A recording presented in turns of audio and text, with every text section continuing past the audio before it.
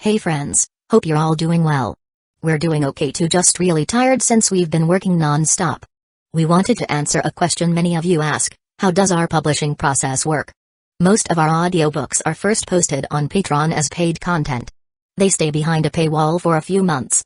After that, they become free to access on Patreon forever. Then, a few weeks later, we upload them to other platforms like YouTube, Facebook, and Twitter, X. Lately, our community hasn't been growing much, and we could really use your help. Please share our site in your Facebook groups, Discord servers, Reddit threads, Twitter, X, or with any friends who might be interested. Every little bit helps and we really appreciate it. Thanks a lot for being with us and supporting what we do, Dory and Brogy. Devil Ors bared his teeth, raised his fist impatiently, and said with a ferocious smile, "In other words, Luke-sama wants to beat you two to death or be beaten to death by me." The extremely arrogant tone stunned Dory and Brogy. Immediately, the two giant warriors looked at each other and laughed loudly. Ja. Gababababa. The next moment, two people stop laughing and exude a fighting spirit. They raise their weapons high and aim them at Ors before responding loudly in unison. Betting on the glory of Elbaf, we accept your challenge. Chapter 48, Luke, it's a matter of life and death. Hey, let's get started. With Dory and Ogre taking on the challenge, Ors, who had already been impatient, grinned ferociously and rushed out before Luke, who was above him, could speak. The huge body shows an exaggerated speed that is completely inconsistent with the size. In an instant, it turned into an afterimage and rushed out like lightning. What a speed! Seeing this scene, the pupils of the two giant warriors shrank sharply. They never expected that Ors, a big man, could be so fast. Ha. In the blink of an eye, Ors has already rushed in front of Dory and Brogy. The huge fist was dark and shiny, entangled with armament hockey as it struck the two of them like a violent storm, creating an astonishing wind pressure. Svalin Sun Shield. Two shields, wrapped around by armament hockey, firmly stand in front of Dory and Brogy. Bang. Bang. Bang. Loud noises continued. The extremely exaggerated impact let Dory and Brogy keep retreating. Bang. Bang. The ground rumbled, cracking as it was heavily stepped on. Powerful shock waves kept sweeping across, making the sea surface in the distance boil. Brogy. Dory. The next moment, the two giant warriors who had been having life and death duels for nearly 100 years looked at each other with a perfect understanding of each other. Not to be outdone, they launched a fierce counterattack, and the shield in their hand suddenly struck out. Skillja split. Ors was taken by surprise, and his huge body was directly thrown away by the violent impact. Bang. Bang. The huge soles of his feet hit the ground hard, and he retreated back continuously, almost falling to the ground. Ja. It's been a long time since I met a decent opponent. Dory bared his teeth. His eyes were full of fighting spirit. Gababababa. That's exactly what I want to say. Brogy is no exception. Looking directly at Ors, who was forced to retreat, Luke, with his arms folded, seemingly not in a hurry to take action. Do you want to go together or one-on-one?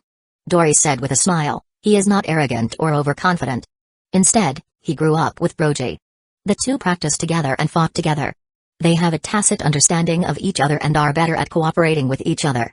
Moreover, some powerful giants combine techniques that require two people to work together. If they joined forces, the effect of 1+1 would definitely be greater than 2. One-on-one, there is no challenge for me. Dark shadows surged, and black shadow wings spread out from Luke's back as he glided down directly from the top of Or's head. It's a matter of life and death. You two should go together. Challenging Dory or Brogy alone, for Luke, there really isn't much of a threat. At the very least, relying on the strange ability of the shadow fruit that makes people difficult to guard against him, he is innately invincible. But that wasn't the fight he wanted either. Ja. Brogy, what do you say? Dory looked at his friend. Gababababa. It's been a long time since we fought together, Dory. Brogy replied back with a laugh. The two of them raised their long swords and giant axes, pointing directly at Luke and Ors. Then we will be rude. Realizing the two people in front of them is indeed a powerful enemy that cannot be underestimated. The two former leaders of the giant warrior pirates had no intention of taking it easy. My blood is starting to boil. Luke chuckled. In Dory and Brogy's surprised eyes, the shadow under Luke's feet stood up and suddenly swelled. Shadow giant. A giant about 20 meters high stood there. Its size is no smaller than that of the two giant warriors. Brush. Then Luke jumped up slightly, and at a speed visible to the naked eye, he sank into the shadow giant's body. The various abilities of the shadow fruit tend to be weird and insidious, making them difficult to guard. but it was a rare occasion to face such huge and powerful opponents as Dory and Brogy. So, he preferred to use his flesh and compete head-on to fully verify his own strength. Come on. Let me see the strength of the leader of the giant warrior pirates. Luke's fighting spirit was high. Although he lost the battle with Moria more than 3 months ago, he gained a lot. Both observation hockey and armament hockey have made great breakthroughs in the life-or-death situation. Relying on the ability of the Shadow Fruit, he gained some of the more profound memories of the Ruma, Captain John, and others. He witnessed the growth and battles of those strong men in the past. Whether it is skilled in swordsmanship, physical skills, hockey, etc., or related experiences, he has benefited and gained a lot. After several months of unremitting hard work and training, it can be said that he has reached a higher level. Compared to before, even if he didn't use any abilities, he could confidently compete using his physical skills and hockey with Gecko Moria, who relied on the ability of the Shadow Fruit. Not to mention, he now has the Shadow Fruit. This is also the confidence that Luke dares to face Dory and Brogy, the 2 leaders of the giant warrior pirates. He's not the type of person who, when he encounters a slightly stronger opponent, will hesitate and back. Instant transmission. Luke showed madness in his eyes and took the lead. The black shadow giant pressed his feet, and together with the ground cracking, his whole body jumped up like lightning. At the same time, the huge soles of his feet suddenly tore through the air and kicked out violently. Tempest kick. Boom. Accompanied by fierce wind pressure. An exaggerated huge wind blade appeared out of thin air and blasted hard at Dory and Brogy who were in front of him. Without hesitation, Dory and Brogy dodged out of the way. Boom. Boom. Boom. The ground roared, and smoke spread everywhere. Countless, towering ancient trees were cut off ruthlessly. Crashing. Crashing. The sea in the distance was ruthlessly cut open, and a huge trench appeared there. What an incredible guy. After witnessing such an exaggerated scene, Dory's eyes narrowed, and he took a breath of air. Then, let's get rid of one first. Flexible snake. Devil Ors grinned ferociously. He charged straight out with his fists wrapped around by armament hockey. Suddenly, he swung out towards Brogy, who had just dodged and was closest to him. Swipe. Swipe. Even though he was still hundreds of meters away, his huge arm still stretched straight with the help of Shadow Fruit. The dark and exaggerated fist was blasted at Brogy, who was in shock and disbelief. What? Boom. Boom. Boom. Chapter 49, The Collision of Forces. Valen Sun Shield. Bang. Bang. Bang. On the prehistoric island, accompanied by fierce and unparalleled winds pressure, the violent fists were constantly expanding and contracting. Oars bombarded Brogy at full strength like crazy, not giving the other party any chance to breathe at all. Boom. Boom. The huge shield wrapped around by armament hockey firmly stood in front of him. Is this monster with devil fruit abilities? He's really strong. Brogy gritted his teeth with a stern look in his eyes. The ground beneath his feet cracked, and his body kept sliding out. Facing Aura's monster-like power, even he, the former leader of the giant warrior pirates, was at a disadvantage and struggling hard. Brogy was secretly shocked. In terms of strength, this was the first time that he lost to others. Even the descendant of the devil, Little Ors Jr., he met at the beginning was not so strong. Although Little Ors Jr. was very big, and he, Brogy, was smaller in size, Little Ors Jr. might not be able to surpass himself in terms of strength. But the monster from the ancient giant race in front of him was completely different. Moreover, he is actually a devil fruit user and can continuously extend his arms, greatly enhancing his attack power and distance. Brogy. Not far away, Dory saw this, and he jumped forward suddenly. The sharp giant sword struck Ors hard. King. Sparks sputter, and astonishing shockwaves sweep across. Woo! Countless sand and stones were carried by the shockwaves and surged in all directions. In a split second, Dory only felt a blur in front of his eyes. A huge black shadow, holding a pitch-black sword, rushed towards him. It stood firmly in front of him and immediately launched a fierce attack. Clang! Clang! The sound of gold and iron clashing is echoing endlessly. Continuously swinging his sword to block and feeling the exaggerated strength, Dory did not dare to be careless. TSK, it's really intense. At the huge thriller Bark, Wiper, Perona, Brook, Van Augur, and others are watching the intense battle in front of them and feel a little shocked. Incredible. Hogback was amazed that giant actually blocked Ors's attack. Their size is completely different. It stands to reason that it is impossible to block it. Van Augur nodded. After all, he is the former leader of the giant warrior pirates. With such strength, it is not surprising. Wiper was non-committal. His eyes were full of fire and yearning for such power. Boom. At this time, on the prehistoric island, The round shield was suddenly raised, and Dory blocked the sharp blade from a tricky angle. Kai. Dory, who was experienced in combat, waved his sword brazenly and struck at the head of the shadow giant. But Luke also reacted quickly and controlled the shadow giant, dodging Dory's attack in an instant. Instant transmission. That's when Oars stops punching Brogy, who's completely suppressed and doesn't have the time to take a breath. A huge black shadow flashed above him, and a loud roar broke through the air. Rocket strike. A figure covered the sky, and the sun descended from the sky. The huge feet were wrapped around by armament hockey and stretched suddenly. With the force of lightning, it hit hard. This guy. The hair on Brogy's body stood up, and his face changed color in shock. Without hesitation, he stormed out. Boom. Boom. Boom. The loud noise shook the sky. The whole island was shaken. Rocks flew, and smoke was everywhere. Countless birds and beasts were running around in panic. The land with a radius of more than 400 to 500 meters collapsed like a spider web, and groundwater gurgled directly. It was trampled to pieces by Oars's exaggerated blow. Seeing such a scene makes people burst into cold sweat. What an incredible guy. Brogy's huge figure rushed out of the smoke and dust, but a huge and dark fist struck hard again, accompanied by a hurricane. Ho! What? Brogy's expression changed, and he raised his shield in a flash, narrowly blocking Oars's relentless and murderous attack. But he was still overwhelmed by the exaggerated power and flew backward. Bang! The earth collapsed. Brogy fell to the ground in a mess. At the same time, Dory pushed back the shadow giant in front of him and came to Brogy's side. Brogy, are you okay? Gababababa. It looks like I really underestimated them. Brogy stood up, somewhat embarrassed, while laughing. Ja. Indeed, we can't do it without joining forces. Dory is laughing, too. Staring directly at Oars and the shadow giant, who gave them extreme pressure. Their eyes turned sharp, and they both raised their weapons, then let them see the strength of the Elbaf warriors.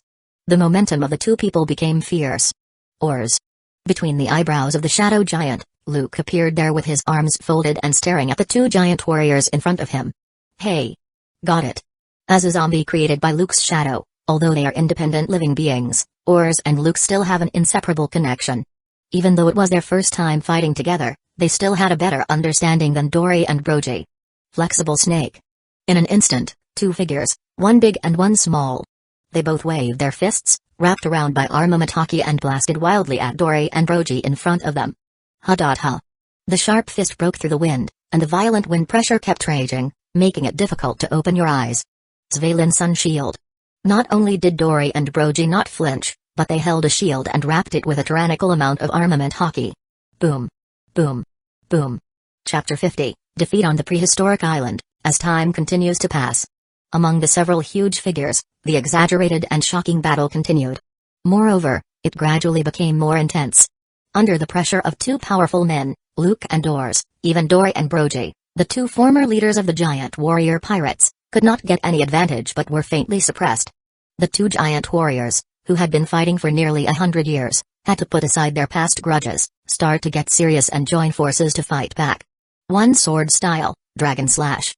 The shadow giant under Luke's control demonstrated Ruma's swordsmanship. When a huge flying slash turned into a flying dragon and pounced hard on Dory in front of it. Tempest Kick, Line. Not to be outdone, Oars leaped high with an exaggerated force, and his huge right foot swept out like lightning. Svalin Sun Shield. Boom. Boom. Boom. The loud noise shook the sky. Smoke and dust billowed. However, at this moment, Dory and Brogy directly launched a fierce counterattack. Don't underestimate Elbaf's warriors. Dory, make them understand who they are dealing with. The huge sword and battle axe wrapped around by armament hockey shine with cold light. Dory and Brogy, who had been accumulating their attack for a long time, both rushed out. They struck hard at the shadow giant who bore the brunt. Sun Saw. They form a flanking attack from the left and one from the right. The sharp and murderous attack faintly distorted the air. Instant transmission. After predicting their attack with observation hockey, Luke gave up attacking without hesitation and immediately controlled the shadow giant to retreat violently. But it was still a step too late. Faced with Dory and Brogy's long-awaited and powerful attack, the giant sword that was formed by the black shadow and wrapped around by armament hockey was mercilessly chopped off. The shadow giant's abdomen was cut in half, and its figure was split into two. It can be said to be shocking. Boom. Boom. The next moment, without waiting for Dory and Brogy to be happy, the shadow giant that was torn into two pieces swung out its huge fists wildly. The two of them were directly blasted away. Bang. Bang. Two huge figures flew out upside down. The ground trembled as they stepped on it, and they barely stabilized their figure. Boom. Boom. At this moment, Dory and Brogy had blood bleeding out from the corners of their mouths. The shield tied to their arm could barely block the relentless and continuous punch that followed. Watching the severed body of the shadow giant fusing together at a speed visible to the naked eye, the two were extremely shocked. Sure enough, controlling the shadow giant is ultimately inferior to oneself. Looking at the shadow giant that was cut in two and recovered again, Luke shook his head helplessly. If he enlarges his body with his super high nerve reaction ability, he could completely avoid the blow just now.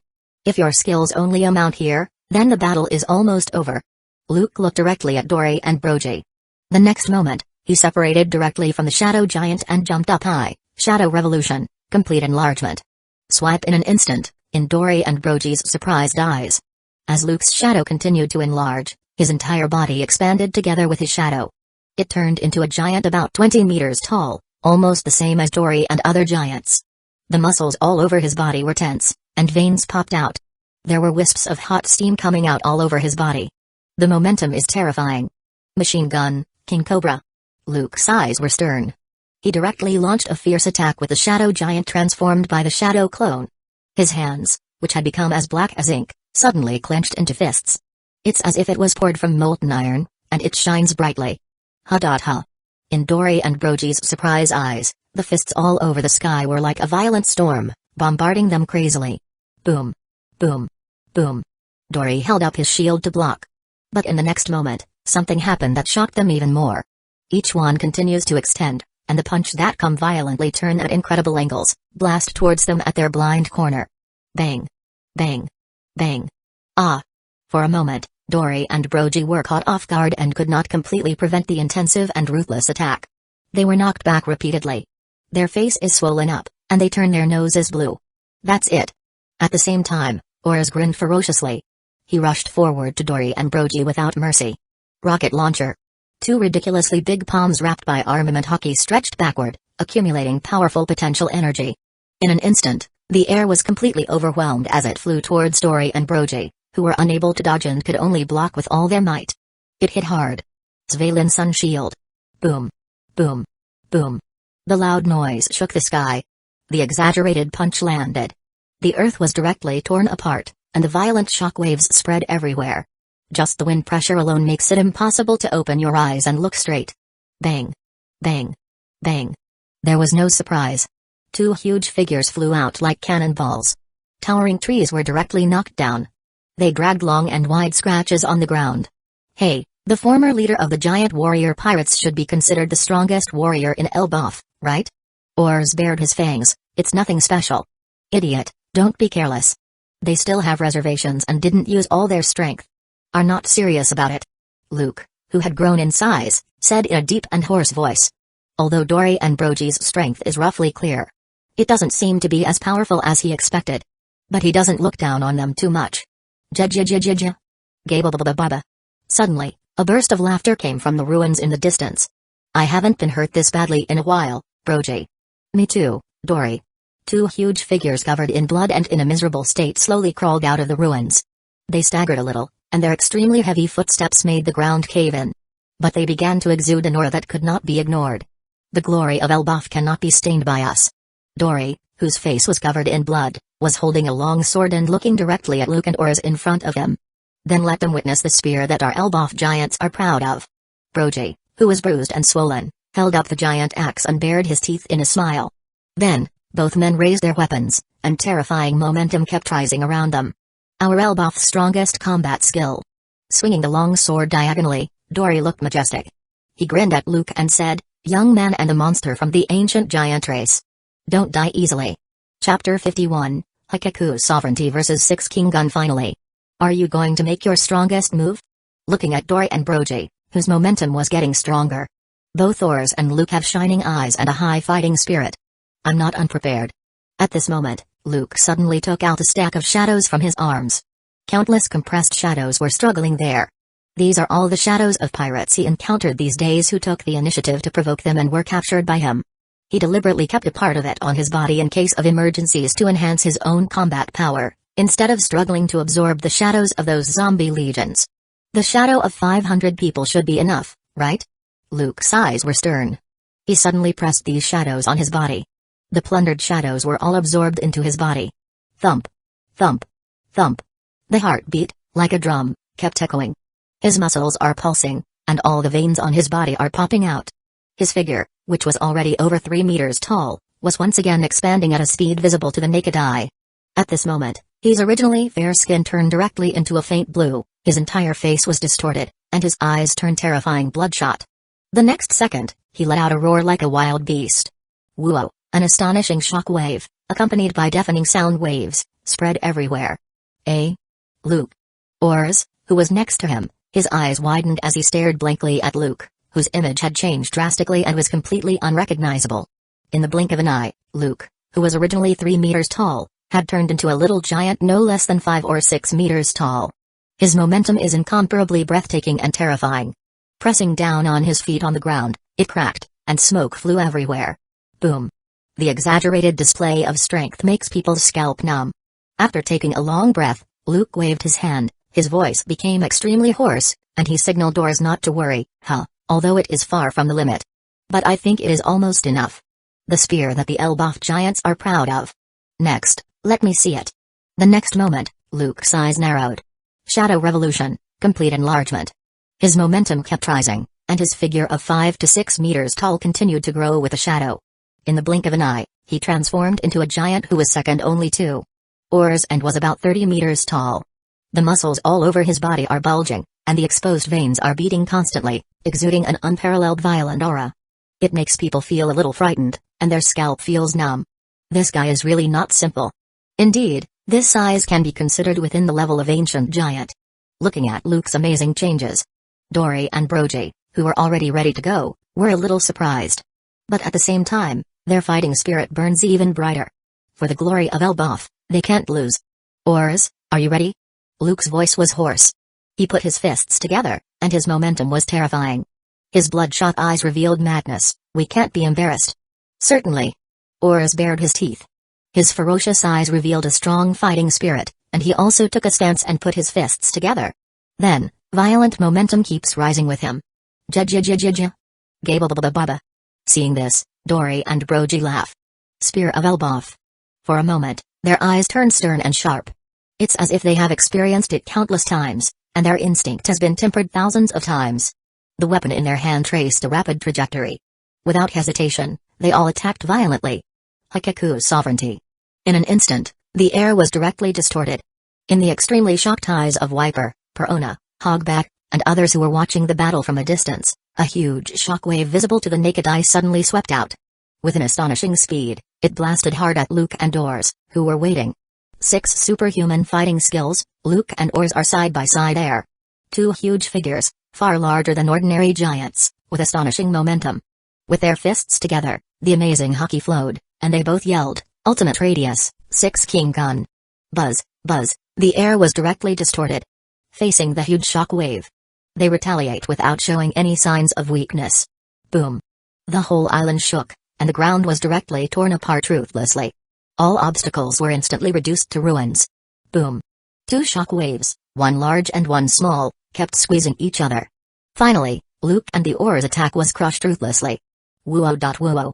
However, accompanied by fierce and unparalleled wind pressure, the attack released by Dory and Brogy, after all the strength ran out, gradually dissipated.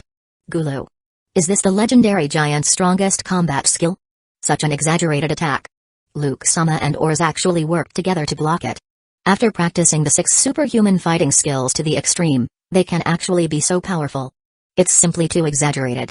They stared blankly at the large area of prehistoric island that had been reduced to ruins, as well as those tall and majestic figures that stood tall and strong. Witnessing that incomparable blow with their own eyes, Perona, Brook, Hogback, and others could not help but open their mouths wide and could not close them for a long time. The visual impact was extremely shocking. At the same time, on prehistoric island, covered in blood and in a state of embarrassment, Dory and Brogy stood there, panting. Due to constant fighting over the past 100 years and long-term lack of maintenance, the weapon in their hands could not withstand the powerful force, immediately turning into scrap metal and breaking apart. Brogy, we lose. Gababababa. Dory, it looks like looking at the two people who remain unscathed after blocking their strongest combined attack. Exhausted and already severely wounded, Dory and Brogy were unable to fight anymore, and both fell down. Bang! Bang! Chapter 52, Nightmare form in the ruins ahead. Two unattainable figures, one large and one small, stood there. It is indeed the strongest skill of the giants. It is really ridiculously strong. Luke smiled while watching the two giant warriors fall down, their bodies covered with scars, slightly embarrassed but not seriously injured.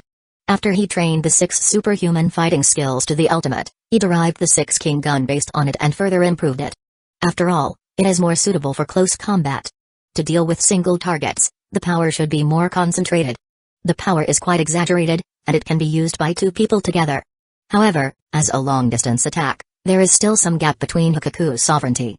After all, it is the strongest skill that generations of giants in Elbaf have developed through continuous practice and improvement. Although he and Ors work well together, 6 King gun is not a combo skill like Hueco's sovereignty, after all. It cannot be truly blended into the skill that Dory and Brogy did. Working together, the effect of 1 plus 1 is far greater than 2. TSK, I didn't expect their combined attack to be so powerful. Ors on the side is also a little embarrassed, but the injury is not painful to him. Even though we joined force using 6 King gun, we were almost unable to stop it. The next moment, Luke's whole body seemed like a deflated balloon, his figure kept shrinking, and he returned to his original shape. Whoosh! Swipe. Then shadows left his body one after another. But in an instant, a black thread passed through them, tightly binding them. Then he collected those shadows back directly. Huh. The load is really big enough. Luke wiped his sweat. His extremely muscular upper body was naked. A large black shadow poured out and turned into trousers. Of course, the fierce battle just now consumed a lot of stamina. But it won't make him lose his fighting power directly. Luke, what should we do with these 2 guys? Ors asked directly, pointing to the 2 giants who were seriously injured and unconscious. Arriving directly in front of Dory and Brogy, Luke said nonchalantly, when I cut out their shadows, I'll let the shadow clone send them directly to the underground prison and lock them up. He had already specially prepared a cell for the 2 former leaders of the giant warrior pirates that could accommodate them, so there was no need to worry about not being able to accommodate them. Ors's size is so exaggerated. He was worried that this guy would collapse the newly expanded underground prison if he locked them up.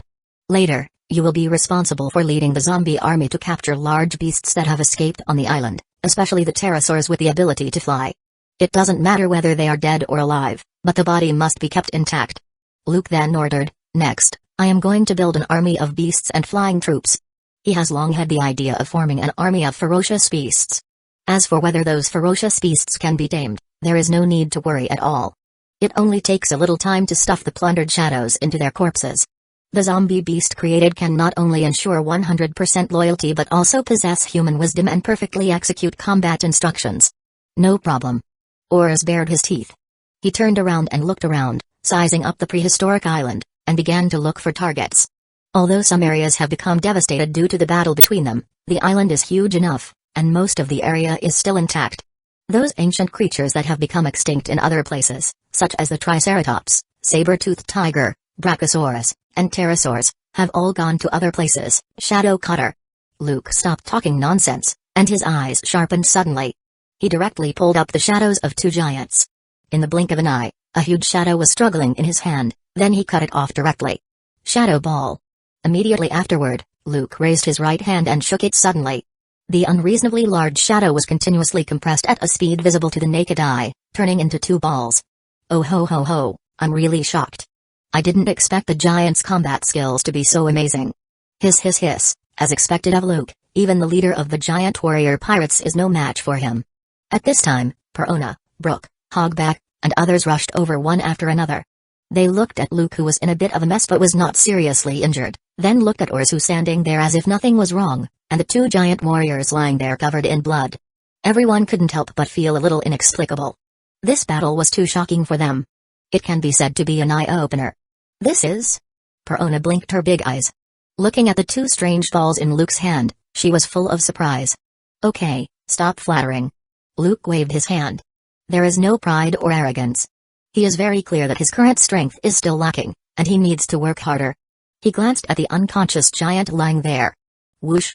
Then, with a thought of his mind, the shadow under his feet stood up and turned into a substantial shadow clone. Shadow Giant. The next moment, the shadow clone was like an inflated balloon, constantly expanding and enlarging. A huge black shadow, no smaller than Dory and Brogy, stood there.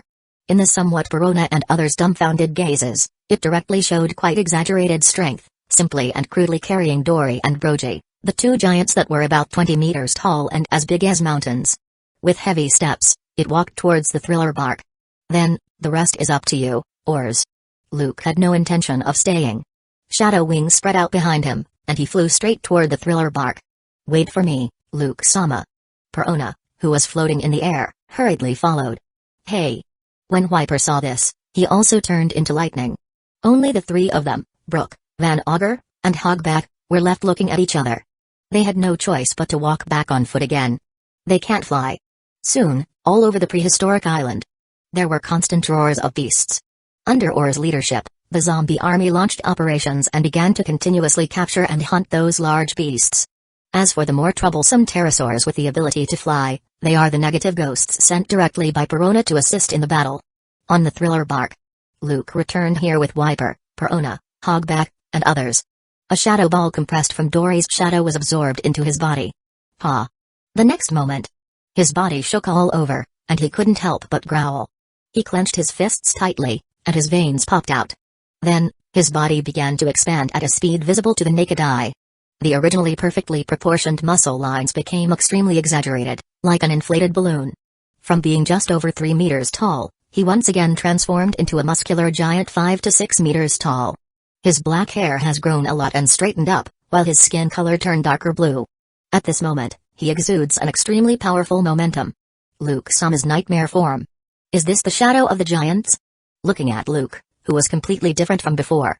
Perona, who was floating there and watching, was a little shocked. Only one shadow can produce such an exaggerated change. At least it can equal the shadows of hundreds of people. When Luke fought against the two giants, he absorbed hundreds of shadows at once, and his body underwent tremendous changes. He didn't just get bigger, his own speed and strength increased by more than 10 times. Luke once called it nightmare form. It's almost the same as now. Chapter 53, Beast Legion and Flying Troops. Hiss. Hiss. Hiss, probably because the master of this shadow is too powerful. On the training ground, looking at Luke, who had just absorbed the shadow of a giant warrior and directly entered the nightmare form, Hogback said with a strange smile, after all, that is the shadow of the leader of the giant warrior pirates, not to mention the strongest warrior of the giant clan, but it should be not far off, right? Wiper, Brook, Van Augur, and others nodded. In the previous battle, the strength shown by Dory and Brogy was obvious to all. It can be said that it was impressive. Even if it's just a single shadow and I am a shadow fruit user. I can't sustain it for less than half an hour? Luke relaxed slightly, but this is much better than directly absorbing a large number of shadows. Stuff the plundered shadow into the body of a living person. There will be a huge rejection reaction, and he, the shadow fruit user, is no exception. Although he can directly stuff a large number of shadows into his own body, it can make one's own strength skyrocket in all directions in a short period of time. But time is limited. The more shadows are absorbed, not only are the restrictions greater, they are also difficult to control. And the shadows of giants like Dory and Brogy, the quality is naturally far from comparable to those of low-level pirates. One of them can rival 500 ordinary shadows, and it is relatively easy to control and will not affect him during the battle. And for him, if he just absorbs the two shadows into his body to enhance his own combat power, the rejection reaction will not be that big. In contrast, it is undoubtedly more cost-effective. He can consider bringing them with him as a trump card, just in case. Anyway, the current underground prison on the thriller bark is almost saturated. Plus, the next beast army and flying troops. Overall, the number of zombie legions is almost enough. In a short period of time, there is no need to capture more prisoners. However, it should be enough. Ignoring Hogback and others, he digested the huge amount of information and closed his eyes. But Luke didn't read all of Dory's mixed memories. A giant's long life of hundreds of years would probably burst his head. So, he only selectively extracted memories related to hockey, the giant's combat skills, etc. After a while, Luke opened his eyes. A huge shadow broke away from his body and continued to expand. His whole body was like a deflated balloon, and he quickly returned to his original state. Holding on to the shadow that just escaped, he compresses it into a shadow ball the size of a walnut and prevents it from returning to Dory. Come again. Luke gritted his teeth. He once again absorbed Brogy's shadow into his body. In an instant, He changed again and entered the nightmare form. His black hair stood up, and his skin color turned blue. His body shape has become extremely exaggerated. The muscles swelled, and the veins popped out. Then, he closed his eyes once again. Through the ability of the shadow fruit, he continues to selectively extract Broji's memories. Less than half an hour. Luke could no longer hold on and return to his original state. He couldn't help but breathe heavily. At this moment, he was extremely exhausted. Not only did he have to bear the rejection caused by the shadow, but also the huge memory, which gave his brain a splitting headache. Even if he selectively read the extracted memories, it far exceeds the information obtained from the shadows of dead people such as Rima and Captain John. After all, the shadow of a dead person only carries a part of the owner's deeper memories during their lifetime. Although I am a little tired, I have gained a lot. Luke showed a satisfied smile. Although the giant's skills in using Haki are a bit rough, they are not without their own uniqueness. In particular, techniques like Hakuku sovereignty were specially developed for the giant's huge size. Over the long years, generations of giants have continuously tried and improved. He benefited a lot. That afternoon, a beast of varying sizes was tied up and placed in the open space outside the training ground. There were some dead and struggling dinosaurs. The number is probably no less than 500. The largest among them is the Brachiosaurus. Luke-sama, there are almost more than 300 beasts like Velociraptor, Triceratops, saber-toothed tiger, Brachiosaurus. A zombie in charge of statistics came forward and reported, as for the pterosaurs, there are almost 200 dinosaurs. Luke nodded. The black shadows beneath his feet surged and turned into countless tentacles and rushed out directly. In the blink of an eye, the dinosaurs that were captured alive were penetrated by the shadow tentacles, and they fell there, moaning one after another. It's better to save yourself some trouble and get it done in one go. Scanning the carcasses of dinosaurs present, Luke directly took out a stack of shadows from his arms. A flash of red light flashed in his eyes, and he directly activated the ability of the shadow fruit. Swiss. Black tentacles danced, bringing up these shadows toward the carcasses of dinosaurs, respectively. Is this okay? Brooke's eyes widened. Hundreds of zombies were created at once, that's amazing. Verona was stunned and speechless. In comparison, Moria-sama, whom she regarded as her adoptive father, was simply not comparable. Hiss. Hiss. Hiss, as expected of Luke-sama, that guy, Gecko Moria, is really inferior. Hogback was very excited. The more amazing Luke's performance is, doesn't it mean that his choice is more correct? In my name, I will grant you new life. You will forget the past, be loyal to me, and never betray. Without any delay, Luke directly made a contract with these shadows. As expected, the bound shadows stopped struggling and nodded dully. Obviously, the contract was established. Swipe. The next moment, shadows that no longer struggle were stuffed into the corpses of those beasts. Roar. Soon a horrifying scene happened. Saber-toothed tigers, mammoths, velociraptors, triceratops, Tyrannosaurus rex, brachiosaurus, pterosaurs, etc. that should have lost their breath of life. These extremely ferocious dinosaurs started to move one after another. They all knelt on the ground and lowered their heads towards Luke. Master. Chapter 54, Ora's Mace. Half a month later. On the prehistoric island, Little Garden.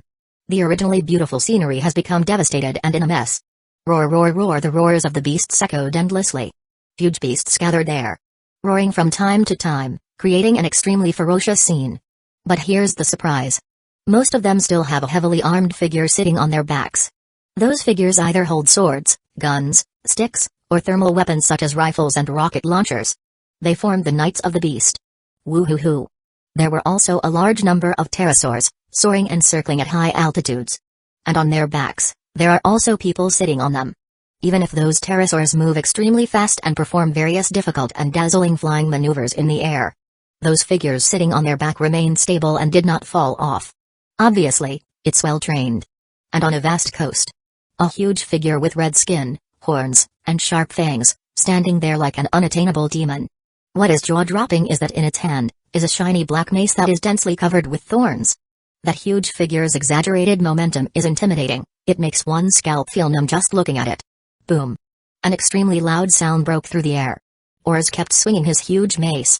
Bursts of astonishing wind pressure kept crushing the towering trees around him. On the sea, the waves were undulating, and there were waves. Hakuku's sovereignty. The next moment, the exaggerated mace blasted out a compressed beam towards the distant sea. Boom. In an instant, the air was directly crushed, and there was a loud explosion. Buzz. An astonishing shockwave suddenly swept out everywhere. The sea was boiled and turned violently. A huge trench appeared there and could not be recovered for a long time. It makes one break into a cold sweat. Unspeakably shocking. At this moment, the exaggerated mace was filled with hot steam visible to the naked eye. Putting the mace on his shoulder, Oris bared his teeth. Sure enough, compared to swords and other things, weapons like this are more handy. Obviously, he is very satisfied with the new weapon he just obtained. Gulu. As expected of Lord Ors. It's really unbelievably strong. The giant's unique skills have been mastered by him. Not far from Ors' location, there's a giant ship lying there. On the balcony of a huge castle beside a splendid golden bell tower, groups of zombies present could not help but be a little shocked and speechless. Especially when they saw Ors tapping the exaggeratedly large mace that was at least tens of meters long. Everyone subconsciously felt a little numb. Even zombies like them, who are not afraid of death, couldn't bear such a gentle touch. TSK, that's really exaggerated. Oh ho ho ho, as expected, this type of weapon is more suitable for that guy. In the past half-month, Luke-sama has really put in a lot of effort just to forge weapons for him. Hiss. Hiss. Hiss, the minerals on this island have almost been dug up by that guy, Wapol.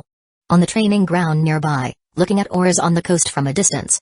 The cadres, such as Perona, Brook, Van Auger, and Hogback, who had just finished their morning exercise, were all filled with emotion. It was not too surprising that Ors successfully used a giant's Hueco sovereignty. Because they have seen him do it more than once these days. Not far away, Wiper was sweating profusely and still did not stop training. Lifting extremely heavy dumbbells, he grits his teeth and exercises unremittingly. A few weeks ago, he witnessed the battle between Luke and Ors and the two leaders of the giant warrior pirates. When he saw such a powerful force, his desire for power has undoubtedly become greater. He is desperate, longing to become stronger. On the other side of the prehistoric island, an extremely loud sound came from the mountain.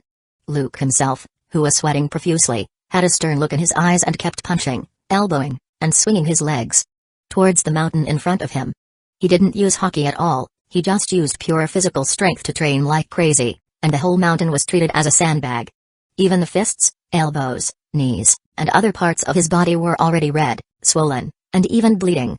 He still has no intention of stopping. It makes people stunned.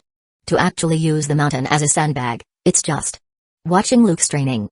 Van Auger, who came over from the Thriller Bark while riding a giant pterosaur, was amazed. This is not the first time he see the other party training like this. But every time he sees it, he still feels amazed. He finally understands why Luke has such amazing strength at such a young age. It's not just that superhuman talent. It is also because of this tenacity and tenacious will. Luke, everything has been achieved, whether it is Ors's weapon forging or the training of the Beast Legion and the Flying Force. The swift pterosaur circled and landed. Van Auger jumped down from the pterosaur and stepped forward to ask Luke, "Is it time for us to leave?" "Well, it's almost done." Luke stopped. He shook the sweat off his head. He didn't care about the swelling on his hands.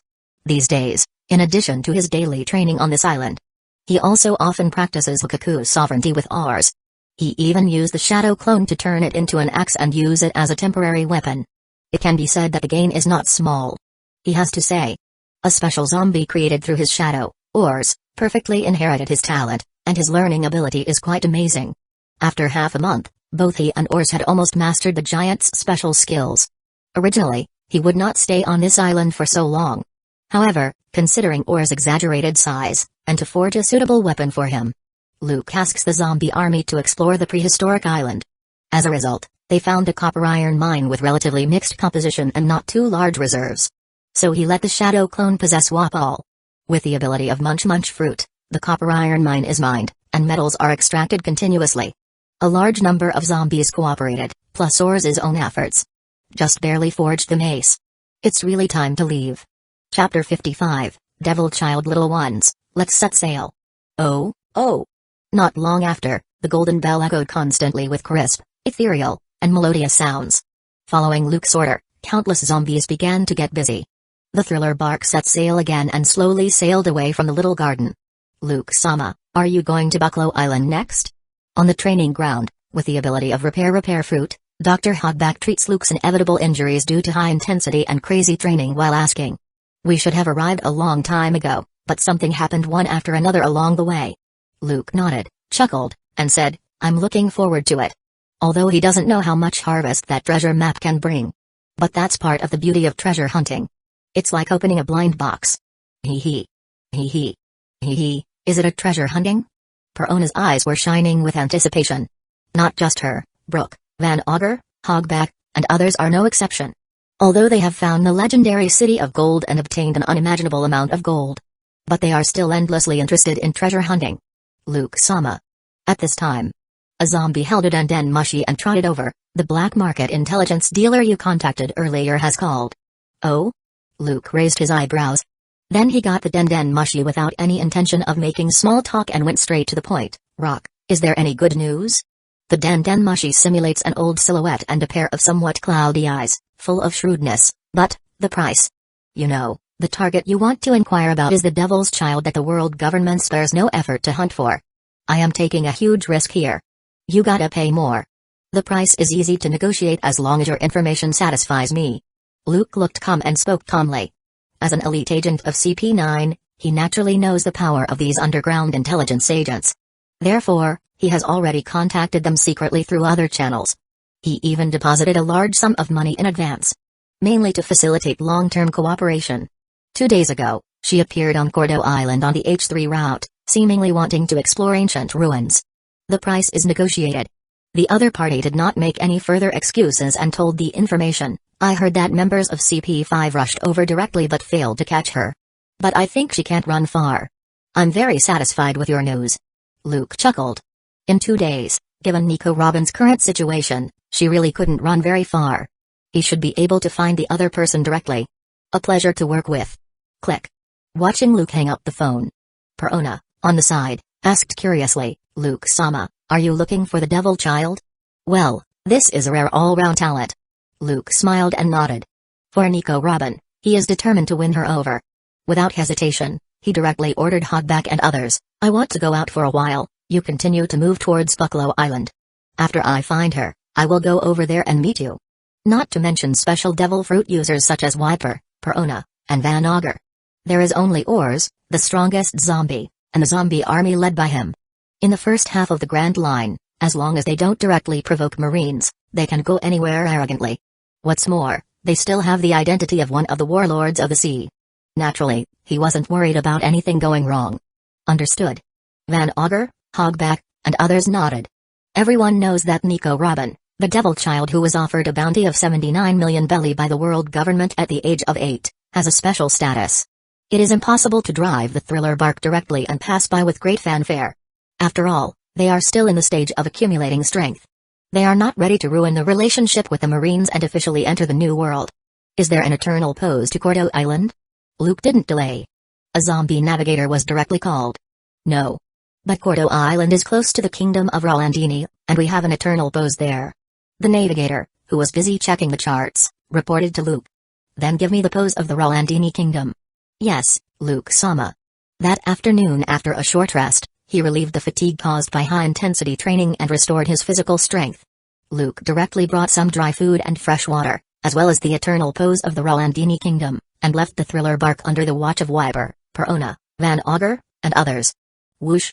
The black shadow wings fluttered slightly, and Luke soared directly into the distant sky. Nico Robin, I believe we will meet again soon.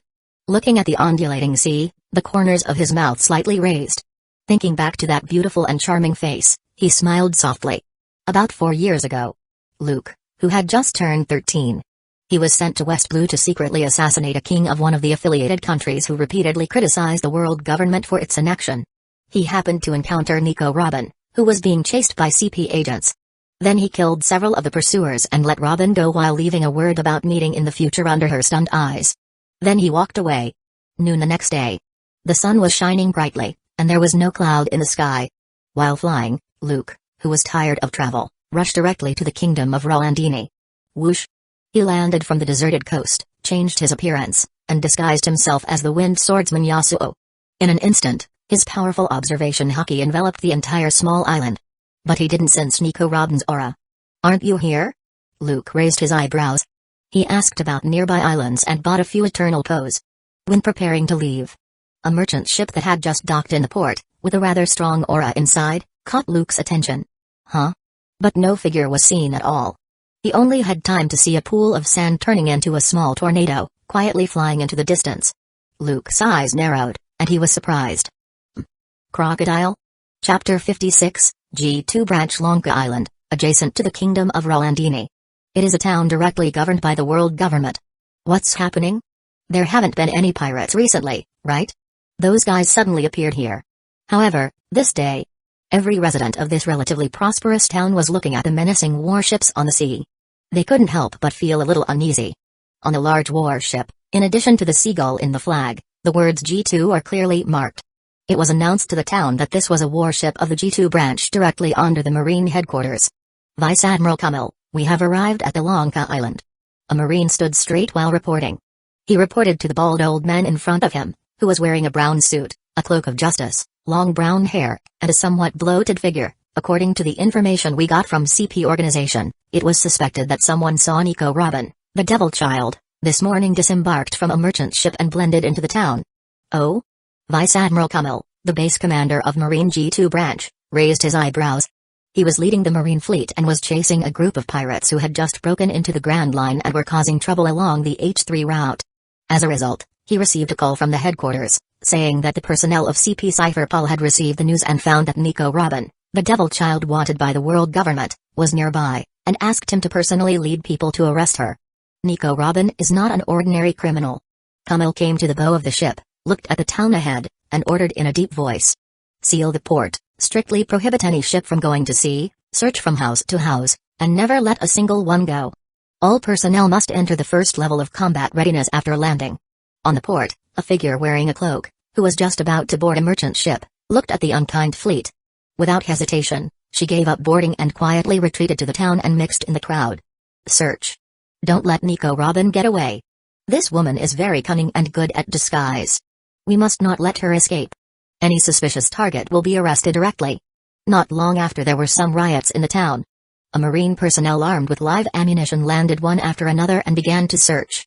In a deserted alley, a figure wearing a black cloak escaped from a group of Marines. Then she leaned against the wall and breathed a sigh of relief. Under the cloak, a gorgeous face was revealed. Stop. At this time, a dozen Marines came running over. They saw a suspicious figure wearing a cloak. Instant transmission. Nico Robin's expression changed. Without hesitation, she stepped hard. Whoosh. Then, in the blink of an eye, she disappeared from the sight of those Marines. Disappeared? Am I dazzled? The person just now was obviously still here. The Marines, who had just raised their guns and were about to block the opponent, couldn't help but look at each other. That was one of the 6 superhuman fighting skills just now? A Marine ensign reacted, a little shocked. Obviously, he recognized the 6 superhuman fighting skills that only a few elites in Marine can access. He took the lead and chased after her while shouting loudly without looking back, "No, she is definitely Nico Robin. Chase her. Notify the higher-ups immediately." Yes. And at this time no one found out. The other side of the island. A black shadow flew over and landed in the deserted wilderness. Oh? Looking at the fleet of ships preparing to block the island, Luke's eyebrows raised. Marine? Interesting. Finally, my efforts were not in vain, I found you. After closing his eyes slightly, Luke's powerful observation haki directly enveloped the entire island. He instantly locked onto the aura that was somewhat familiar, but much stronger than 4 years ago, and confirmed the other party's identity. On the rooftop of a 3-story building, a beautiful figure kept stepping through the air while a burst of smoke erupted from beneath her feet. Then, she landed on the rooftop, not away, and she immediately hid in a corner. Nico Robin breathed a sigh of relief, crossed her hands, and closed her eyes. A doze fleur. While the petals were flying, eyeballs suddenly and silently popped up on the walls in many hidden directions of the building. There, she secretly observed the Marines coming and going, who were constantly searching around. Ah, have you mastered moonwalk? Robin, who was using her ability to monitor Marines' movements and was ready to evacuate at any time, was suddenly startled. Her heart skipped a beat, and she quickly opened her eyes. Immediately, her pupil shrank sharply. A tall figure wearing a black windbreaker appeared in front of her. Cease fleur. She did not hesitate and crossed her hands. 6 hands suddenly grew on Luke's body. It strangled his arms and head and twisted his body backward. Iron body. Luke's eyes turned sharp. The muscles all over his body tense instantly, becoming like steel, unable to be shaken. Robin's expression changed. No matter how hard she used her flower fruit ability, she could not twist the opponent's steel-like body. What, You haven't seen me for a few years, and you want to kill me when we meet." Looking at the beautiful figure in front of him, Luke chuckled. Hearing those words, Robin couldn't help but be stunned. She subconsciously stared at the man in front of her, and then her pupils couldn't help but shrink. Whoosh! She loosened her hands, and the arms that bound Luke turned into petals and disappeared. Obviously, she recognized the person in front of her. "It's you." Robin took a deep breath, a little unbelievable. "Long time no see. You became very skilled in using the 6 superhuman fighting skills." Looking at the woman who was much more mature than 4 years ago and exuding an alluring charm, Luke smiled and said, "It seems that you haven't been lazy in the past few years." "Sorry, I was in a hurry just now and didn't expect it to be you." Before the two of them could exchange greetings, something appeared in the sky. A seagull circles back and forth while calling out. It seemed to have noticed them and were calling the Marines. "Annoying guy." Luke frowned and flicked finger pistol. An invisible compressed air shot out like lightning. It accurately shot the bird, causing blood to splash everywhere. It whined and fell down. Chapter 57, The Worst Traitor in History? How? On the rooftop, Luke looked at Robin, who was staring blankly at him. Luke opened his arms and chuckled, "Aren't you happy to see me again, old friend? Are we friends?" Looking at Luke in front of her, Robin came back to her senses and bit her lip gently. The frozen heart couldn't help but ripples a little. "Why are you here?" She looked at Luke's face and couldn't help joking, "I heard that you have betrayed the world government. You can't be sent to catch me, right?" Compared with the childish appearance 4 years ago, the man in front of her has matured a lot and become more spiritual. 4 years ago, if it hadn't been for this man, she would have been captured by the world government. Before the other party left, he directly threw her a 6 superhuman fighting skills training manual, giving her the ability to protect herself. Only then was she able to evade the pursuit of Marine and CP time and time again. She has been looking forward to seeing him again in the future. Unexpectedly, the two people reunited under such circumstances. As early as 4 months ago, she had already seen the news in the newspaper about Hobaskluk causing trouble in Anai's lobby and betraying the world government. She also saw a warrant for the other party with a direct bounty of 200 million belly. The news really shocked her and she couldn't believe it. "Surround this building. We must not let her escape." At this time, due to the seagull's reminder, Marines nearby reacted quickly and immediately surrounded the building. There are other Marines around who heard the news and are coming over one after another. "They found us." Robin's expression changed when she heard the movement. "It doesn't matter, no matter how many Marines there are, they are just bugs." Luke shrugged his shoulders and didn't care. "I just saw it. They are from the G2 branch directly under the Marine headquarters." Looking at the specifications of the warships and the size of the fleet, the person who took the lead is probably the Vice Admiral. Robin was a little anxious, and she reminded him. "Just a Marine Vice Admiral, not an Admiral." Luke stepped forward. He patted the other party's head and chuckled, "We haven't seen each other for a few years, and you have become even more beautiful. Let's get rid of them and find a place to chat." After hesitating for a moment, Robin nodded. Seeing that Luke was confident, she gradually calmed down. Although she don't know why the other party is so confident, the person in front of her is after all a strong man with a bounty of more than 200 million belly. In particular, his eyes reveal a calmness that contradicts his age. She believes he's not that reckless. There are quite a few people. Luke looked relaxed. When he arrived at the edge of the rooftop, he looked at the Marine personnel who were coming in a steady stream, as well as the panicked tourists and people who were running hastily into the distance. Robin was about to say something, but Luke's eyes sharpened suddenly. Buzz. An invisible wave swept out from him in an instant. From this building, it goes to the port, which is less than a kilometer away. The tyrannical conqueror's hockey impacted in all directions. Marine, businessman, civilian.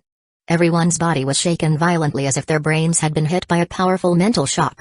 Their eyes turned white, they were foaming at the mouth, and they fell to the ground one after another. In the blink of an eye, Marines rushed over and surrounded the building. Most of them fell on the street. What happened? I almost lost consciousness. Damn it, is he a person with some kind of devil fruit? Within the town, a few Commodore and Rear Admiral were safe and sound. But looking at the fallen Marines and people around them, their faces were full of shock. There are also those officers from the headquarters who are usually very capable, staggering, and barely maintaining consciousness and didn't fall down directly. Hiss. Looking at this horrific scene, Robin's eyes shrank, and she lost her voice in shock. How is it possible? They all fainted. Don't be so surprised, it's just a trivial trick. Luke shrugged and said with a chuckle, the real trouble is not these miscellaneous fish, but the ones that haven't fallen yet. Stunning thousands of people at once is no small trick. Robin took a deep breath and looked at Luke blankly. This man, who was 5 or 6 years younger than her yet was offered a bounty of 200 million belly by the world government, was actually so powerful. No wonder he was so confident just now. Full of confidence. Damn. Conqueror's hockey? At the same time, not far away, the base commander of the G2 branch, Vice Admiral Kummel, was about to rush over. His face changed drastically. Not caring about anything else, he ran over. People gathered together one after another and followed Kummel. There were about 30 or 40 generals and officers who maintained their combat effectiveness and did not faint. Kummel arrived in a hurry. Looking at the figure standing on the rooftop with Robin, his pupils shrank sharply, and his expression changed drastically. Luke. And Nico Robin. What? Obask Luke? Gulu. Is he the CP9 traitor Obask Luke who killed the top executive of CP9, caused a big fuss in Anai's lobby, and was offered a bounty of 200 million belly by the world government? This man who is making a big fuss at Anai's lobby is considered by the CP to be the worst traitor in history. Why is he here? There's no mistake, it's exactly the same as the one on the bounty list, it's him. Devil's son, Nico Robin, is here too. A Marine officer who was still conscious came one after another. Looking at Obask Luke standing with Nico Robin on the rooftop, they couldn't help but be shocked. Someone else took out a stack of reward lists from his arms and flipped through them quickly. Confirming the identities of the two people.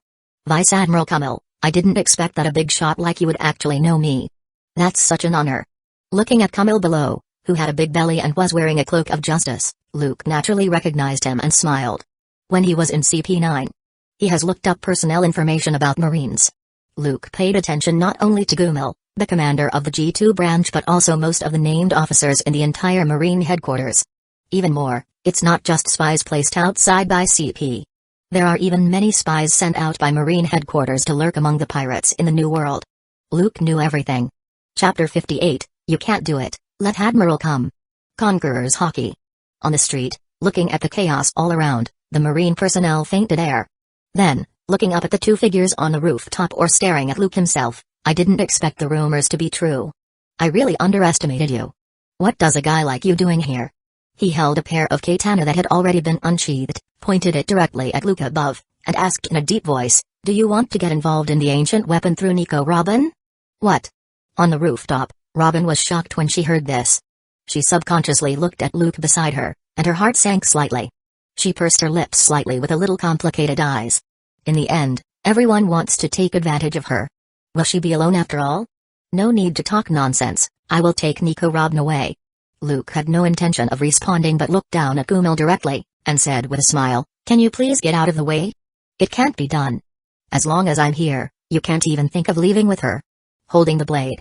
Looking directly at Luke above. Kummel's eyes were stern, and he spoke coldly. Want to stop me? Luke looked at Kummel, and then he shook his head directly. You can't do it, let an admiral come. When Robin hears this, she can't help but look at Luke in astonishment. He's really confident enough. A vice admiral, who is the base commander of the G2 branch, is looked down upon, and the Marine admiral, who represents the highest combat force of the Marine headquarters, comes in person. Asshole. Too arrogant. Damn guy. A mere traitor from CP9 actually dares to look down on us. The Marines who gathered there were all furious and gnashing their teeth. Looking at Luke on the rooftop, they glared angrily. Stop talking nonsense there, you stinking brat. Luke's contemptuous tone. Even Kummel couldn't help but be angered. With a strong pressure under his feet, his whole body rushed up. Holding two katana in his hands and using moonwalk, he rushed towards Luke. When I was fighting the pirates on the sea, you were not even born yet. Obask Luke. Not waiting for Kummel to rush in. Luke showed no sign of weakness and stepped forward to confront him. His eyes were full of contempt. Then the reason why a mediocre character like you can survive until now is because you are self-aware and don't dare to provoke those big pirates at all, right? But it's a pity that now that you are old, and you have poor eyesight, if you lose, you will die. Tempest kick, line.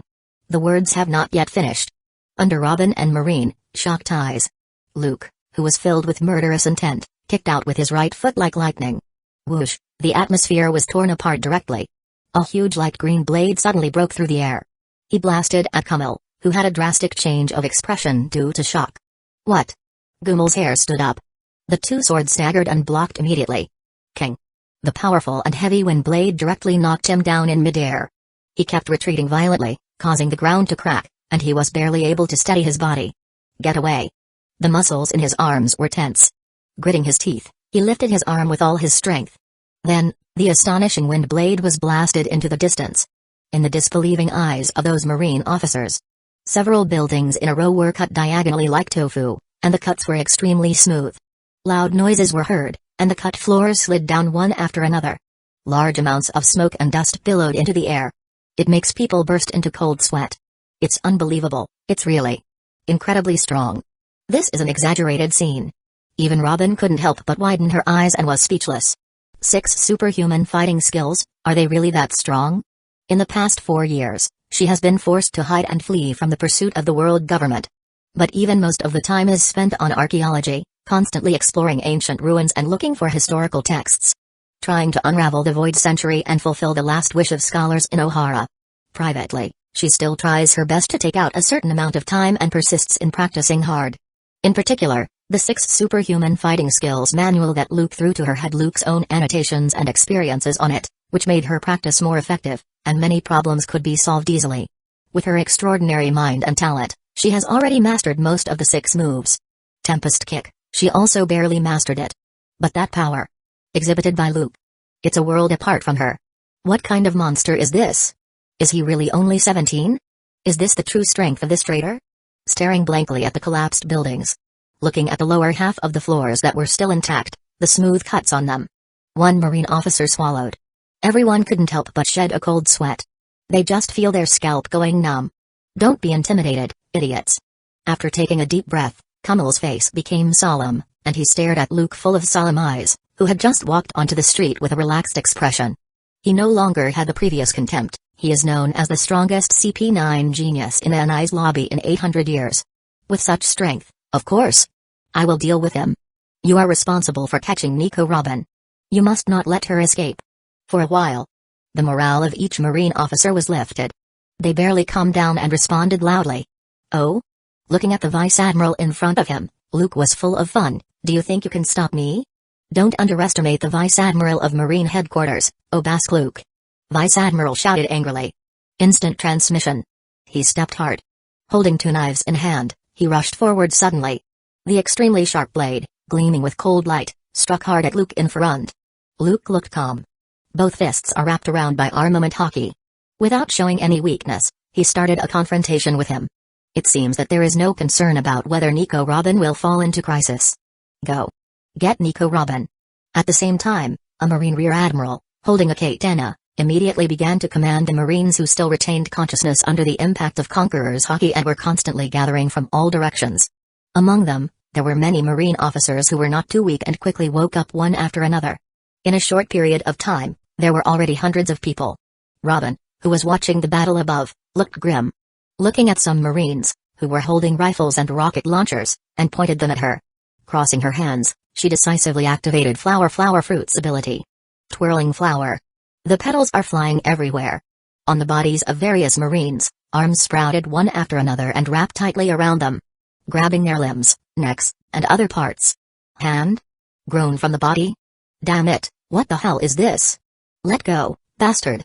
Everyone, be careful, this is Nico Robin's Devil Fruit ability. However, she was completely not going to give these Marines too many opportunities to resist. Robin's intertwined hands, her palms suddenly clasped together. I'm sorry, I don't want to be caught yet. The arms that grew out of the Marine personnel directly grabbed their bodies and twisted them mercilessly. Chapter 59, Robin's Strength Crack. Accompanied by sound that makes people's teeth sore. There were bursts of shrill screams, creating a terrifying scene. Many Marines who were a little far away and had not yet been targeted could not help but step back in shock. Some couldn't believe it as they saw their companions whose body joints were broken the next second, and then they all looked at Nico Robin above the rooftop. They couldn't help but feel a chill on their back. Damn woman. Don't be afraid, everyone, this is the ability of Flower Fruit. It's not a big deal, just use the iron body to defend. If those hands are injured, the body will also be injured. This is the weakness of her Devil Fruit ability. There were a dozen Marine officers who had mastered some of the 6 superhuman fighting skills. They immediately tensed up their muscles and performed this physical skill specially used for defense. The Marine's body suddenly became bulky, and their body became extremely hard. Although the arms that grew out of their body tried to twist their body, It was still as solid as steel and could not be easily twisted. Some people have pointed out the weakness of flower fruit. Apparently, the Marine has already done relevant intelligence work. Huh? Iron body? Robin looked at the Marine present while removing her devil fruit abilities. Because when arms grow around their body, they try to chop it down without hesitation. Fire. Use a bazooka. Blow up that building for me. Soon, with an experienced rear admiral in command there, the well-trained Marines, who came one after another, launched a direct counterattack. They raised their guns and pointed them at Nico Robin on the rooftop, and they all pulled the triggers. Heavy bullets keep pouring out, accompanied by a few scattered rockets, making fires shoot into the sky and thick smoke billow. Waves of astonishing shockwaves swept across the place. Moonwalk. However, in midair, a beautiful figure had already appeared out of nowhere. She walked through the air and landed on a 2-story building on the opposite side, unscathed. There she is. Damn. It's Moonwalk. Why does she have the 6 superhuman fighting skills that only a few Marine officers are able to master? Stop talking nonsense. Everyone, come on, don't let her run away. We must not let this woman go. Watching Nico Robin rushing out in midair, safe and sound. All the Marines present were shocked. Some couldn't believe it. Obaskluk is a traitor from the CP9. Why does even Nico Robin, the devil child, know such advanced physical skills as the 6 superhuman fighting skills? But without hesitation, they all raised their guns and attacked with murderous intent. Endless. Turn to Fleur. Looking at Marine rushing forward, Robin crossed her hands and activated her devil ability directly. Finger pistol. One arm at a time suddenly sprouted from Marine's bodies. Moreover, the index finger is stabbed out like a bullet. Kai. Kai. Kai. Blood splattered everywhere. A Marine screamed loudly as a white jade finger penetrated his body mercilessly, and he fell into a pool of blood. But there were also those who had quick reactions and decisively used Iron Body again to block the fatal blow. Each and every one of them had cruel looks on their faces, ready to cut off those arms. But they didn't expect Nico Robin to be so cunning. She gave up decisively when she failed. Before the blade fell, it had already turned into countless petals and dissipated. Sorry, I haven't mastered Iron Body. Robin smiled slightly. She is not fond of fighting head-on, she prefers fighting while retreating. Without hesitation, she used Moonwalk again and headed towards another building. Obviously, she has already possessed considerable strength, but she has always kept a low profile and hid her clumsiness. As she continued to practice the 6 superhuman fighting skills, her physical fitness continued to improve, and her devil fruit abilities became more powerful, and she developed many new moves. But, apart from using physical skills such as instant transmission and Moonwalk to evade, Robin rarely uses other superhuman fighting skills to fight the enemy. She had a bounty of 79 million belly offered by the world government at the age of 8, and they spared no effort to hunt her down. She has experienced the ups and downs of human kindness, experienced countless betrayals, and has seen through the greed of human nature. Continuously growing in adversity and setbacks, her mind becomes more mature and cautious. She has seen with her own eyes the strength of the Admiral of Headquarters and how terrifying it is. Naturally, it is clear that if she openly shows her strength in front of world government personnel, she will definitely attract stronger Marine or CP agents. It will be more troublesome by then. Therefore, she has always deliberately hidden her strength. Unless absolutely necessary, she would not show her strength in front of others easily. Therefore, her bounty has remained unchanged at 79 million belly. But in today's situation, it's obviously impossible not to be more serious. King. Kyang. Sparks sputter as the blade and fist clash together. Kamil, who was fighting with Luke, caught a glimpse of this scene. He couldn't help but feel shocked and couldn't believe it. That woman. How is it possible? Why does this woman, Nico Robin, know the 6 superhuman fighting skills? Moreover, it seems that she is already very proficient. This cannot be accomplished in a day or two. Hey, you're surprised, aren't you? Luke bared his teeth, full of amusement. But under Kamil's horrified gaze, he laughed ferociously. But are you sure you still have time to pay attention to this? Flying finger pistol, Gatling gun. In an instant, Luke suddenly launched an offense. The fingers wrapped around by armament hockey turned into afterimages that filled the sky, and holes shot out. Like a dense barrage of bullets, it attacked Vice Admiral Kamil crazily, whose expression changed greatly in front of him. It's so dizzying that he can't react at all. The 2 katana kept swinging to block the incoming compressed air shockwave. Is the Vice Admiral from Marine Headquarters currently having a hard time? Luke speaks sarcastically while launching an attack. Don't get carried away. Kamil, who's somewhat embarrassed, was angered. With several steps, he retreated violently and distanced himself from Luke. Then, his two katana were waved out boldly. Two sword style, whirlwind slash. A cold light flashed as two katanas were drawn. Whoosh! Whoosh! Like a whirlwind, it spins violently and cuts hard. Hey, this looks cool. Luke's figure soared into the air. Turning 360 degrees at an incredible speed, his right foot swept out smoothly, but unfortunately, it's not enough. Tempest kick, victory bird. Boom. A loud explosion broke through the air. A huge light green blade shot out like lightning. In the blink of an eye, the wind blade turned into a huge, ferocious bird that swooped down. There was a loud bang. There were no surprises. The two astonishing whirlwind strikes were directly defeated. The huge flying bird was unstoppable. It tore apart the air and hit Kummel hard, whose expression changed greatly. Chapter 60, Crush.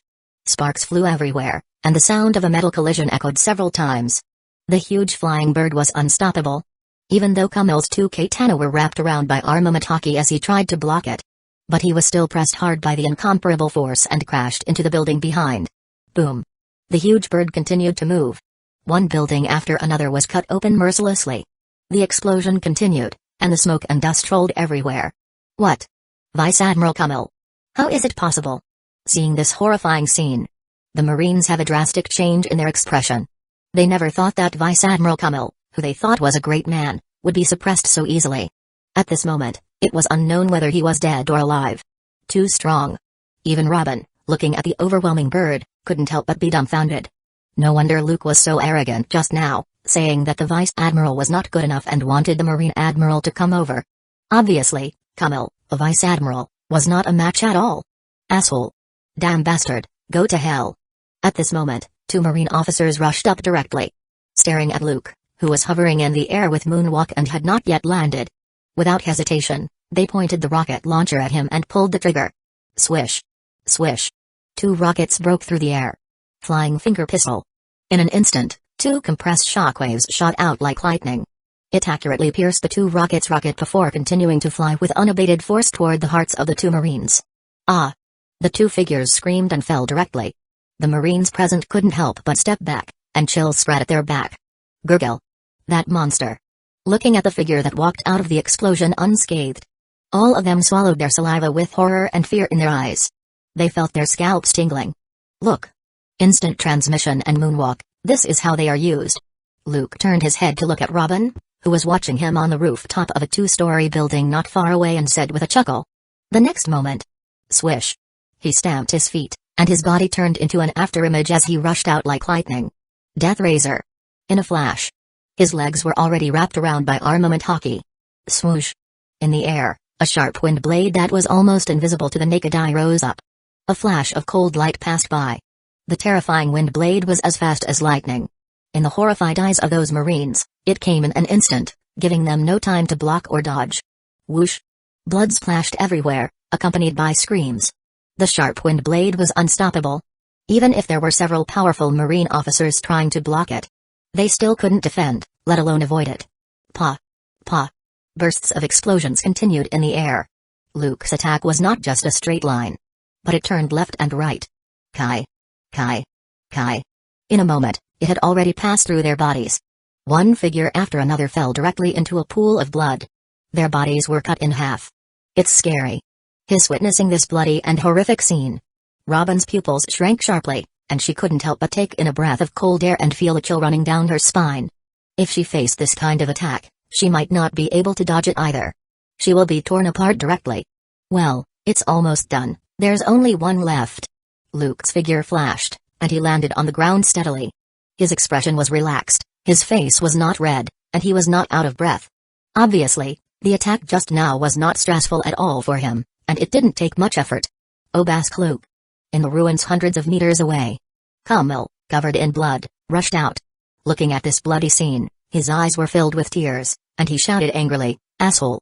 I'm going to kill you." Instant transmission. He stepped hard and rushed in front of Luke with an amazing speed. The two katanas wrapped around by Armamataki were swung wildly. The sound of iron clashing together continues. Luke easily blocked Kummel's attack. Then he looked directly at Kummel, full of sarcasm and disdain. What? The dignified Vice Admiral is so out of control? But it's a pity that anger can't narrow the gap between you and me. Luke stepped down. His figure was like lightning, and he disappeared in front of Kummel in an instant. Finger pistol, lightning. King. Kumail's hair stood up. Relying on observation haki, he narrowly turned around and blocked the finger pistol with a katana. I said, if you lose, you will die. Another sound came to his ears. Kumail's pupils dilated, and the katana in his hand was about to strike out in anger. Whoosh! Luke's figure disappeared again like a ghost. The next moment, suddenly, he came to his senses. King. Sparks sputter. Luke, who appeared on the side instantly, put his fists together, and a frightening momentum continued to rise. That move is the seventh secret technique. You. Kumail's pupil shrank sharply, feeling intense uneasiness. Although he was angry just now, he didn't really lose his mind directly. Without hesitation, he stepped back and was about to retreat violently. It's useless, it's time to end this play.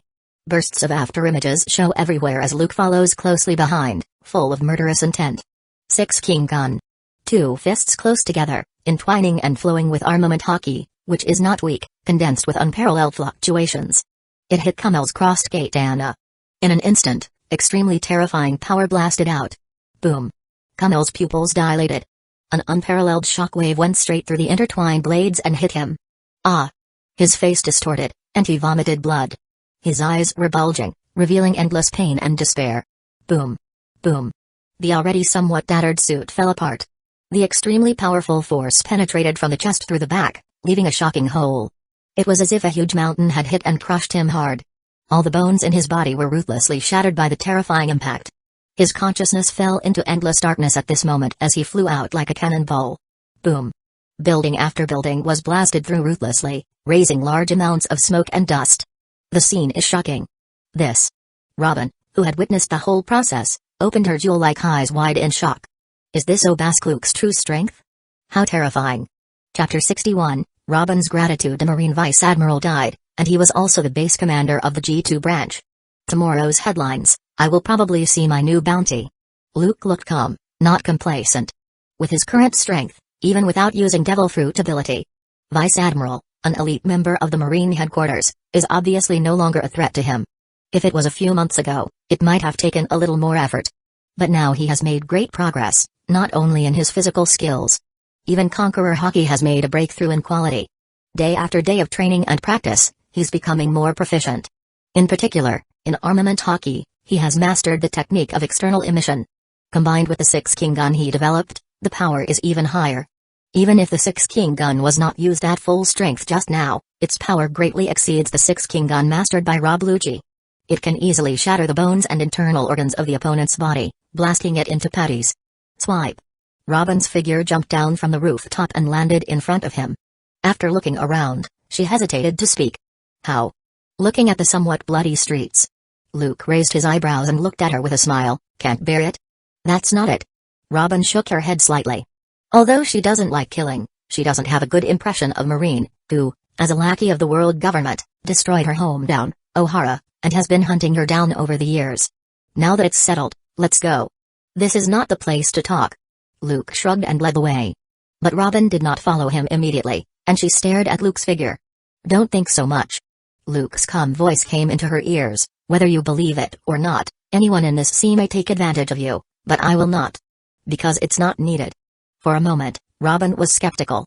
She looked at the tall figure with complicated eyes and followed him subconsciously. It's Luke and Nico Robin. Damn bastards. Shoot and kill them. Has everyone else been wiped out? Don't let them get close. Fire. On the port, on a warship docked there, the expression of the Marine, who was left behind, changed drastically as they recognized Luke and Robin's identities. Without hesitation, the bombardment started. Bang. Bang. Bang. A loud explosion broke through the air. Accompanied by intensive gunfire. Scattered artillery shells kept coming. Tempest kick. Dodging several incoming bullets, Robin's right foot was like lightning, and she suddenly swept out. Whoosh. A light green blade shot through the air. It directly tore apart 2 incoming shells. Its power was greatly reduced, and it exploded in midair. These guys are really enthusiastic. Turning his head slightly to one side, he dodged the hail of bullets. Buzz. Looking at the warship ahead, Luke's eyes narrowed. An invisible wave swept out directly. Thump. Thump. Thump. On the nearest warship, hundreds of Marine personnel responsible for guarding the warship, their eyes turn white one after another, and they fall. Is this the Conqueror's Haki that the deceased Vice Admiral mentioned? Robin was surprised. Not long after, the two boarded a medium-sized warship and set sail directly. After throwing the stunned Marines into the sea, they drive the warship slowly away from the island. Bombard them. We must not let them escape. Sink them. On the sea. Looking at the menacing warships that began to gather together and wanted to pursue them relentlessly. They even adjusted their muzzles and fired continuously in an attempt to sink the warship they were on. Troublesome guy. Why don't they realize the gap? Luke's eyes were cold. Without hesitation, he jumped up high. In an instant, his right foot kicked out violently like lightning. Tempest kick, line. The roaring sound in the air continued. One after another, a huge wind blade appeared out of thin air. Without mercy, it bombarded several warships in different directions. One warship after another was cut into pieces mercilessly and slowly sank to the bottom of the sea. A large number of Marines screamed in panic and struggled to escape on the sea's surface. The warships that Luke snatched were put to good use. It's really unbelievably strong. Looking at this scene, Robin couldn't help but take a deep breath. She turned around and stared at the young man beside her. She felt a little confused. It's unbelievable. Are you really only 17 years old? She has to say. The gap between people is really too big. He already had such strength at the age of 17, and if he was given more time to grow. To what extent can it reach? Maybe, better than the Admiral at Marine Headquarters? Robin secretly guessed. She had seen Admiral Aokiji take action with her own eyes. That overwhelming power has left her with shadows and nightmares. Every time she thinks of the enemies she might face, she can't help but feel a little breathless. But she felt that even Admiral Aokiji at that time would not be more powerful than this man. Haven't you seen it? Luke asked with a smile. It's not like the other party has never seen him before when he was 13 years old. That's right. Thinking back to that young man 4 years ago who was a little immature but also calm beyond his age. At this moment, the two figures gradually overlap and merge together. Then Robib pulled down the hood of her cloak, revealing a young and beautiful smiling face. But I didn't expect you to be so powerful. No wonder you were able to escape unscathed even after causing trouble in Anai's lobby, one of the 3 major agencies of the world government. Thank you for saving me again. She looked at Luke, full of indescribable gratitude. If it hadn't been for this man, she would have been captured by the world government and be directly executed. Chapter 62, Ancient Weapon. No, the last time I saved you, maybe it was just a whim. Facing Robin's sincere thanks, Luke shook his head gently and smiled, but this time, it has a purpose. Stop standing around, sit down and talk. He sat down casually on the steps at the bow of the ship.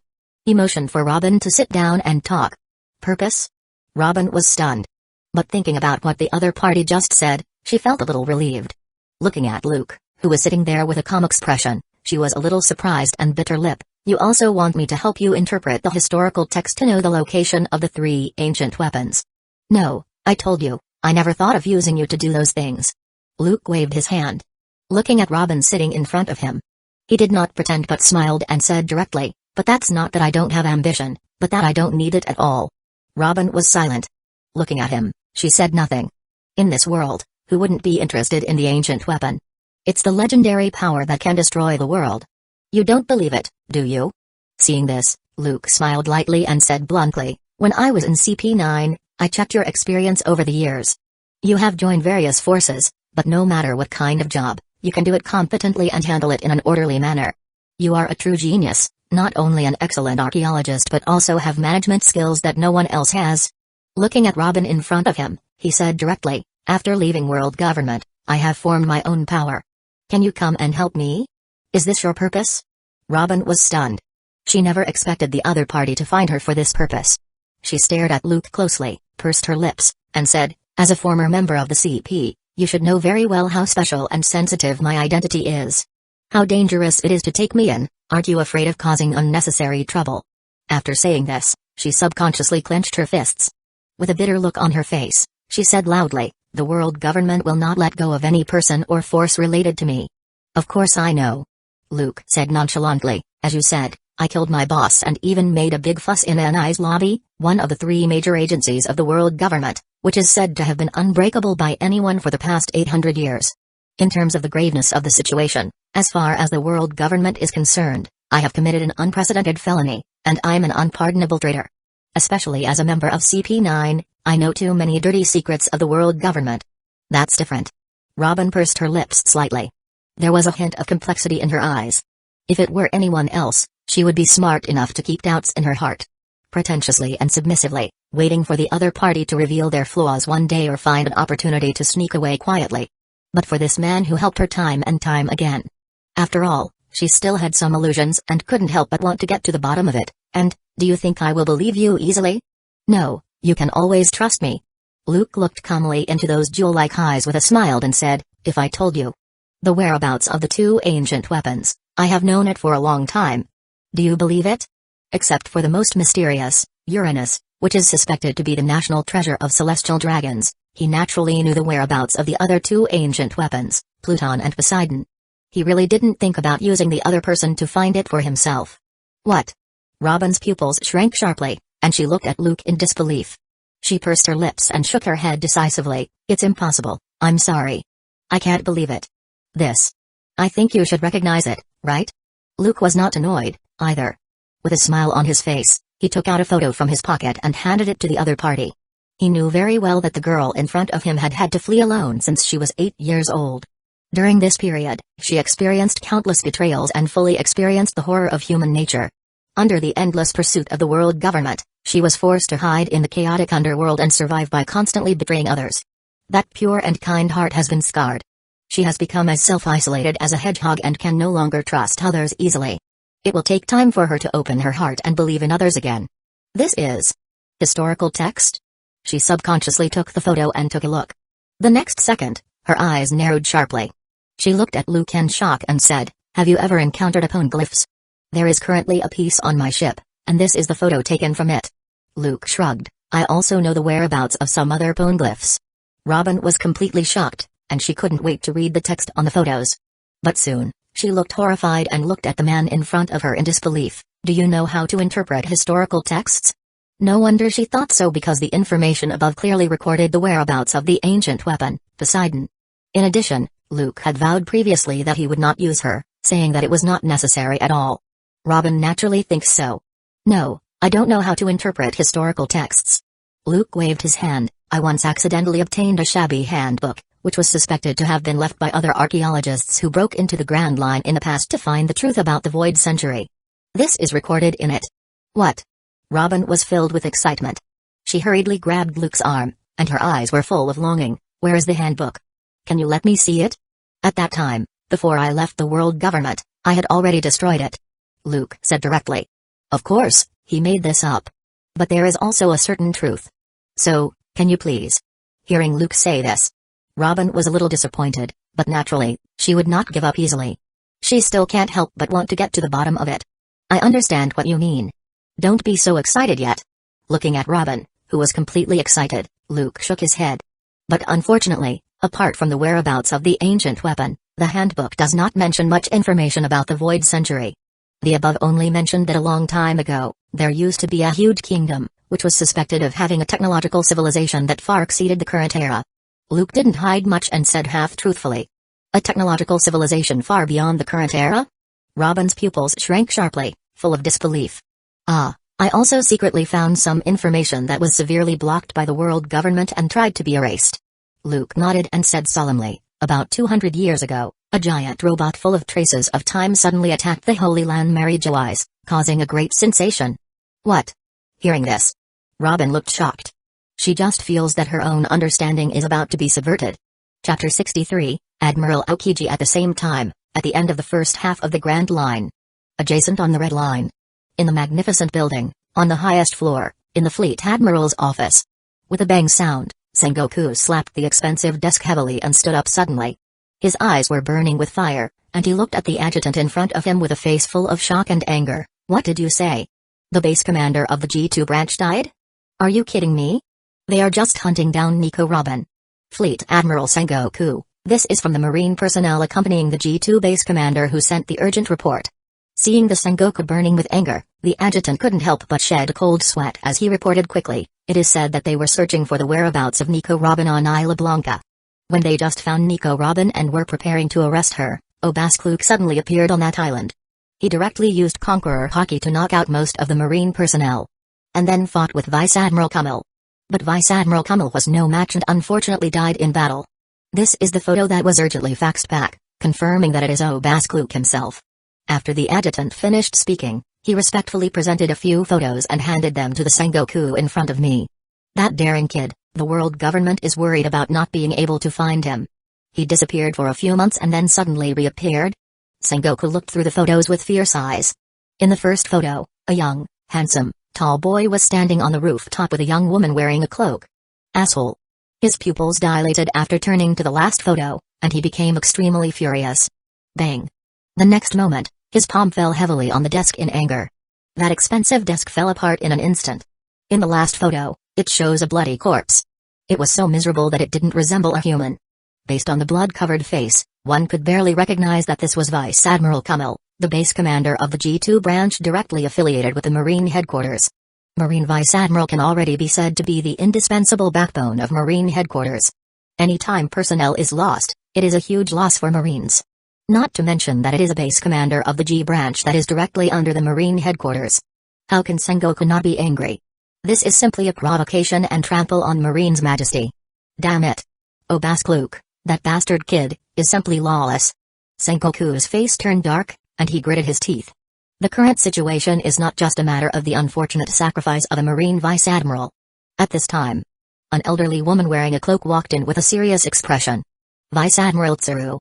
The adjutant next to Sengoku directly saluted. This gray-haired old woman is no ordinary woman.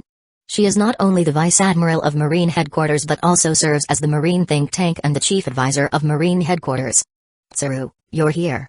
After seeing who it was, Sengoku's livid face suddenly relaxed a lot.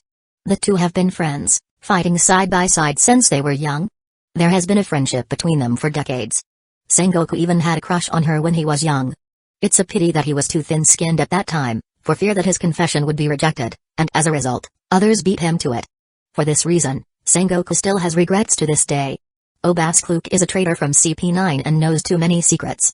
Tsuru was not polite to Sengoku and said in a deep voice, the reason he wants to get close to Nico Robin is probably for the ancient weapon.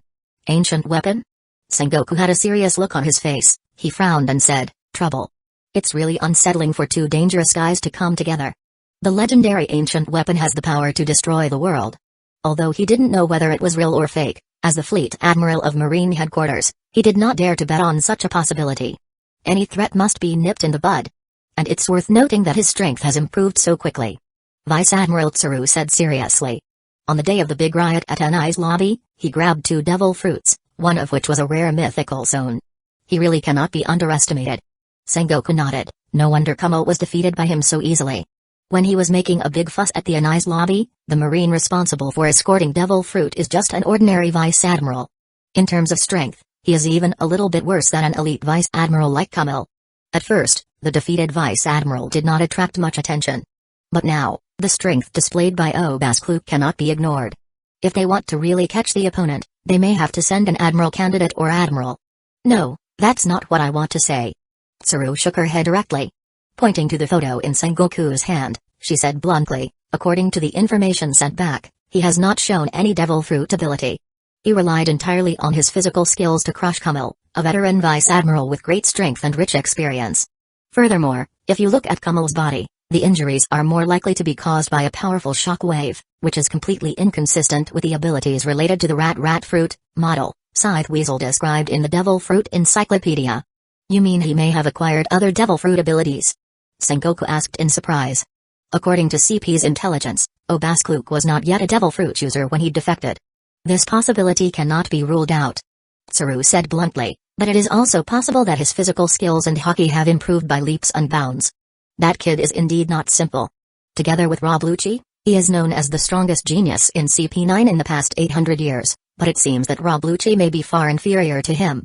Sengoku nodded solemnly. If I remember correctly, he is only 17 years old, right? Precisely because he is only 17 years old, we need to pay more attention. Tsuru felt a little inexplicable and said quietly. He hid it too deeply, and he was born with awakened observation hockey. Moreover, he also awakened his conqueror hockey without anyone knowing. If we continue to let him go and give him time to grow, I'm afraid he will become another red-haired. Hearing this, Sengoku couldn't help but have a drastic change of expression. Red-haired Shanks, the trainee on board the Roger Pirates, is a rising star who has been rising rapidly in recent years. Although the red-hair pirates are not as good as the white-beard pirates, the Big Mom pirates, and the Beasts pirates. But that's just because the power under his command is inferior. In terms of strength, It is no weaker than those monsters on the sea. In fact, red-haired Shanks has been vaguely considered to be qualified to stand on an equal footing with great pirates such as Whitebeard, Big Mom, and Kaido. Even if the Marine wants to go to war with the red-hair pirates, they must be fully prepared.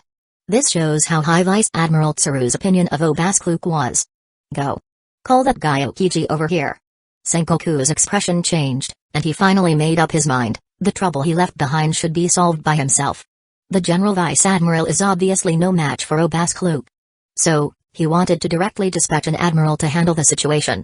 It is undoubtedly more stable. Yes, Fleet Admiral Sengoku.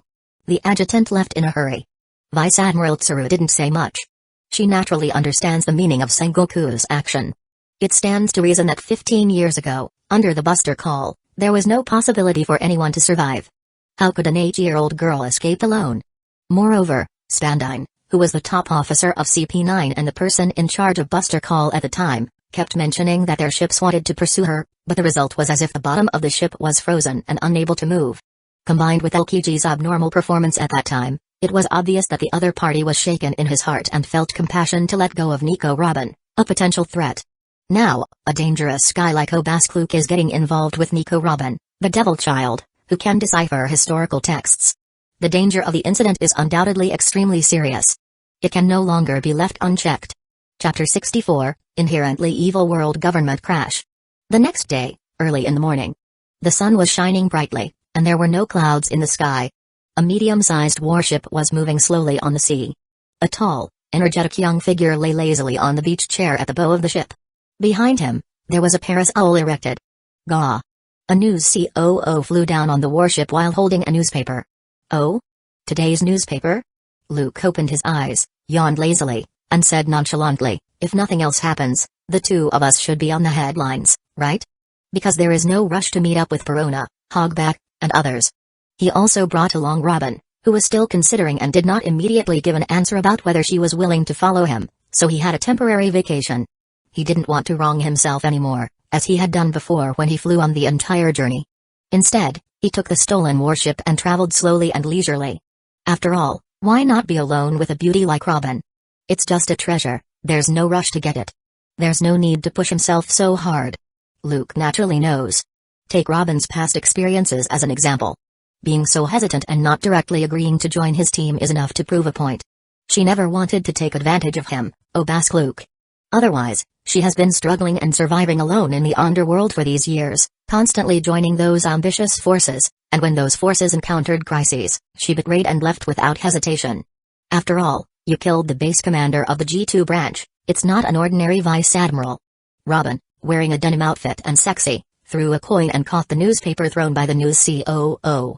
Glancing at the two bounties sandwiched inside, she looked at Luke in surprise with her jewel-like eyes. Ah, your bounty has more than doubled. It became 500 million belly.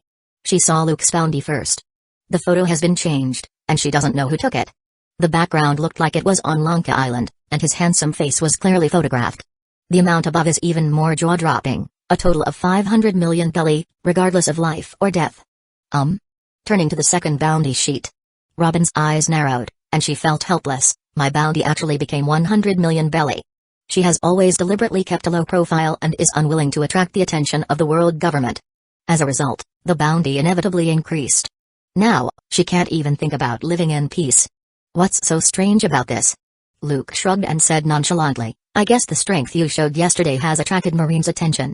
And don't forget, you are now with an ambitious and wanton criminal like me. In the eyes of the world government and Marine, the level of danger has obviously increased by more than one level. To be honest, I'm curious.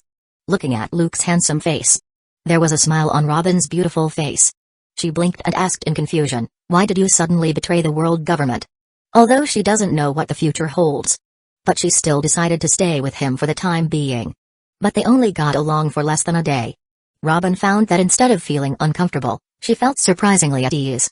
This little man, who was full of mystery and several years younger than herself, gave her an indescribable sense of security. She can only sigh secretly.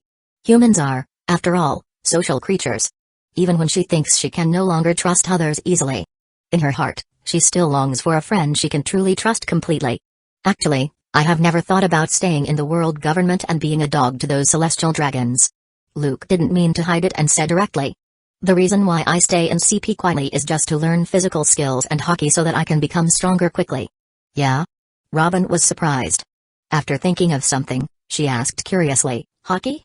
Is it the power you use to stun those Marines just with a glare? That is Conqueror hockey. It is an innate power that cannot be obtained through practice. It is a qualification of a king that only a few people among countless people can possess. Qualifications of a king? Robin raised an eyebrow. But thinking about the scenes yesterday on Lanka Island, Luke could easily stun thousands of battle-hardened and well-trained Marines with just a glare from the rooftop. Compared to such a shocking performance, this description is quite appropriate. This is just one of the functions of Conqueror hockey. In this sea, there are only a few strong people who can truly master it perfectly and exert greater power. Including me now, I am still figuring it out. While saying that, Luke took the opportunity to popularize science about hockey. He also briefly introduced observation hockey and armament hockey. I see. In addition to devil fruit, there is such a magical power in this sea. After listening to Luke's introduction, Robin was amazed. She really didn't expect that in addition to the devil fruit, there's also such power as hockey that can rival it. If you are interested, I will teach you how to use armament and observation hockey, Luke said with a smile. He already knows Robin's current strength. She has mastered the 5 physical skills of instant transmission, moonwalk, tempest kick, paper arts, and finger pistol, among the 6 superhuman fighting skills. The only thing missing is iron body, which she hasn't mastered yet. But she is already qualified to practice hockey. Okay, let's not talk about these things for now.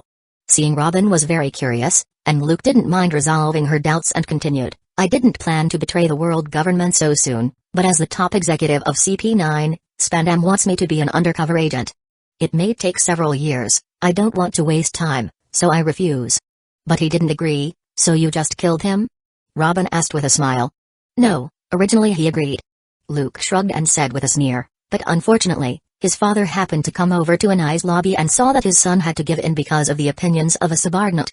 He directly vetoed my opinion and tried to threaten me. Robin suddenly realized. In this situation, based on the other person's character, on the premise of having the ability to protect himself, it's not surprising that he made such a decision. Luke spread his arms and said nonchalantly, so, I turned around and killed the father and son, grabbed the 2 devil fruits that were to be transported to Mangekyō, and defected directly. Speaking of which, he thought of something, he looked at Robin in front of him and added unhurriedly, however, you should be happy. To a certain extent, I helped you get revenge. Help me take revenge? Robin blinked. Does it mean that she is often hunted by CP? Maybe you don't know, right? Spandam's father, Spandine, was the former CP9 chief, and your mother, Alvia, was arrested by him. Your hometown, Ohara. He was also the one responsible for summoning the buster call at that time. Like thunder, it exploded in Robin's ears. She couldn't help being completely shocked, and her jewel-like eyes were wide open. She looks at Luke in disbelief, unable to calm down. You. Are you telling the truth? Her voice was already a little choked, and tears were accumulating in her eyes. Memories of scenes from the past inevitably came to her mind again. Well, but Spandine is only a small player. The real culprits of Ohara's destruction must be those who control the highest power of the world. Or from the root, it is the world government. Although looking at it from his perspective, those scholars in Ohara are indeed seeking death. But I'm sorry, the butt determines the head. He is not on the side of world government now. Of course, he prefers Robin, the beautiful, intellectual big sister. As my chief enemy, the world government is evil, corrupt, and cruel. He said it. No one can change it. Future history books will also say the same thing. Chapter 65, Luke's Ambition. Thank you, Luke. After a long time Robin, who was somewhat emotional, took a deep breath and gradually recovered, but her eyes were still a little red. She looked at the young figure in front of her, and her whole eyes were filled with indescribable gratitude. The other party can be regarded as taking revenge for her mother, and her hometown. You're welcome, and I'm not doing it for you. I'm just unhappy with them. I've tolerated them for too long. Luke didn't take any credit. The reason why he killed Spandine and his son. It's really just because he's been unhappy and has tolerated them for too long, so he just vents his anger. Then what are you going to do in the future? She looked at Luke and said with some emotion. Both of us are the targets of the world government that they want to get rid of quickly. Don't even think about having a peaceful life in the future. Speaking of which, she was a little sad. Facing a behemoth-like world government, what if Luke is extremely talented and can rival Admiral in the future? Marine has more than one Admiral, Not to mention the world government, which has firmly ruled this sea for 800 years and has a profound foundation. Goldie Roger, known as the Pirate King by the world, claimed to have enviable and crazy wealth, fame, and prestige. In the end, he was caught by the Marines and was publicly executed. Although the world government is powerful, it is by no means the so-called Invincible. This sea is so wonderful. How could it be without me, oh bask Luke? Looking at the undulating waves and the vast and boundless sea, Luke spread his arms and grinned. He had already completely let go of his scruples and no longer suppressed or concealed his ambitions. He said loudly and boldly, "Since we are determined to fight to the death, of course, we will turn the whole world upside down." An elite agent like him. He has mastered too much secret information from the world government. Since he betrayed them, he will inevitably face endless pursuit. Whether it is to prevent information from leaking or to scare others and set an example, it is impossible to let him live. In the original trajectory, it has been many years since Who's Who left CP9 and joined Beast's Pirates. Most of the secret information he once knew was outdated. It can be said that there is not much threat to world government. However, the CPO was not prepared to let the other party go and wanted to obliterate him. Luke knew this very well. Even if he wants to find a remote island, change his appearance, and live in seclusion. But if one day he starts a family, gets married, and has children, and his identity is leaked and found, wouldn't it be even more troublesome? Some tragedies often occur due to such luck. Of course, he couldn't sit still and wait for death. What about world government? What about descendants of the Creator? It was just 20 ambitious kings in the past who united to seize the world's power. If they can do it, can he not also do it? How? Do you want to follow me? Luke looked at Robin. He stretched out his right hand and invited again. The corners of his mouth were raised, full of willfulness and publicity. Maybe one day you may see a real king on Mary Jo I's vacant throne. So what if it fails in the future? It's just that he was shattered into pieces and buried in the sea. He has already died once. Although he has not lived long enough, he is not afraid of the threat of death. At least he competed, worked hard, and tried. There will be no regrets in life. What? Robin's pupils dilated. She stared blankly at Luke, who was talking wildly. Looking at the man in front of her, his high-spirited and ambitious attitude. Her closed heart couldn't help but ripples. Robin stared at the opponent's eyes, which showed no shyness and revealed unlimited ambition. Suddenly, a touching smile appeared on her face. Then I really want to witness that moment. Facing such an invincible and overwhelming force, it can be said that it is overwhelming. Normally, it would be good for the two of them to be able to safely escape the pursuit of the world government in the future and survive on this sea. The other party actually wanted to take their place. It's crazy. However, Robin surprisingly did not doubt whether the other party could do it. She admitted that facing this high-spirited yet gentle man, she was really a little moved. Unprecedentedly irrational, she agreed to Luke's invitation. She chooses to believe this man and wants to follow him wildly. Then just take a look. He took hold of Robin's hand and laughed there full of confidence. I believe you will not regret your choice today, Robin. There is no intention of going into a long discussion and trying to make a big deal out of the other side. Time will prove everything. Whoosh. At this time, a piercing sound suddenly broke through the air. Only 2 shells were seen landing on both sides of the warship, causing huge splashes of water and letting this medium-sized warship shake. Robin became extremely tense, and she looked in the direction of the cannonball. Pirate? Luke raised his eyebrows. Generally speaking, there are very few pirates who dare to attack marine warships. It seemed that they saw that there were only 2 people on the ship, with no other marine personnel. That's why they launched the attack directly. Want to fight back? Robin asked. No, it was just a demonstration of firing. They want to come up closer. Luke chuckled. As expected, the group of pirates did not fire again. Instead, they quickly approached the warship. But Luke had no intention of changing direction and let them catch up. Ha ha ha, there are indeed only 2 of them. On a pirate ship, wearing a pirate hat, the tall pirate captain smiled ferociously and held up a knife, but it's really strange. Did you steal a warship from some marine base? Little ones, come over here and grab them. Captain, that girl has such a good figure, she must be pretty good looking, we need to catch her alive. Really? We can play for days. It was a medium-sized pirate ship that was about the same size as the warship Luke had snatched. It was also not too big, about tens of meters long. A pirate with a fierce appearance speaks full of excitement.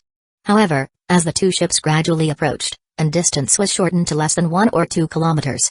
With the help of the monocular telescope, Luke and Robin standing on the bow of the ship were clearly seen. Each of these pirates' eyes widened as if they had seen a ghost. Black. Black prison, Luke? Gulu. That woman is Nico Robin, the devil child? Apparently, they recognized the figure on the warship. A pirate looked panicked and couldn't help but feel cold. Some people still couldn't believe it, so they deliberately found the newspaper and the brand new bounty list that they had just read and compared them again and again. Damn. Why are they here? The leader of the pirate captain's face changed drastically. He broke out in cold sweat and was full of panic. The guys who were offered bounties of 500 million belly and 100 million belly respectively by Marine. Quick, turn around and run. A group of pirates screamed in fear. Two guys with a bounty of over 100 million are definitely not something they can mess with. Early this morning, they saw the front page of the World Economic Times that they ordered from News COO. The photos published showed the tragic scene of the separated bodies of the base commander of the Marine G2 branch and the Marine officers, which really shocked the readers. The pirate ship began to turn around. It's too late to leave in a hurry now. Chapter 66, Surprised. Hey, want to leave? At this time, on the slowly moving warship. It's too late. Luke raised his right hand slightly, and suddenly, a large amount of black strings came out and shot towards the pirate ship in the distance. This is? Robin was a little confused. Subconsciously, she used a monocular to observe the direction of the pirate ship. The next moment, in her disbelieving eyes, the pirate ship that was preparing to turn around and slip away. One by one, the pirates in the ship suddenly turned crazy. They suddenly waved their swords and rushed towards their companions.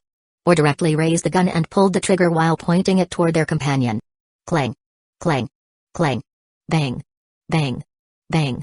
A tragic scene of pirates killing each other appeared in Robin's eyes instantly. Watching this scene, Robin couldn't help but gasp. She put down the monocular and looked at Luke in disbelief. Is this your devil fruit ability?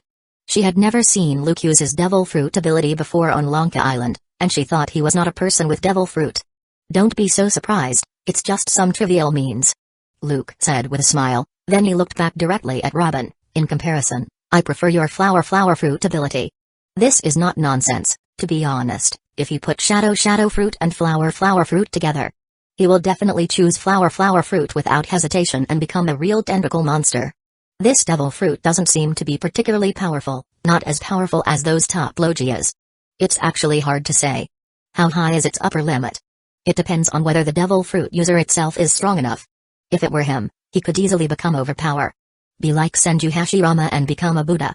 You have 2 hands, I have 99.8, maybe even 9,998. As long as the devil fruit user has sufficient physical strength and strong enough haki. The power that flower fruit can exert is absolutely beyond imagination. Yeah? Robin chuckled. She is also very satisfied with her flower fruit ability. Watching Luke retract those shadow strings, she asked curiously, but, you haven't used your devil fruit ability before. Do you think it's unnecessary? This is a long story. Do you know what the 7 warlords of the sea are?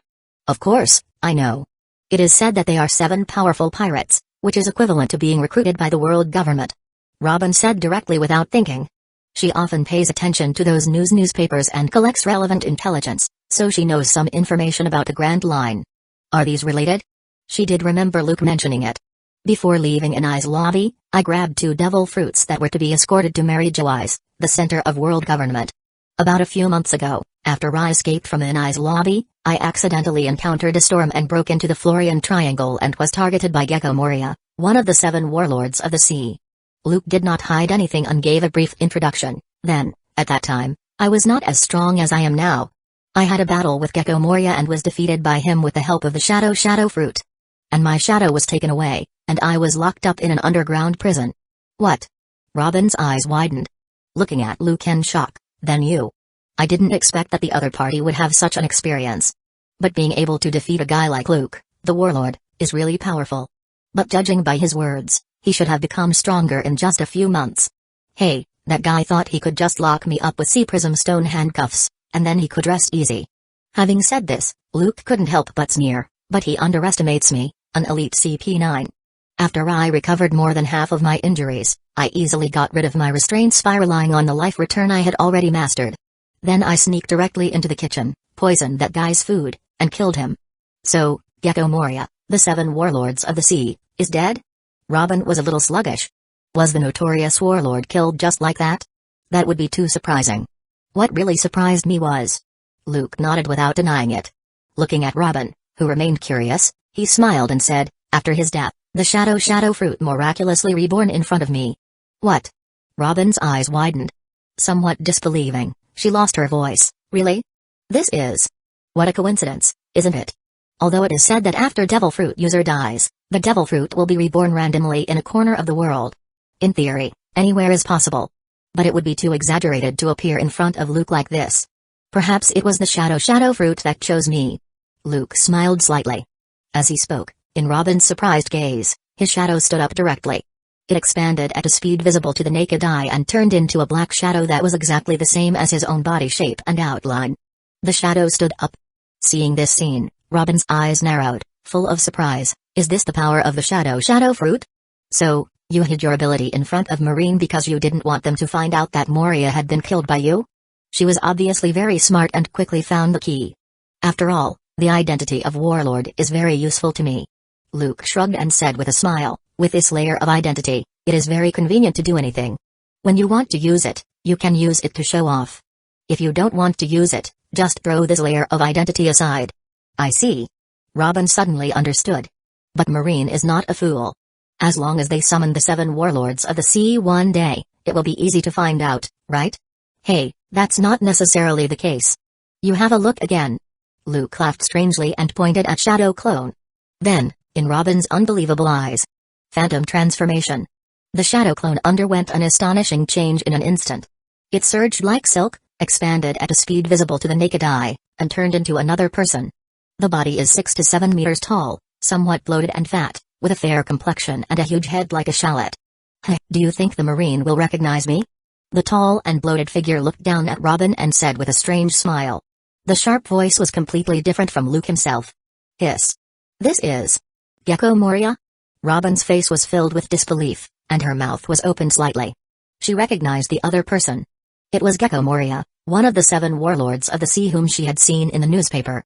Chapter 67, A Man Riding a Bicycle on the Sea. The weather is really nice today. Time flies, 5 days have passed in the blink of an eye. The warship is still on the sea, riding the wind and waves and moving forward slowly. It headed towards Bucklow Island, located at the entrance to the first half of the Grand Line, close to the H7 route Whiskey Mountains. There were plenty of food, fresh water, and other resources on the robbed warship, and the pirates they met along the way also provided them with a lot of free supplies. For 2 people, it's more than enough. After finishing washing, Robin was in a good mood and had a smile on her face. Seeing that Luke was wearing sea prism stone handcuffs and training hard, she was already used to it and greeted him. Haha, you really worked hard. I don't want to work hard, I want to let myself rest, but someone doesn't give me a chance. Holding the dumbbells originally equipped on the warship for training. Luke, who was doing push-ups there without blushing or out of breath, glanced at Robin helplessly. Who do you think gave him nowhere to vent his abundant energy? In the past 5 days, the two have become more familiar with each other, and their relationship can be said to have improved by leaps and bounds. Surprisingly, even Luke has the idea of intimacy. Robin, this big sister, didn't back down either. Instead, she responded very naturally and warmly. But what makes Luke depressed is that this intimate elder sister is so sinister. In the past 2 days, the two naturally became lovers. Her devil nature began to be exposed, and she always made him furious every time she bumped into him intentionally. Although he was full of benefits, at the critical moment when he was about to go into battle with real swords and guns, he was blocked by the other party's relatives. Moreover, they are not willing to give him the opportunity to find another way to open up the 2nd and 3rd battlefields. She ran away decisively as soon as possible. There is a chance.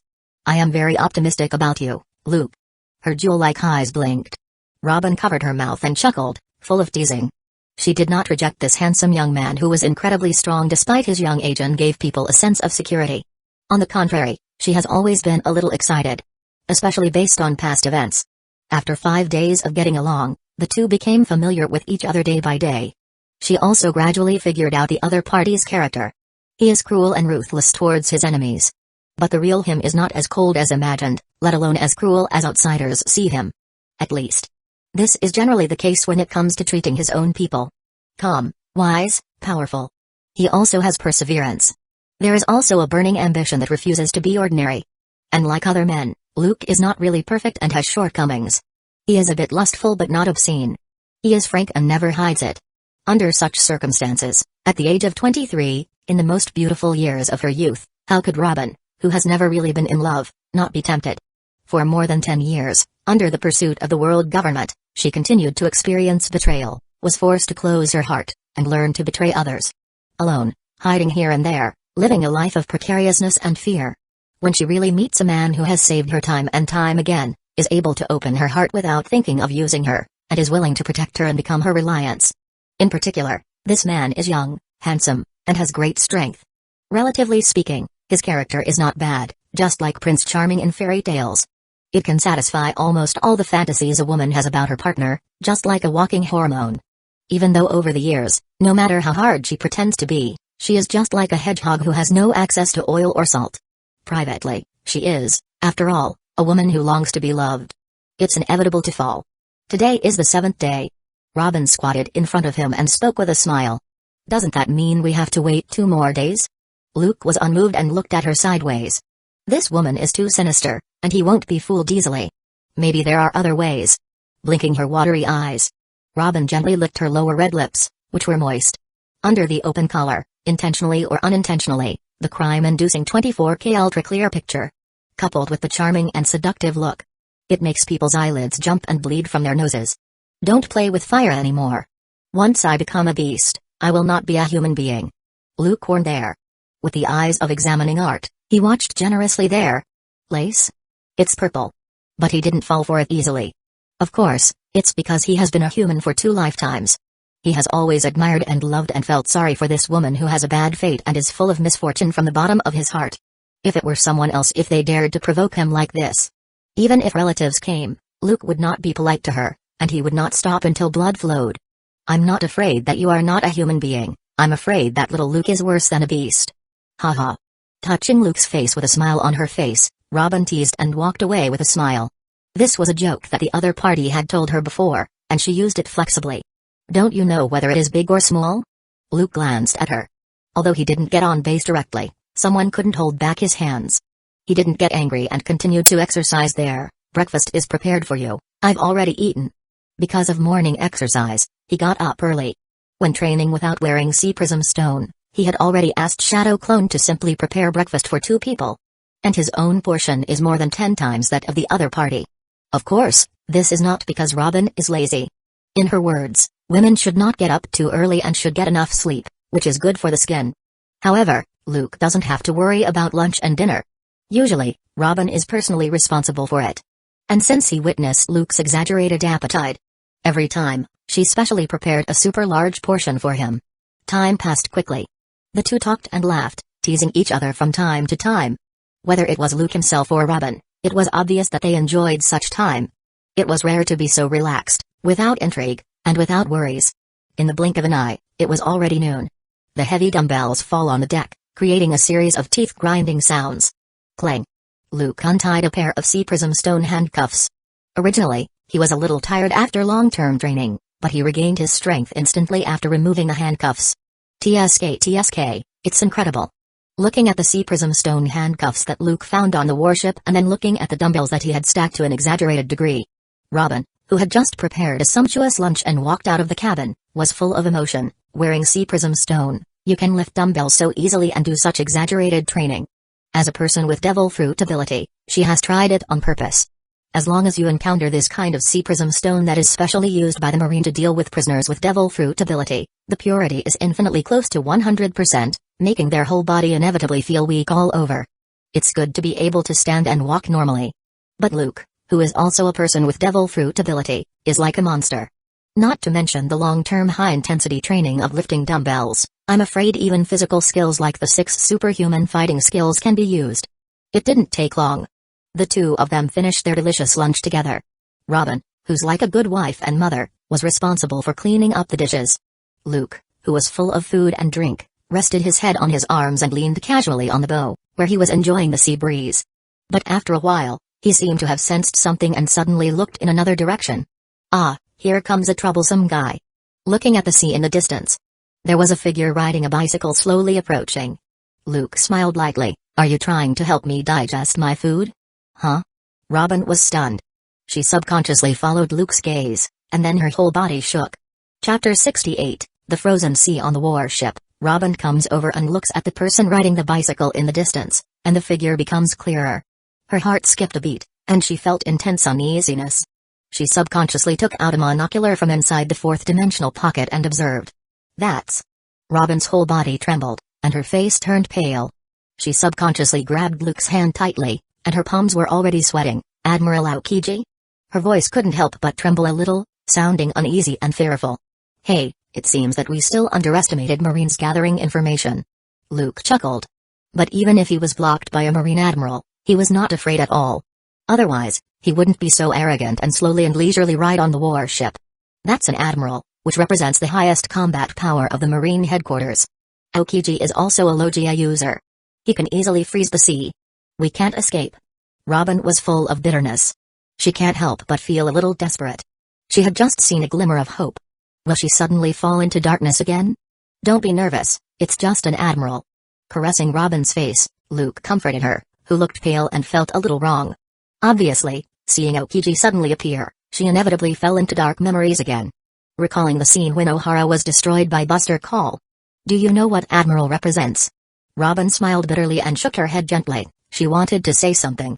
But the next moment, Luke smiled lightly. Under her surprised eyes, the black shadow under his feet kept changing. Whoosh! It turned into a lifelike giant eagle with a wingspan of more than 3 or 4 meters. This is the power of the shadow fruit? Robin was surprised. She didn't expect Luke's ability to be able to do such a thing. Since he has the ability to fly, they can escape now. At this distance, she believes Aokiji should not be able to catch up. You sit on it and leave first, I will rush over to meet you later. Luke said directly with a smile. You want to fight him? Hearing those words, Robin, who was somewhat relaxed, couldn't help but look at Luke nervously, full of worry.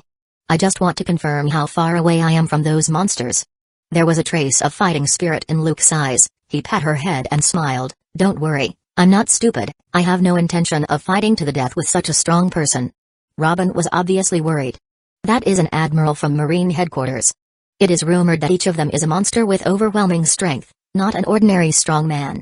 Once he is entangled, when Luke wants to leave, it will not be that easy. Don't worry, the ability of the shadow fruit is more powerful than you think. I can swap places with my shadow at any time, no matter how far apart we are. Luke chuckled, and his tone was full of confidence. There is no worry at all. If I want to run away, no one can stop me. I'll let it take you away first, so I won't have to worry about anything later. Although she was a little shocked by the ability of the shadow fruit, Robin was still a little worried. But seeing that he had made up his mind, she could only nod lightly. You must get out in time, don't be too obsessed with fighting. After saying this, she looks at the figure riding a bicycle that gets closer and closer. She knew that if she continued to stay here, it would only distract Luke. She no longer hesitated and jumped onto the back of the eagle. Luke, I'll be waiting for you, you must catch up safely.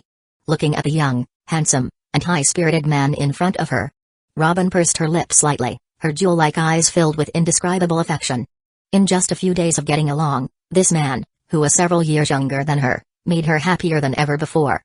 She no longer wanted to be like before, a person who could only hide everywhere, wear a hypocritical mask, survive by constantly betraying others, and live alone on the sea. Don't worry, I haven't got you yet. Hold on tight, don't fall. Luke laughed, and then he held her soft body and kissed her. The next moment, the eagle fluttered its wings. Whoosh! Accompanied by a strong wind pressure. With an astonishing speed, it rushed into the distance. 1 kilometer away on the sea. Looking at the eagle suddenly rising into the sky.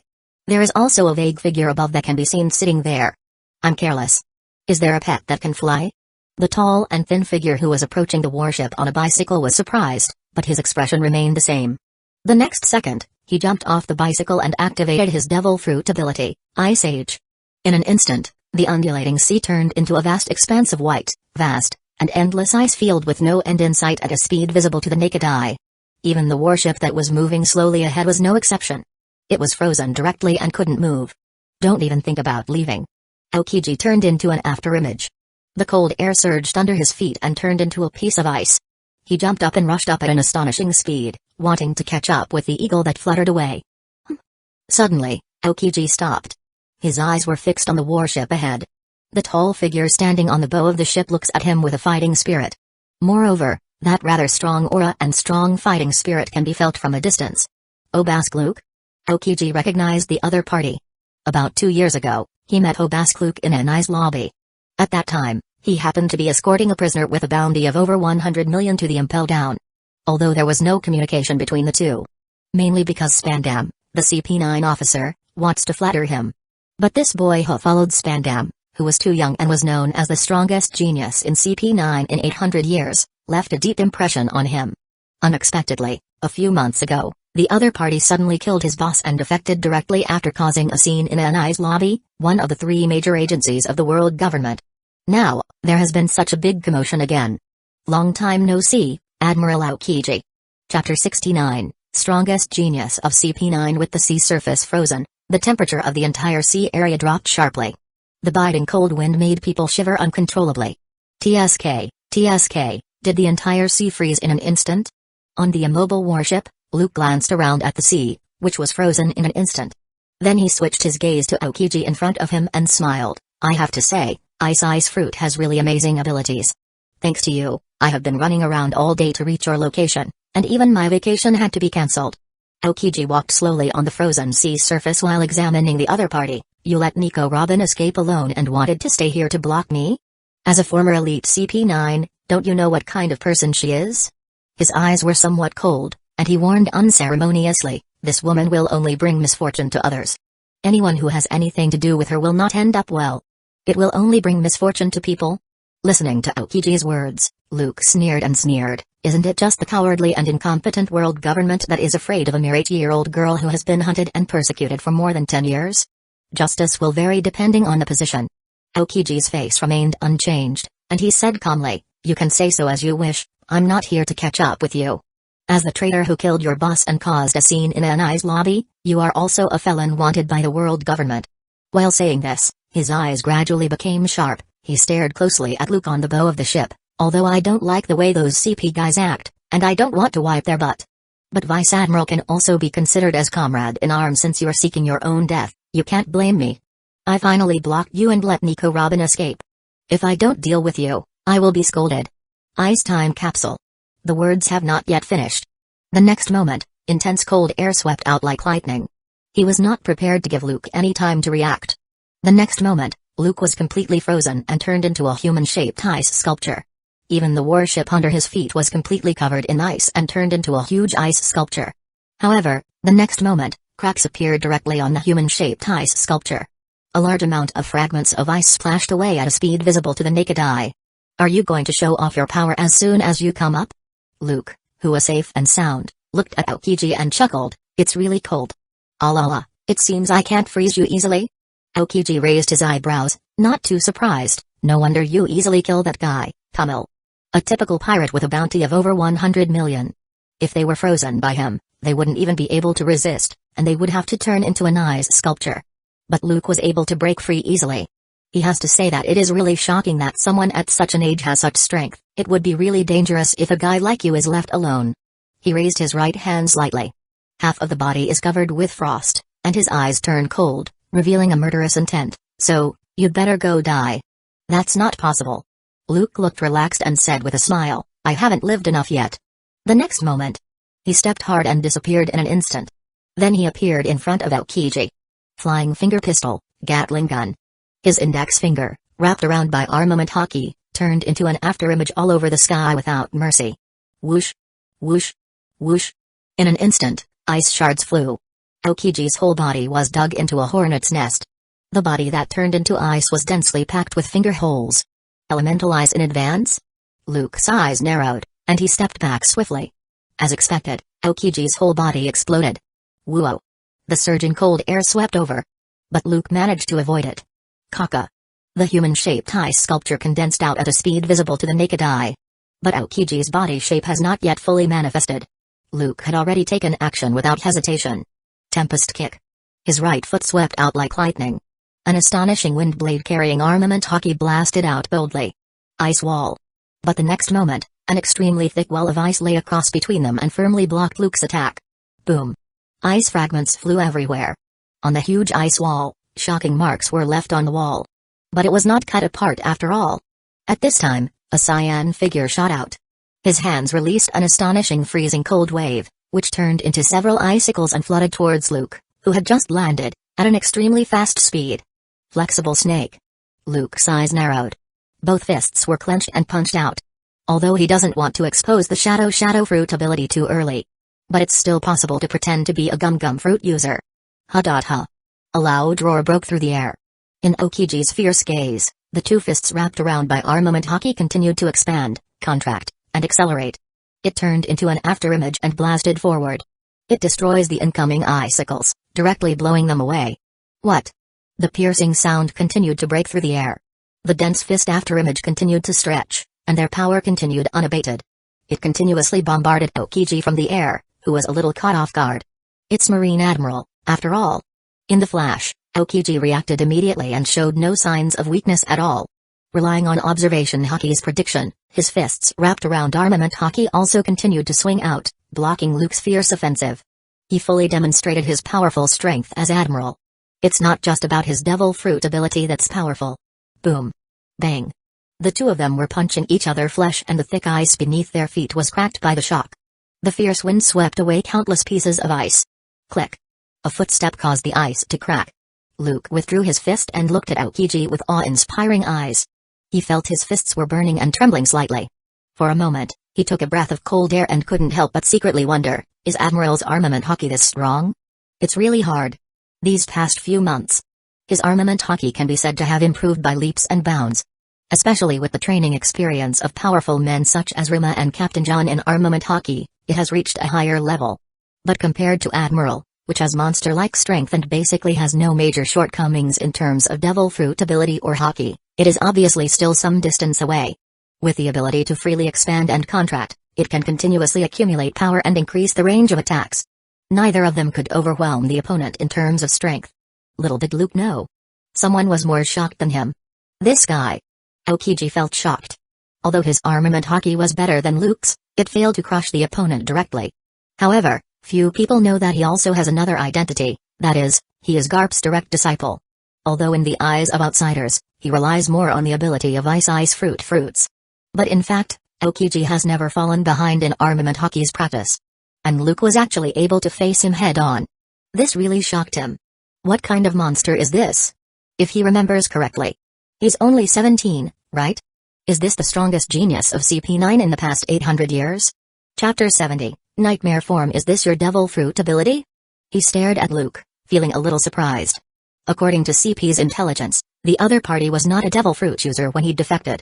He also snatched 2 devil fruits from the world government, one of which was a rare mythical zone. But the other party's current performance is undoubtedly more like a Parimsha fruit compared to the ability of the rat fruit model, Scythe Weasel. Very unexpected, right? Luke shrugged. Seemingly indifferent, he said, I once accidentally got an unknown devil fruit and took a gamble. Unexpectedly, my luck was not good. I got an ability similar to the Parimsha, gum fruit recorded in the devil fruit encyclopedia. Gum fruit? Aokiji looked at Luke and said sarcastically, then your luck is really bad. He did not doubt Luke's words. Or, even if it was a lie deliberately made up, it had no effect on him. Judging from the other party's performance just now, it is indeed more like Parimsha. However, compared to the ability of the rat fruit model, Scythe Weasel, which can manipulate wind blades that can tear apart all targets according to the record in the devil fruit encyclopedia, it is obviously much worse. This is also the price of the other party's overconfidence. Young and full of confidence, wanting to gain more powerful abilities. Ambitious and too greedy led to this result. This is not surprising. That may not be the case. I am quite satisfied with this devil fruit, Luke said while looking full of fighting spirit at Aokiji. Come on, let me fully see the strength of an admiral. He had no fear or intention to retreat even though he had realized the gap between the two. From beginning to end, he was full of confidence, and his will was unwavering. You are indeed a rare genius, what a pity. Aokiji pulled his collar. He took off his coat and threw it aside.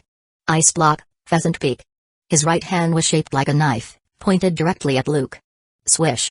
In an instant, a cold wave surges. A huge ice pheasant flapped its wings and flew out. Woohoo! The ferocious ice pheasant carried an amazingly low temperature. Wherever it passed, everything was mercilessly frozen as it blasted toward Luke fiercely. Shadow Revolution, partial enlargement giant pistol.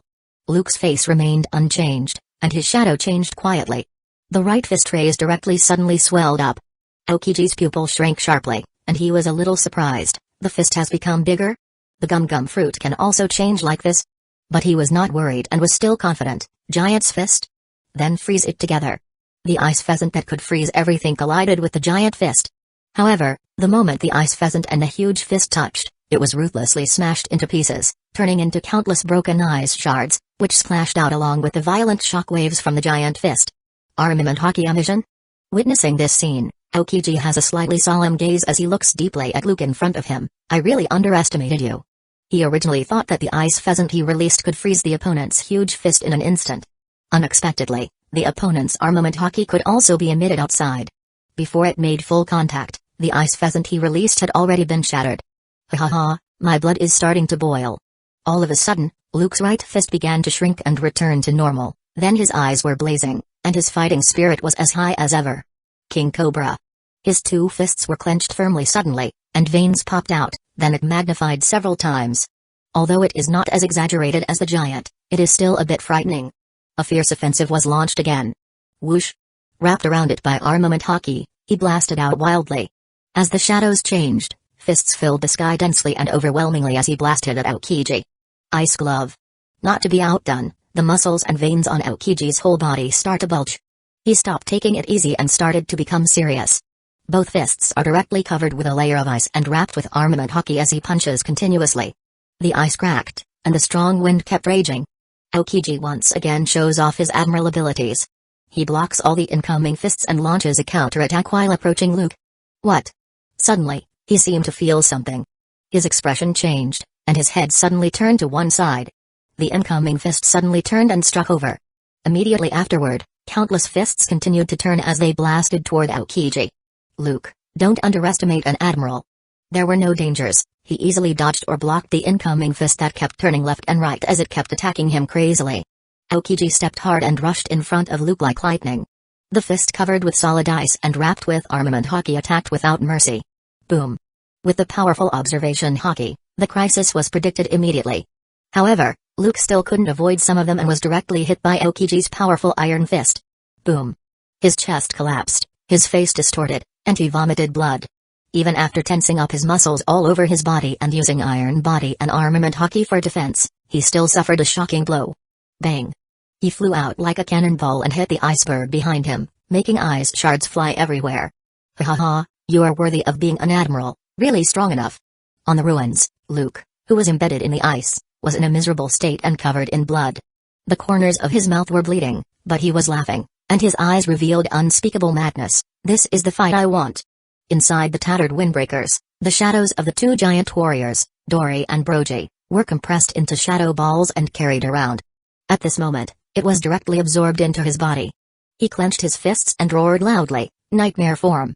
Chapter 71, Burning Fist. After a roar, the layer of ice shook continuously. The thick ice surface constantly cracks at a speed visible to the naked eye. Shocking cracks spread one after another there, making one's scalp numb. Allah, what a tenacious guy. Looking at the terrifying tall figure, Aokiji's eyes shrank sharply. At this moment, Luke is completely different from his previous appearance. Round 2. A hoarse voice came from Luke's mouth. His hair stood up, and his skin color was blue. The height of just over 3 meters suddenly increased to 8 or 9 meters.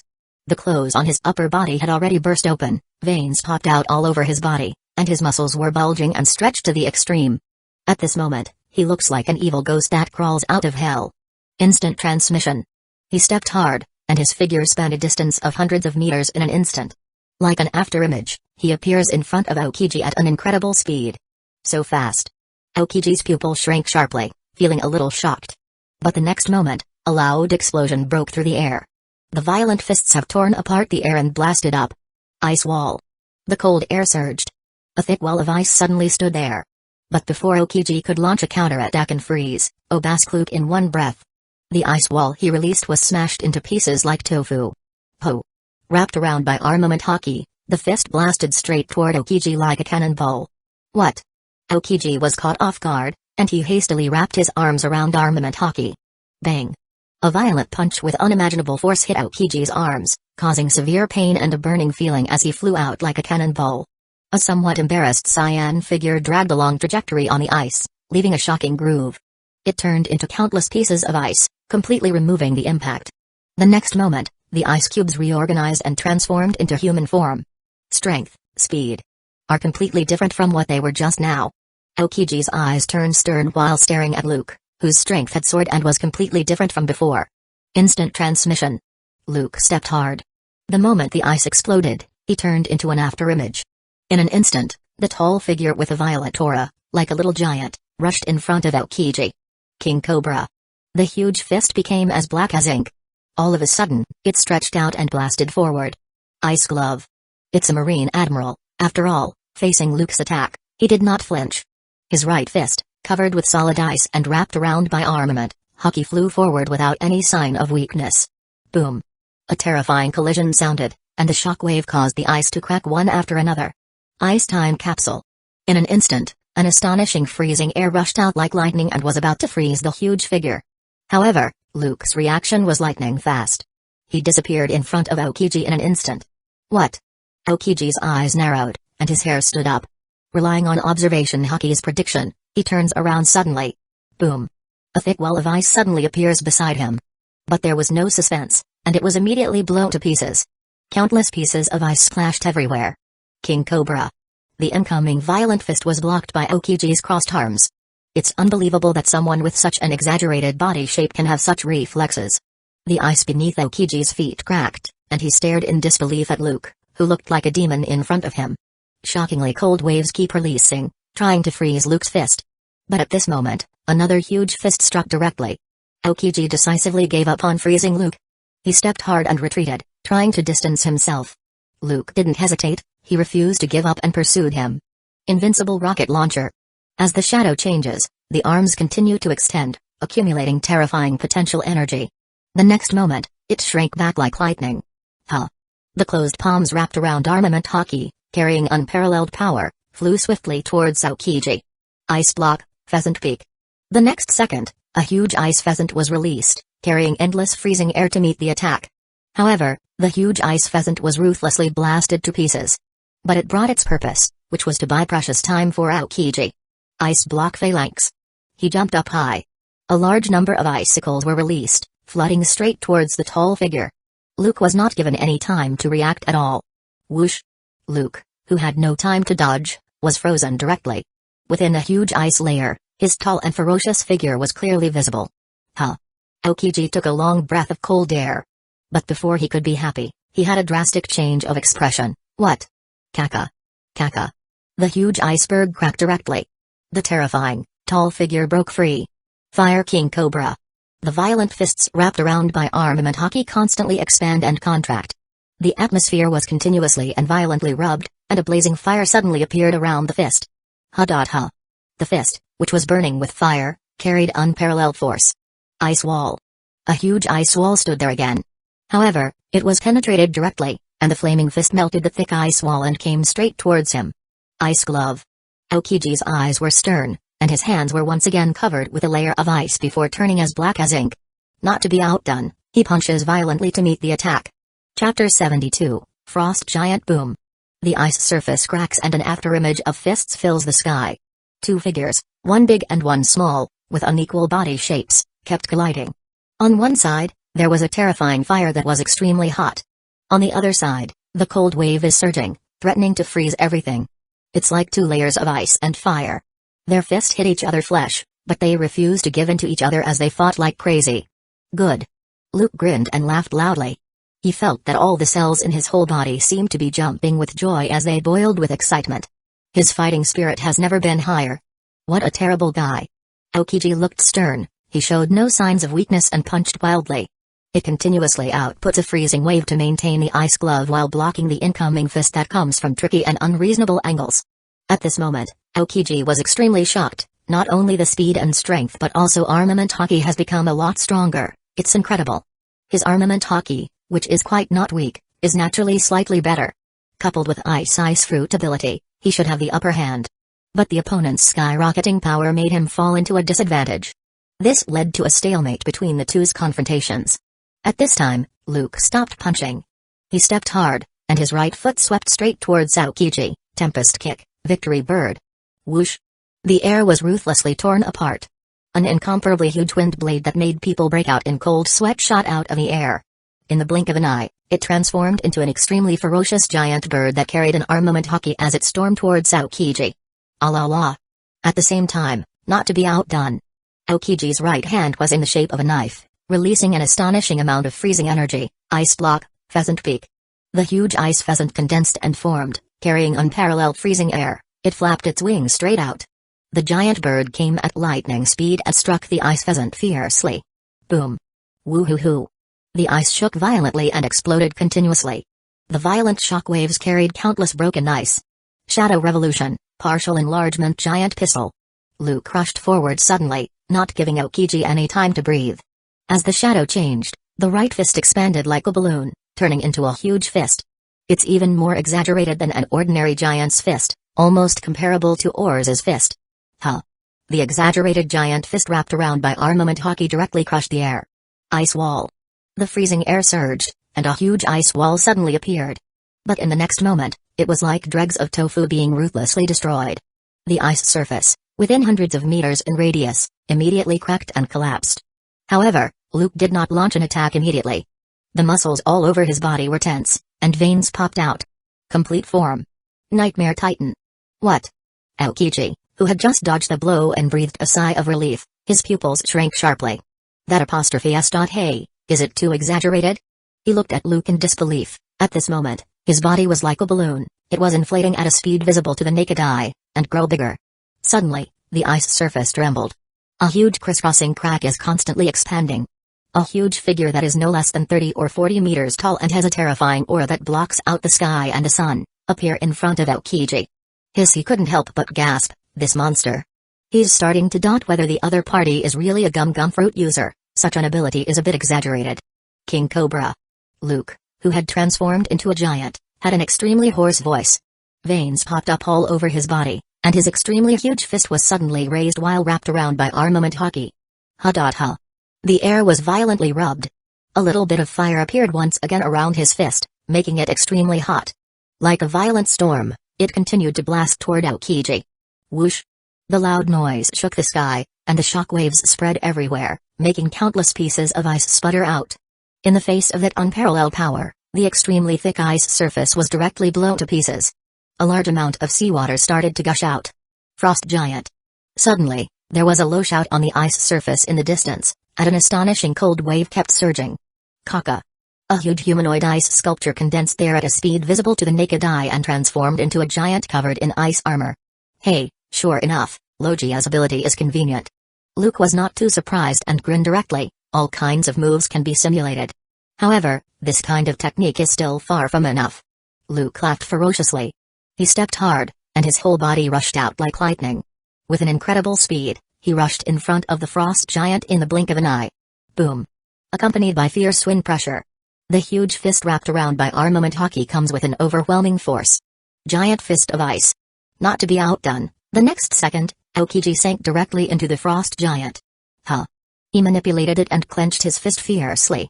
In an instant, the frost giant's fist was wrapped around by armament hockey collided with Luke's fist. Boom. The ice shook violently. Aokiji, just because it's bigger doesn't mean it must be powerful. Luke's eyes were awe-inspiring, and then he sneered, King Cobra. Whoosh. A piercing sound broke through the air. The huge fist that covered the sky and the earth crazily bombarded Aokiji. Regardless of speed or strength, they directly crushed the frost giant, and the two were not on the same level at all. After a continuous fierce offensive, a large amount of broken ice splashed everywhere, and the frost giant was smashed into pieces. But the next second, it continued to condense and recover at a speed visible to the naked eye. Tempest kick, line. The next moment, Luke jumped up high. His right foot generated fierce wind pressure and kicked out violently. Whoosh! The air was torn apart directly. A huge and unparalleled light green wind blade swept out. Boom! It cut straight through the shattered and disfigured frost giant, splitting it into two parts. Then, it blasted unabated towards the ice in the distance. Rumble. Boom. Chapter 73, Luke's disappearance. The messy ice surface was shaken continuously. A few kilometers away, there was an earth-shaking loud noise, and large clouds of smoke and ice billowed into the sky. Even from an extremely long distance, you can still feel the exaggerated impact. The ice beneath Luke's feet rumbled, and huge cracks spread one after another. The towering giant stood there with murderous intent. It wildly waved the exaggeratedly large fist covered by armament hockey as it attacked the frost giant, which was cut in half, while the extremely powerful observation hockey locked onto Aokiji, hiding inside. Boom. Boom. Boom. In just a few breaths, the frost giant was completely torn apart and turned into broken eyes that filled the sky. No matter how hard it tries, it can't recover in time. Whoosh! Like a deflated balloon, Luke's figure began to shrink.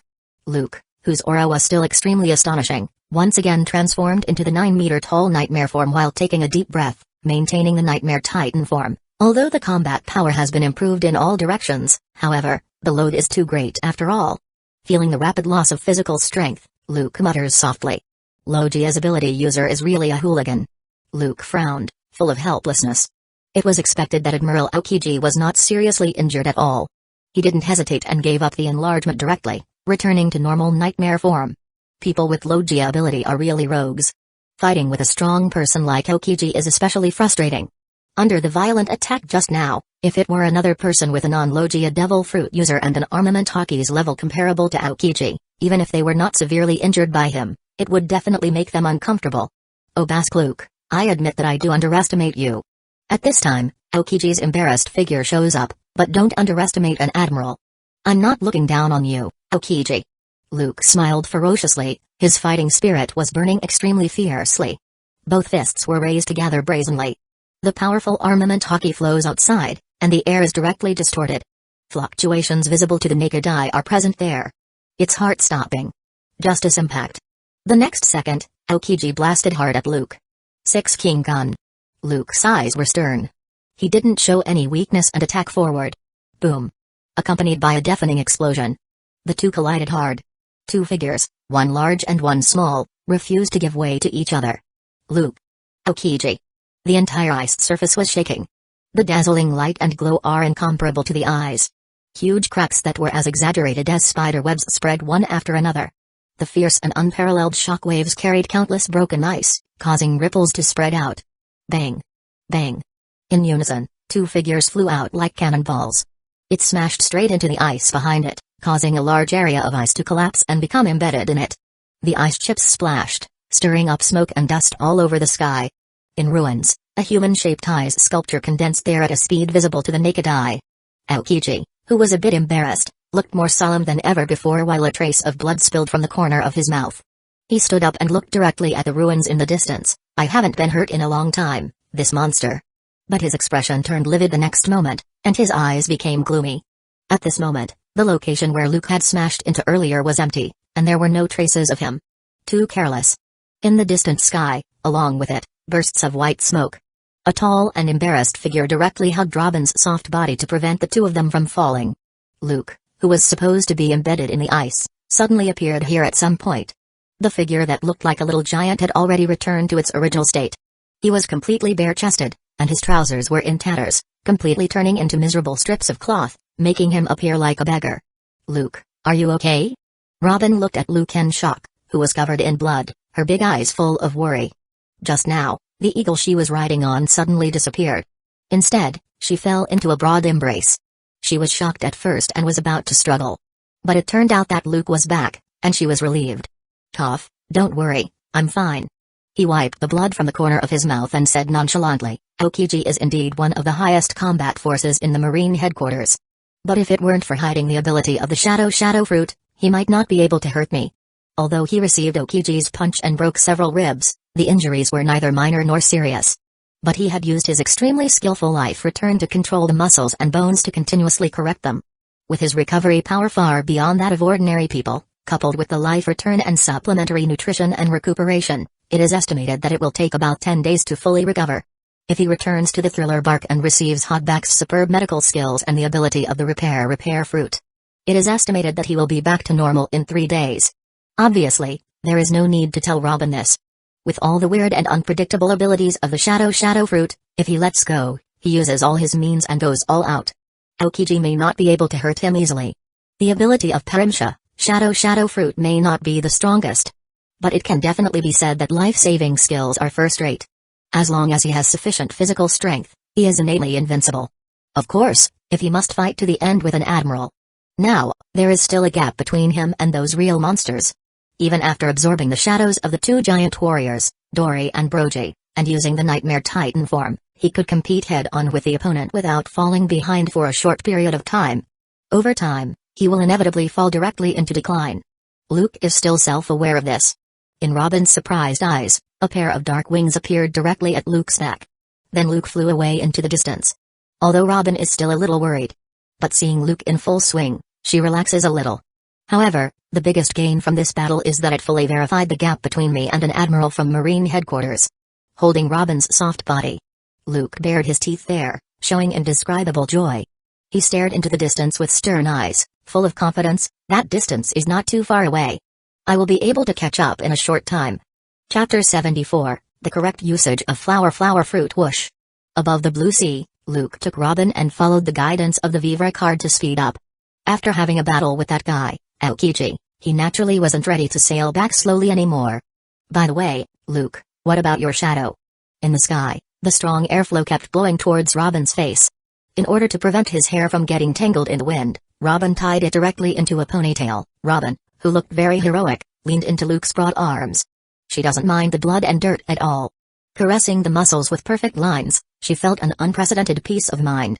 She looked at Luke curiously. Doesn't this mean you have no shadow? Don't worry about this. The shadow that I swapped locations has turned into an ordinary shadow and disappeared immediately. Even a strong person like Aokiji cannot detect it easily. Luke smiled and said, it won't be long before it can return on its own. This is one of the characteristics of the shadow fruit. It itself is transformed into a shadow, and it can naturally be transformed into an invisible and uncaptured shadow again rather than being easily trapped. Even if an accident does occur, he has to give up this shadow and not take it back. At most, he can directly generate a new shadow clone after a while. It won't have much impact on the user. Robin nodded, then she immediately looked at Luke quietly and spoke with a smile. But can you restrain yourself a little? I'm protecting you from falling. Luke spoke plausibly. Naturally, he didn't want to take back that hand from that big and soft thing. Moreover, he boldly used a little force and measured it directly. That's not what I'm talking about. Robin's pretty face turned red, and she rolled her eyes at Luke.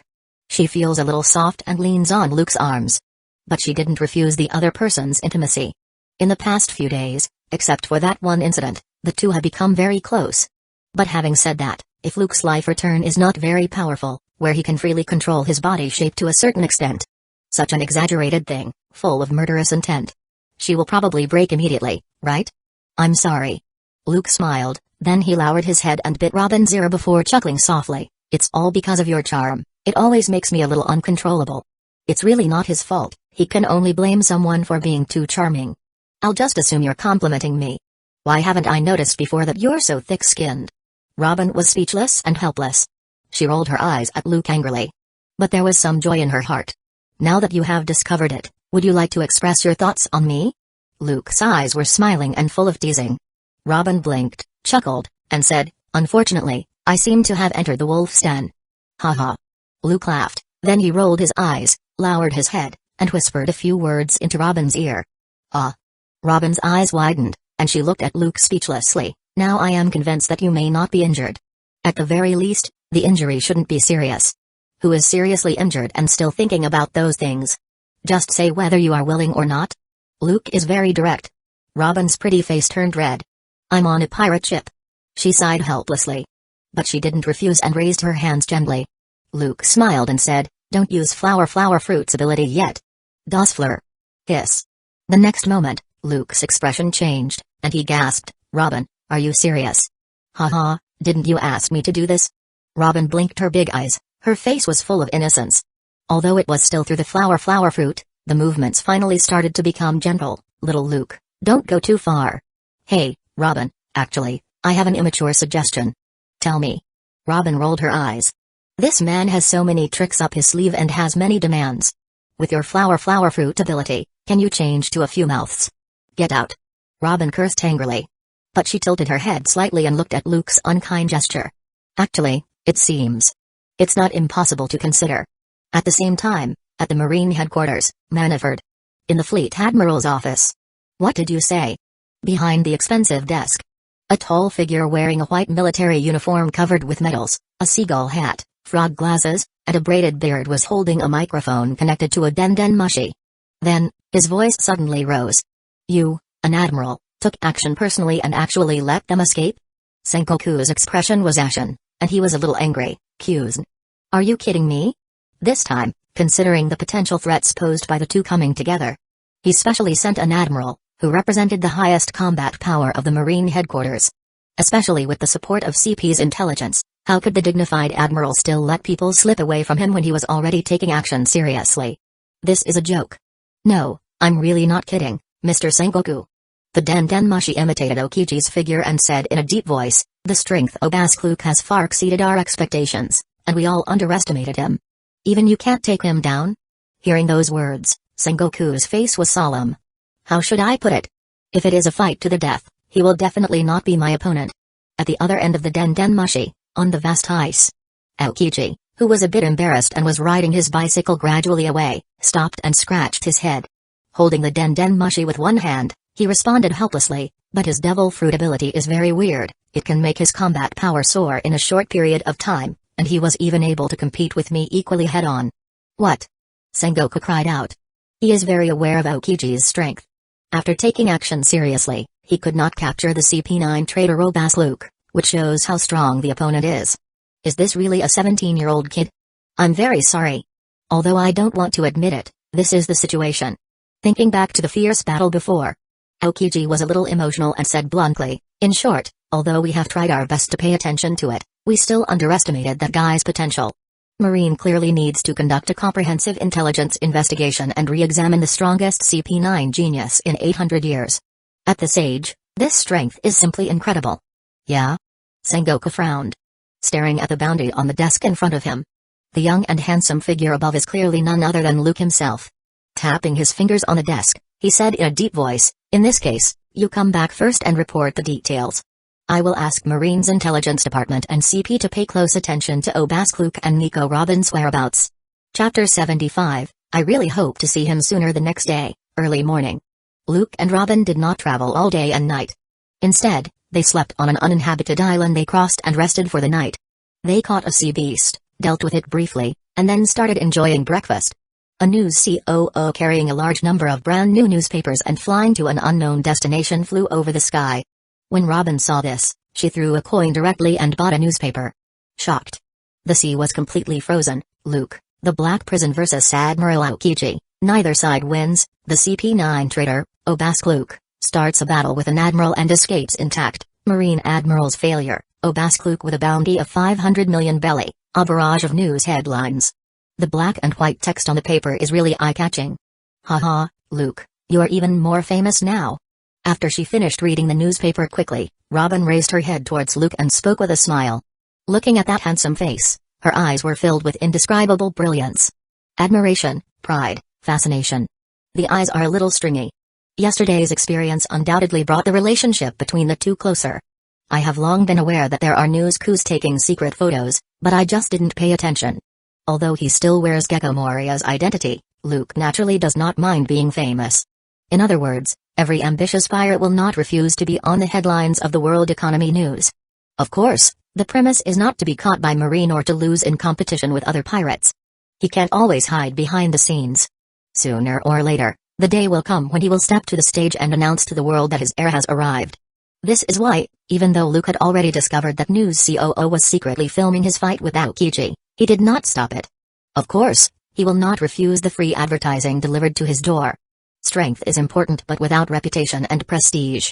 Why do you think that with just a few words, you can make people risk their lives and everything to follow you and serve you obediently? Absolute strength. Of course, it can make people surrender temporarily, or it can also make people fear. But if you want to really conquer those ambitious and rebellious guys, this alone is not enough. Even if they succumb to force and surrender on the surface, privately, they all have their own agendas. They may betray decisively and run away when encountering any difficulties or dangers. If a team does not have real cohesion, it is like a piece of loose sand. At best, it's just a second rocks pirate. Not to mention anything else, if he have Whitebeard's fame and prestige, one day when he truly stepped from behind the scenes to the stage, he doesn't even need to recruit people himself. There will be a large number of people taking the initiative to join his force. But maybe those Marine guys are a little angry, right? Taking the newspaper handed over by Robin, Luke flipped through it casually and chuckled. In order to protect Marine's face and prestige, this kind of news is exactly what they try to hide and suppress. The photo published above was the scene of a fierce confrontation between him and Okichi.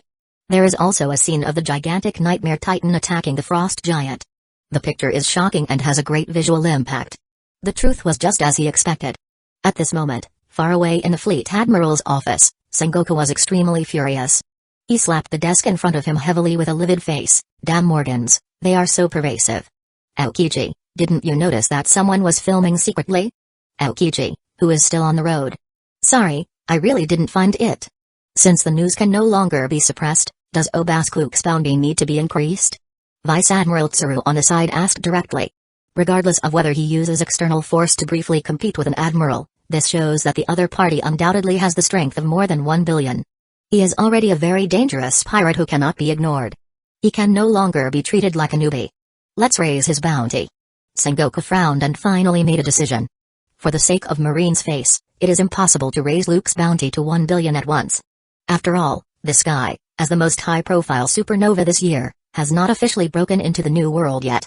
In addition, let the Intelligence Department and CP find out the whereabouts of that kid and Nico Robin as soon as possible. It is too dangerous for these two people to get together. His face was full of seriousness, and he said in a deep voice, that guy awakened Conqueror's hockey early but has deliberately hidden it until now and went directly to contact Nico Robin, who can interpret the historical text. His ambition is definitely not small. Even Admiral Aokiji personally took action but failed to capture Obaskluk. In particular, Obaskluk possesses such strength when he is only 17 years old. He is too young, and his potential is simply terrifying.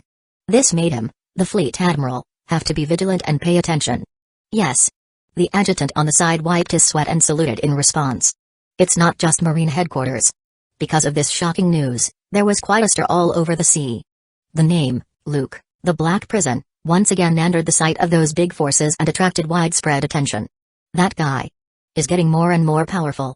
Adjacent to the edge of South Blue's comm belt, on the Kuji pirates' ship. Looking at the newspaper that had just been delivered, Pirate Empress Boa Hancock was amazed. Because of Obaskluk, Boa Hancock, who originally had a cold temperament and never paid attention to current affairs news, these days, she has begun to pay attention to the other party's news intentionally. An admiral can't even take him down. Such strength is really amazing.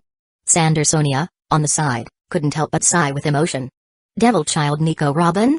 Her jewel-like eyes stared at the beautiful figure standing with Obaskluk's side in the newspaper. Boa Hancock frowned slightly. Immediately, a confident smile appeared on that beautiful face. I really hope I can see him again soon. Chapter 76, surprised on the second half of the Grand Line, a huge white whale-shaped warship lay across the sea. Around it, there are several smaller warships of the same model, surrounding and guarding it like stars holding the moon. A flag with a skull and a crescent moonbeard pattern hangs above it, announcing that this is the pirate ship of the Whitebeard Pirates, the uncrowned king of the New World. Marco, what are you looking at? On top, the figurehead of the Moby Dick. From a distance, a man with a pineapple head read a newspaper. Thatch, the captain of the 4th Division of the Whitebeard Pirates, smiled and called the other party. It's dinner time, come over to eat first. Don't keep Pops waiting. Right away, Thatch. The captain of the 1st Division, Marco, responded swiftly. This pizza tastes really good. The open-air restaurant of the Whitebeard Pirates is on the deck of the Moby Dick. The captain of the 5th Division, Vista, feasted there and praised, Thatch, your cooking skills are really getting better and better. Haha, that's natural. Hearing the compliment, Thatch felt a little proud and smiled happily. After saying that, he asked Marco with some curiosity, Marco, you are reading the newspaper so seriously just now. Is there any important news today? It is indeed incredible news. After eating the delicious food in front of him, Marco nodded directly. When the other captains on the side heard this, they couldn't help but look over. Goo la la la, has something interesting happened again? Even Whitebeard, who was sitting in the middle, looked over curiously. Then he grinned and said, could it be that kid, Kaido, and that crazy woman Linlin got into a fight? That's not it. Pops, do you still remember the CP9 kid who made a big fuss in an ice lobby some time ago? Marco directly pulled out a bounty from his arms and gestured to everyone present. I have an impression, that kid seems to be called Luke, right? Whitebeard nodded. After all, it is one of the 3 major agencies directly under the world government. In I's lobby, which was said to have never been invaded by anyone in 800 years, have a big fuss. Although Whitebeard didn't pay attention deliberately, he naturally heard about it. He seems to have a bounty of 500 million belly now, right? Thatch said in surprise, I remember at the beginning, he seemed to have been offered a bounty of 200 million belly, right? TSK, I remember him, Asked Luke. Yes, I also have some impressions. It is said that he just turned 17 and was once a member of the secret cipher Pol number 9 under the world government. Later, he suddenly killed his boss and betrayed the world government. The first time the bounty was offered, it was as high as 200 million belly. Now, has it increased to 500 million belly? What an amazing guy. He's surprisingly young. What did he do again? Captains present. Everyone present spoke one after another. Obviously, they all have some impression of Asked Luke. After all, he was a strong man who made a big fuss in Anai's lobby at a young age and was offered a bounty of 200 million belly. Ha, I know. Not far away. A voice came over. A man with a bloated body and a fierce face, but also a bit honest and cunning aura, was happily eating a peach pie. He grinned and introduced the situation directly. A few days ago, he killed the base commander of the G2 branch, Vice Admiral Kummel, on Lanka Island. In addition, a large number of Marines also died at his hands. It is said that he also took away the survivor from Ohara, the Devil Child, Nico Robin. Therefore, the world government has put a bounty of 500 million belly on his head. I heard that the identity of that woman is not ordinary, Zaha. Speaking of which, there was a gleam in his eyes. In his opinion, Asked Luke definitely has strong ambitions. At the age of 17, a bounty of 500 million belly was placed on his head. What an incredible guy. The captains present were surprised to hear Marshal D. Teach, an elite member of the 2nd Division, say this. Goo la la la, are you so young? Even Whitebeard was no exception and raised his eyebrows. He subconsciously looked at the young and handsome figure on the bounty. Those guys from world government, I'm afraid some of them have a headache. Hey, there's something even more amazing. Marco raised the newspaper and laughed there. Just yesterday, this guy was blocked by Admiral Aokiji, and the two had a big fight. Oh? Admiral Aokiji? That guy's strength is quite strong. Has that young brat been caught? An admiral personally took action. I guess that guy will be imprisoned in a deep-sea prison, right? For a while, the pirates present were all a little surprised. But obviously, everyone is not optimistic about Asked Luke. After all, as the highest combat power of Marine headquarters, they know very well how powerful Admiral is. No, not only was he not caught, but he escaped intact. Marco shook his head directly. He spread out the newspaper and gestured to everyone. I read that there were no winners or losers in the battle, and Aokiji himself even suffered a small loss and was injured. What? No way? How can it be? That guy, Aokiji, suffered a loss? Hearing Marco say that, everyone's eyes could not help but widen. In addition to the eye-catching title of the World Economy News, there were also several photos. One is a scene of a head-on confrontation between Luke and Aokiji, another is a scene of a powerful collision between a nightmare titan and a frost giant, and another is a photo of Aokiji with blood bleeding from the corner of his mouth and looking a little embarrassed. Hiss. For a while, everyone couldn't help but take a breath of air. How could a 17-year-old brat be so strong? Goo la la la, even Aokiji couldn't take him down?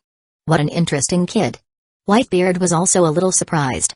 Baring his teeth, he smiled directly. I think that old guy's face must be very exciting now.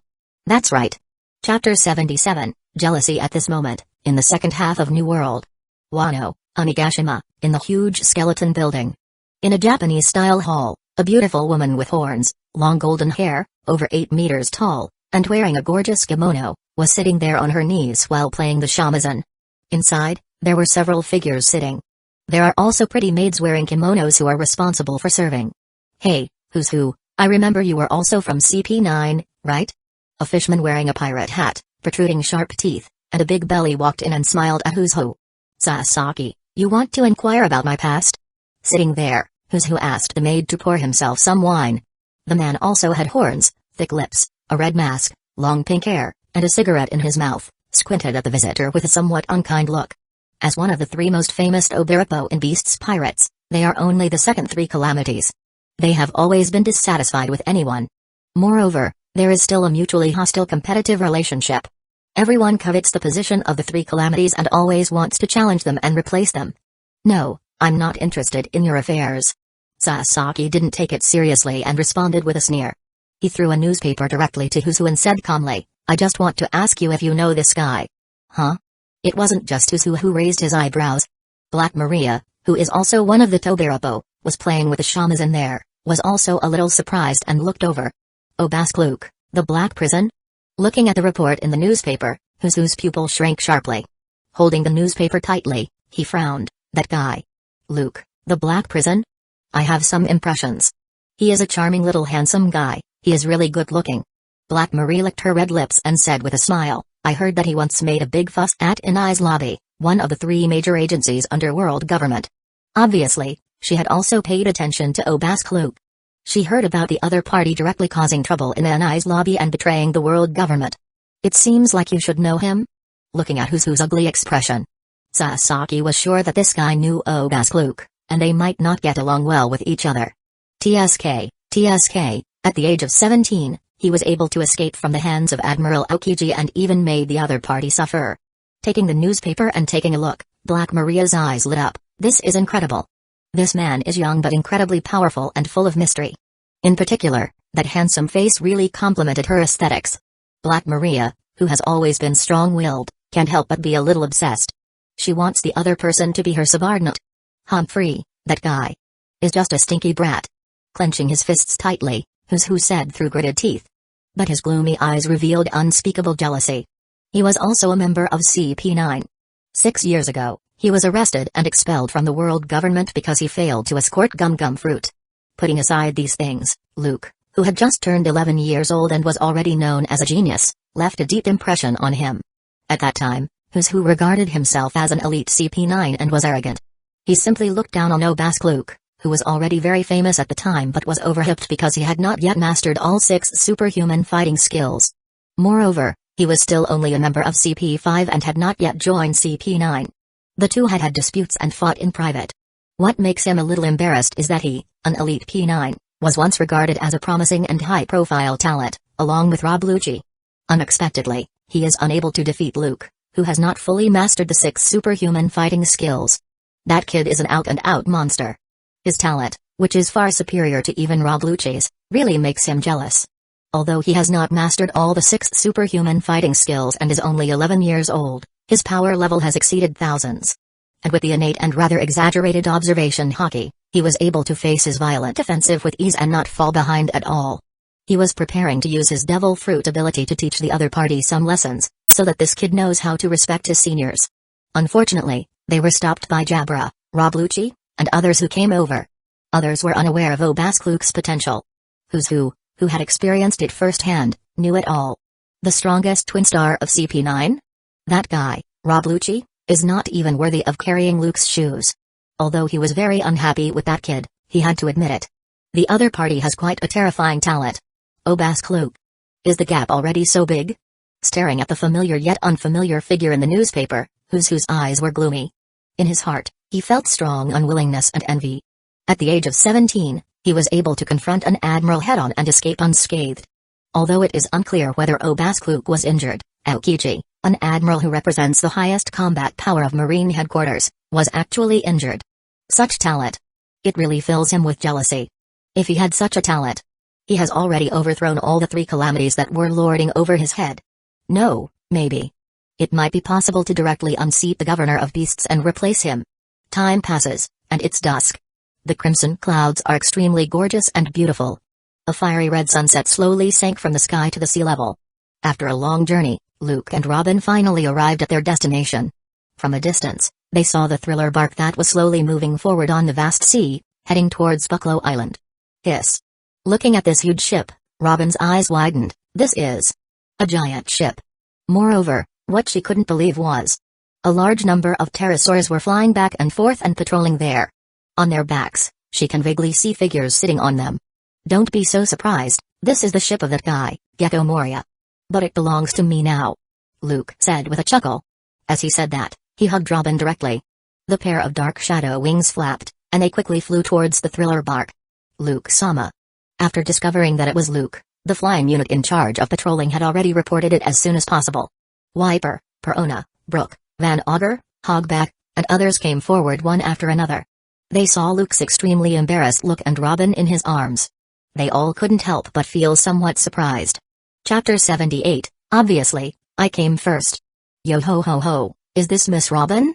On the thriller bark, Brooke was smiling brightly.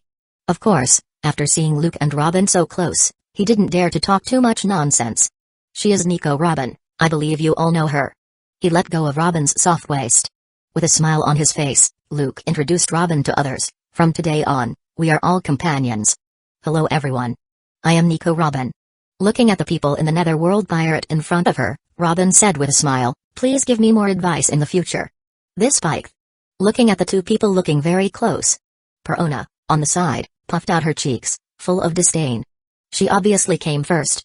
She works hard to warm his bed every day, okay?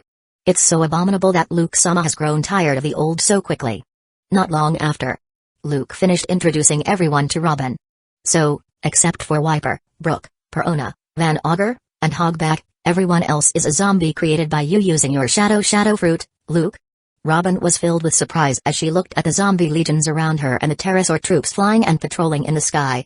You can say that. Luke nodded. This also excludes the prisoners who were imprisoned in the underground prison and without shadow. This is Luke-sama's ability. Hogback bared his teeth and said with a smile. Then, the ship suddenly trembled slightly, and a huge figure stood up in the forest, yawning. Looking at the intimidating huge figure, Robin's eyes widened, and she couldn't believe it. The giant in my impression is not that big, right? It's not like she hasn't seen giants before. In Ohara, she met Saul, a giant warrior who defected from the Marines because he couldn't stand what the Marines were doing and ended up living there by accident. The two even became friends. Unexpectedly, in addition to those sea beasts and sea kings, there were also humanoid creatures several times larger than Saul. Hee, you're surprised, aren't you? Perona put her hands on her hips, full of pride. Looking at Robin, there was some hostility in her eyes. The strength of our netherworld pirate is beyond your imagination. She just saw it. This girl may have an unusual relationship with Luke. To her, she's a third party, so she's full of hostility. Perona, don't be rude. Luke knocked Perona on the head neither lightly nor hard, then he smiled at Robin. Its name is Ors. An ancient giant that is larger than the normal giant.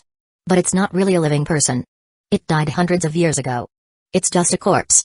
I split my shadow and injected it into its body, and it came back to life.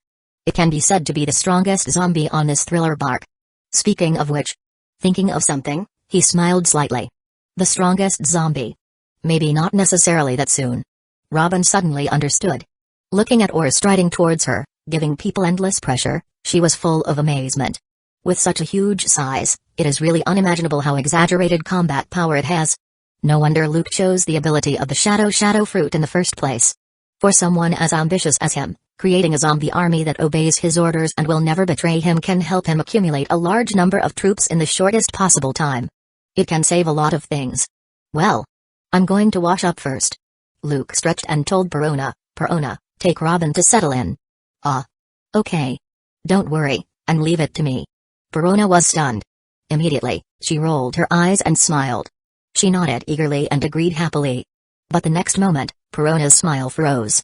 Because, as if Luke had directly seen through her little thoughts, Luke added unhurriedly, just arrange for her to live in the room opposite me. Yes. Perona's eyes widened. She pouted reluctantly but did not dare to refute. Originally, she wanted to arrange a room farthest away from Luke for this hateful woman. Also, don't try to use your abilities to tease people, or I won't be able to spare you.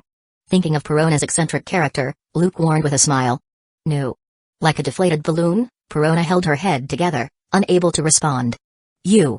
Then she glanced at Nico Robin, regained her arrogance, and floated straight ahead, follow me. Haha.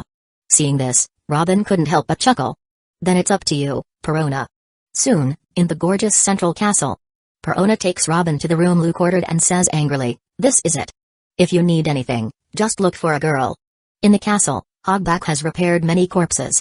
Zombie maids who look just like living people are responsible for taking orders. They are not as scary as imagined. Although their strength is mediocre, they at least look good. It can still be used as a servant serving tea and water or doing chores. It's really spacious. Robin looked around at the luxuriously decorated room, which was no less than 100 square meters. Not only does it have its own independent bathroom, but it also has a spacious coat room, an independent balcony and other facilities. Robin was a little surprised. It is unimaginable that such a magnificent and luxurious castle is actually on a ship. Arriving at the balcony, which was 20 to 30 square meters and spacious enough. Looking at the sunset outside, Robin felt relaxed and happy, and her mood became even more beautiful. She turned around, smiled, and said to Perona, the environment here is very good, thank you. Humphrey, you're welcome, this is Luke-sama's order. Perona tilted her head proudly. But her eyes couldn't help but secretly measure the other party. That figure and curves are too exaggerated. Then she looked down at her mediocre hill. No wonder Luke likes the new and hates the old and is fascinated by this hateful woman. But I am still young, and I will get that big sooner or later. This is what Luke said. Then, the next moment, she couldn't help but feel a little discouraged. The opponent is too strong. It seems you like Luke very much. Noticing Perona's gaze, Robin asked with a smile. Listen, I don't care who you are. After hearing those words and thinking that the other party was going to show off their cards, Perona put her hands at her waist, stared at Robin in front of her fiercely, and said angrily, I will never give Luke-sama to you. Yeah? Chapter 79, Road Poneglyph. After washing away his fatigue and feeling refreshed, Luke came to the training ground. Then he let Hogback, the ship's doctor, check and repair his injuries. Hiss, Luke-sama, your injuries are not serious, and you have recovered quickly. Hogback also directly used the power of the repair fruit to repair some potentially hidden injuries for Luke and exclaimed, I have to say that your physique is really amazing. Now, I have used the power of the repair fruit to treat it specially, and it should be completely healed in less than a day. Well, it is indeed much more comfortable. Thank you, Hogback. Luke, who was sitting there with his upper body naked and waiting for treatment, smiled softly. He could clearly feel that the ribs in his body that were broken by Aokiji had become tightly closed under the power of the repair fruit. Even the large bruises that were originally visible to the naked eye had disappeared. The injured skin, muscles, and other tissues around him were mostly repaired. All of a sudden, he seemed to have lightened his burden and became much more comfortable. After all, besides the Opop fruit, it is the second devil fruit that most doctors dream of. Although repair fruit is most effective in repairing instruments and dead objects, its effect on other people is still very good. Although it is not as comprehensive as the Opop fruit, there are also places where the Opop fruit is not as good. Generally speaking, no matter how serious the injury is, as long as it is not an exaggerated injury that will kill you immediately, under Hogback devil fruit treatment and superb medical skills, it can basically be cured in 10 days or half a month. Hogback smiled. Hiss, don't say that this is what I should do. Yo ho ho ho, Luke-sama. Now you are famous. Brooke, who was standing by, held up the newspaper he subscribed to today and laughed. Even an admiral himself couldn't take you down, and he was injured. That's just an exaggerated news. Wearing a black and white casual outfit, Luke said indifferently, at this stage, I am still a little far away from those real monsters. However, if I didn't want to expose the power of the shadow fruit so quickly and use the shadow clone and other means to fight, he really couldn't do anything to me. He spoke calmly, neither arrogant nor impatient. But invisibly, he revealed an indescribable confidence. Hee, Luke-sama, I have worked very hard during the days you were away. Perona, on the side, was full of pride. She held her head high and said to Luke as if offering a treasure, it will probably not take long before I can master Tempest Kick. Look. As she said that, she raised her right foot and kicked it out fiercely. Swish. A fierce wind pressure swept out. The air seemed to be cut open. Oh? Well done, keep up the good work. Seeing this, Luke raised his eyebrows. He touched Perona's head and did not hesitate to praise her. This girl has a good talent, but she is too lazy. In such a short time, she was able to find the trick of Tempest Kick. It can be seen that she has worked hard. Hee. At this time, after washing up, Robin came over with a smile. She changed into a black denim outfit, looking sexy, capable, and beautiful. Is that the Golden Bell? Looking at the huge and luxurious Golden Bell Tower and the eye-catching black stone tablet, her eyes lit up. Well, this is the Golden Bell brought down from Sky Island. You can go and see it first. Pointing at the Golden Bell Tower, Luke said with a smile. Okay. Robin couldn't wait. She walked directly to the Golden Bell Tower and read the huge text on the stone tablet. Suddenly, her pupils shrank sharply, and she cried out, this is Goldie Roger? Because there are short sentences written on the stone tablet, and it was actually written by the Pirate King, Goldie Roger. It seems that the Pirate King should have gone up there and found this golden bell, but he didn't take it away. Luke came over, not surprised. He already knew all this. I made it here, and I will guide this passage all the way to the farthest ends of the earth. The stormiest seas will not stop me. Pirate Goldie Roger. This is what he left behind. Robin whispered. The legendary final island, laughed Tail. Luke chuckled. He stroked Robin's face and comforted her. Don't worry, for the location of the road Poneglyph, I have already explored most of it. Sooner or later, there will be a chance to go there. Perona saw this scene and couldn't help but puff up her cheeks and muttered angrily, this bitch. Location?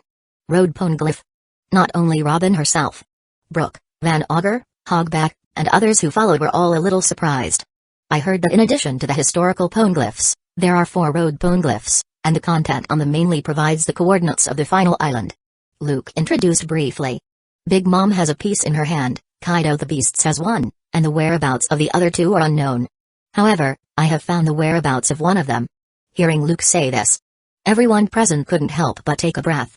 Half of these important road poneglyphs are in the hands of those big pirates in the New World. Doesn't this mean that they will run into those guys sooner or later? After all, in their eyes, Luke is a man who will become the Pirate King sooner or later. Don't be nervous, with my Devil Fruit ability, it's too easy to get the road poneglyphs quietly. Luke shrugged, but the whereabouts of the other one, road poneglyphs, are not so easy to find. For him, relying on the ability of the Shadow Fruit, it can be said that it is easy to sneak into the nests of these big forces. If he really wants to collect the 4 road poneglyphs and go to the legendary island Laugh Tale. The real trouble is the last piece of road poneglyphs. There is only a little bit of sporadic information, and it is not detailed. It still needs to be checked slowly. Chapter 80, The Second Zombie King Clang. Inside the huge ice warehouse, the heavy iron door slowly opened. After nearly a month, Luke came here again with Perona, Van Augur, Hogback, and others. The difference is that this time, there is an extra one. This is. Looking at the coffins, Robin's eyes widened. This is Gecko Moria, that guy who went around digging graves and collecting corpses of strong men from all over the world. Luke shrugged, not intending to hide it. After all, if they can't even accept this, it can only be said that they are not the same people after all, and it is better to part ways early. The creation of the zombie army is related to the future development plan of the Netherworld Pirate and is an indispensable part. Although he admitted that he liked Robin very much, he was not a creature dictated by his lower body and could not walk away when he saw a woman. Robin nodded slightly. Although this way, it is somewhat desecrated to the dead. But she had already made up her mind to contribute her own strength, fully support and assist Luke in realizing his lofty ambitions, and her mentality had quietly changed. She may feel uncomfortable, but it's not unacceptable. After all, the adult world is not black and white, and she is not that naive. In particular, the foundation of world government can be said to be unfathomable. If Luke wants to challenge such a behemoth, it is obviously not enough to rely on his own strength alone. Hiss, the second zombie king, I'm really looking forward to it.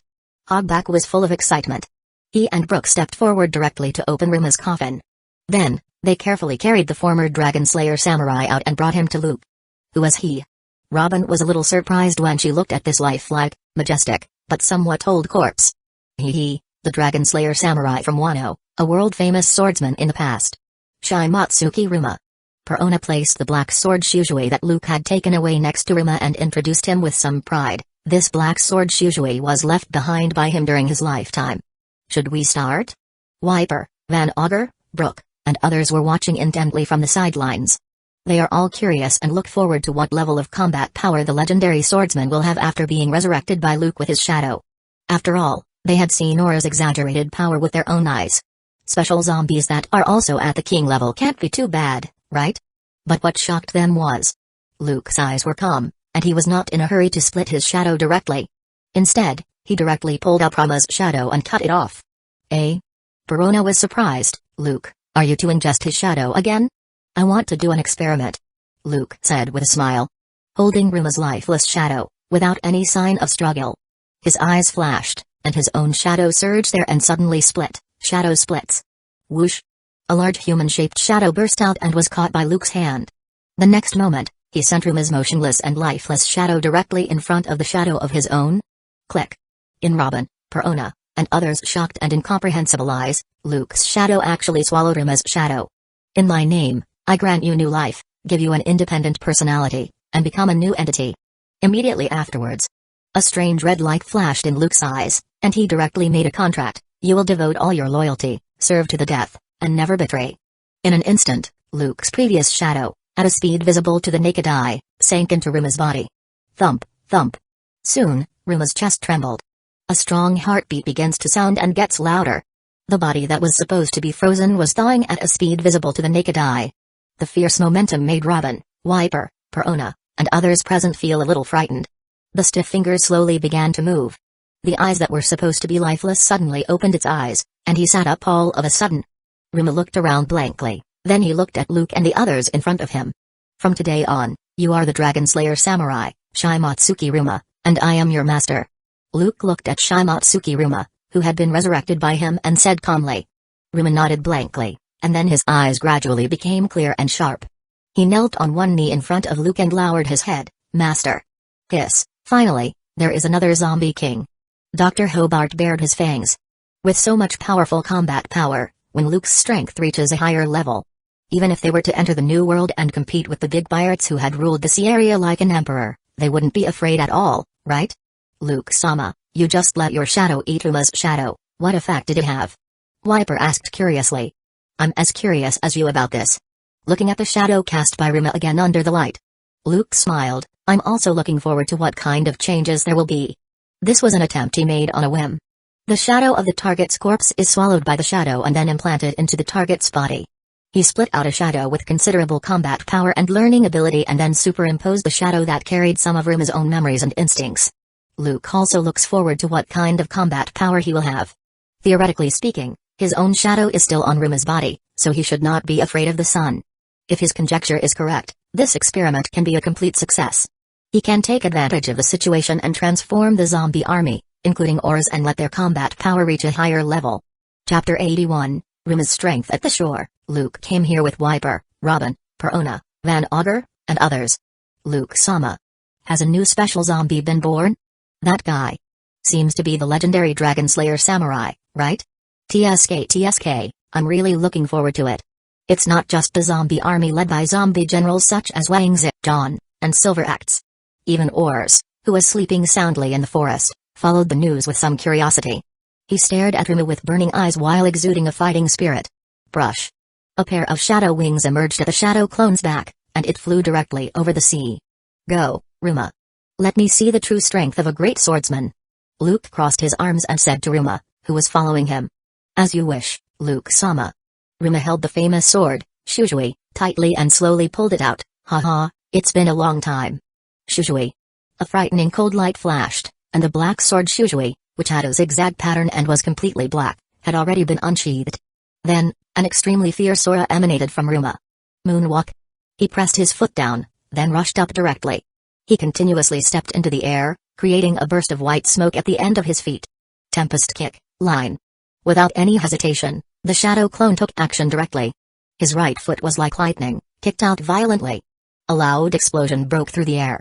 A huge light green wind blade tore through the air and rushed toward Ruma. One sword style, moonlight. In an instant, a cold light flashed. Ruma's eyes were extremely sharp, and the black sword, Shushui, suddenly swung out. Whoosh!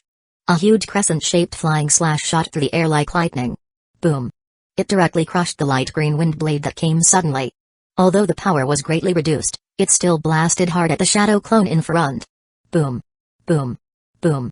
Tempest kick, line.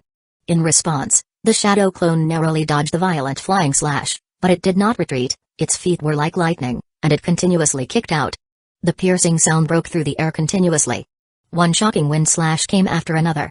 Like a violent storm, it tore apart the air repeatedly as it came towards Ruma. One sword style, dragon slash. Ruma's expression remained unchanged, and his eyes turned as sharp as a hawk as he stared directly at the wind blades that kept coming. The black sword in his hand was raised high, and his body exuded a powerful and fierce aura. Kai. The next moment, a cold black light shot out diagonally. The extremely fierce slash turned into a lifelike huge flying dragon at a speed visible to the naked eye. Roar. Baring its teeth and claws, it roars out with powerful momentum. Boom. It continuously crushed and swallowed up mercilessly the incoming wind blade. Then, it continued unabated and attacked the shadow clone without mercy. Bang. Then it hit the sea in the distance, and a huge trench appeared there. Ruma's swordsmanship. Hogback opened his mouth wide and couldn't help but exclaim, it's more than 10 times better than Luke-sama at that time. He could remember that when Luke first cut off Ruma's shadow and absorbed it into his body, he demonstrated Shimatsuki Ruma's swordsmanship.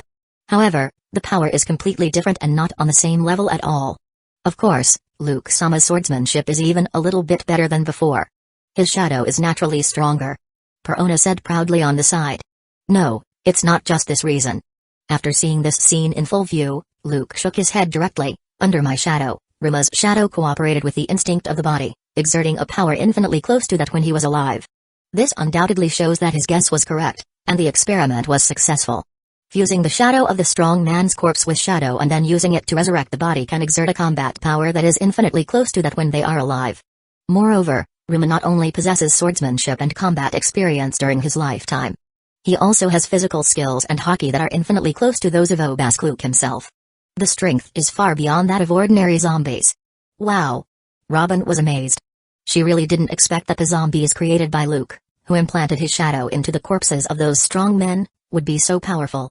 Oh, it's completely different from when Moria implanted my shadow. Brooke sighed with emotion. It's not on the same level at all. His shadow was once taken away by Gecko Moria. And what a coincidence, his shadow is implanted in Ruma's corpse. If the zombie General Moria created was so powerful, he would have been even more desperate. However, it can also be seen from this. There is a huge gap between that guy, Gecko Moria, and Luke. Luke, let me fight with him. Looking at the two figures fighting on the sea, Aura's eyes were burning. He was full of fighting spirit, baring his teeth and eager to try. If you want to learn from each other, there are plenty of opportunities. Luke shrugged and said nonchalantly, but not now, the location is not suitable, and I can't let you destroy this place. But, before that I can make you stronger. As he said that, he walked forward with a smile. There are also Robin, Perona, Van Augur and others, who are looking at each other in surprise. Pulling up Aura's huge shadow. Whoosh! Black shadows surged, and a pair of huge scissors condensed out before cutting it off directly. Crack! The huge shadow did not struggle, and it constantly compressed at a speed visible to the naked eye. In the blink of an eye, it turned into a shadow the size of a fist. It's a bit incredible. Eat it. He threw it high into the air and threw it towards Source. A flash of red light flashed in Luke's eyes, and he activated the ability of the shadow fruit. Aura's whole body was shaking uncontrollably. On the huge chest, there was a faint black shadow struggling, as if it was about to rush out. Then, it opened its huge mouth and swallowed the inconspicuous shadow. Roar. Chapter 82, Treasure finally reached. The next day, the thriller bark finally arrived at its destination, Bucklow Island. With Robin, an all-powerful archaeologist, Luke and others found the treasure's location without much effort. This is it. Oh ho ho ho, it's another big harvest. In the afternoon, at the hidden cave. A pile of dazzling gold and jewelry is piled up there like a hill. If it's spread outside, it would be enough to drive people crazy. However, Luke and the others were not so excited. Because the huge harvest in Sky Island alone far exceeds the treasures here by more than 100 times. Most of the gold and jewelry are hollow, it looks like there's a lot, but in fact, it's not even as good as a single pillar of the Golden Bell Tower. What, he's a legendary big pirate. Perona curled her lips, but that guy only has this little treasure. Histilda, your vision is so high. Hogback smiled strangely and said, honestly, the total gold here is at least 2 to 3 billion. Oh ho ho ho, this already exceeds most of the treasures in this sea. Brooke also laughed there. The Rumbar pirates had adventures in the Grand Line before, and it was not like they had never encountered treasures before. But the value is not high, less than 100 million belly. In comparison, these treasures are enough to make countless pirates jealous. Probably you are the only ones who don't take these treasures seriously. A beautiful figure with a delicate appearance and a hot body exclaimed on the side. The voice clearly belongs to Robin, but her appearance has drastically changed. Because Hogback spent a lot of effort and relied on superb skills to create a simulated human skin mask for her. Robin also especially dyed her hair blonde so that she could not be easily recognized. Looking at the gold and jewelry, Robin couldn't help but sigh with emotion. If I hadn't been on the thriller bark and seen the huge Golden Bell Tower with her own eyes, as well as the treasure house full of gold jewelry. She couldn't believe that Luke had collected so many treasures quietly. According to her estimate. Not counting the outrageous Golden Bell Tower. The other treasures in the treasury alone are probably worth no less than hundreds of billions of belly. If word spreads outside, she's afraid that the big pirates in New World will be unable to sit still and want to rob it. Maybe even the world government will take action. In contrast, I am more curious about the things inside. Luke took out a box from the pile of treasures. His appearance has also changed greatly, and he is completely different from the past. With a life return, he shrunk his body to just over 2 meters and transformed into the vice-captain of the Netherworld pirate, the Wind Swordsman Yasuo. This is? Robin and others' eyes lit up. They were all a little surprised. If I guessed correctly, it should be devil fruit. After weighing it up, Luke opened the treasure box directly. Sure enough, there was a fruit with strange patterns inside. Moreover, there is a label attached to it. Dragon fruit, model, Velociraptor. It's actually a rare ancient zone. Robin was surprised. Hee hee. Hee hee. Hee hee, Even if it is an ancient zone, it is just a slightly stronger zone. Perona obviously likes to argue with Robin. Relatively speaking, it's pretty good. Luke was quite satisfied. It is impossible to expect to find a Logia or mythical zone fruit randomly all the time. Move these treasures back. Then, he gave orders to the group of zombies. At the end of the night, it wasn't just tours. Luke spent a lot of effort and finally transformed the zombie army on the thriller bark. It can be said that zombies' current combat power has directly risen to a higher level. Even zombie generals like Wang Zedong and Silver Axe, their combat effectiveness has been improved to a higher level. Not only can they use the technique they used when they were alive, but even hockey can be used. Although it is far from being comparable to when they are alive, it is enough to easily defeat their previous self before they are strengthened. Yes, Luke-sama. A zombie brings a bunch of large treasure boxes in the blink of an eye and begins to put the treasure inside. Hey, it's time to meet the little mouse hiding in the dark. Luke chuckled, and then black strings surged on the tips of his left fingers. There were. Then, several frightened figures in the corner walked towards them. Luke, who are they? Robin was surprised. Yo ho ho ho, it looks like an ordinary person who encountered a shipwreck and ended up here. Brooke laughed. Wiper, Perona, Hogback, and others are also a little curious. They thought there was no one on the island. No, they have been secretly observing us for a long time, and although they pretend to look like ordinary people, they shouldn't be. Van Augur said calmly. As a sniper, although he has not yet awakened observation hockey, his extremely keen vision has already discovered these people hiding in the dark. They are from the Cypher Pol 5 under the world government. Looking at several figures from a distance, Luke spoke calmly. At a glance, he recognized the leader, a middle-aged man in his 40s who was an elite CP5 agent. Because he spent several years in CP5 before officially joining CP9. When performing some confidential tasks, he has partnered with many experienced and veteran agents. Therefore, he quickly recognized the unremarkable but somewhat familiar face. CP5? Agent of the world government? What are they doing here? Are they starting to investigate us? Hearing Luke say this, for a moment, Robin, Wiper, Perona, Van Augur, and others were all a little surprised. As one of the 7 warlords of the sea, Gecko Moria's every move inevitably attracts the attention of the outside world. Luke shrugged and said nonchalantly, and our purpose this time is obvious, and the route is easy to guess. They are probably here to investigate Gecko Moria's purpose after arriving at Bucklow Island with such a big fanfare. After speaking, the sharp shadow string flashed across like lightning. Ah! Several figures let out a scream and were cut in half. Only the leader was left, dressed in tatters and like a man in distress. His face turned pale, and he was a little frightened. Hee hee. Hee hee. Hee hee, will you leave one alive for torture? Looking at the only survivor left, Perona let out a creepy laugh while floating in the air. No, it's for you. Controlling the frightened figure, Luke said calmly, this guy has good strength. Although he is a bit old, he has already mastered 4 of the 6 superhuman fighting skills. His shadow should be enough for you for the time being. Really? That would be great. Oh ho ho ho, what a big harvest. Chapter 83, do you call this skills? Little ones, let's head towards Twin Capes. Not long after, the treasures were completely moved. Following Luke's order, the thriller bark sets sail again and heads towards the Twin Cape at the entrance of the Grand Line. Brooke, who had only a handful of bones left, was so excited that tears appeared in the corner of his eyes. Thank you very much, Luke. Laboon, I'm coming. Woo. On the training ground, the shadow was cut out, and the unconscious CP5 agent was directly locked into the underground prison. Would you like to experience it? Luke chuckled and stuffed the shadow into Wiper's body. Wiper growled. His fists were clenched tightly, veins popped out from his body, and his eyes became sharp. How does it feel? Luke asked with a smile. Awesome. Wiper responded while grinning. The next moment. Instant transmission. He stepped hard, and his body disappeared into place, then he appeared in midair in the distance. Moonwalk.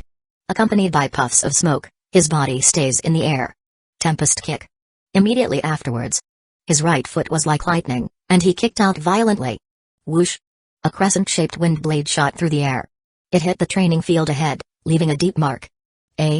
Seeing Wiper using the 6 superhuman fighting skills easily, Perona's eyes widened. Is it so powerful?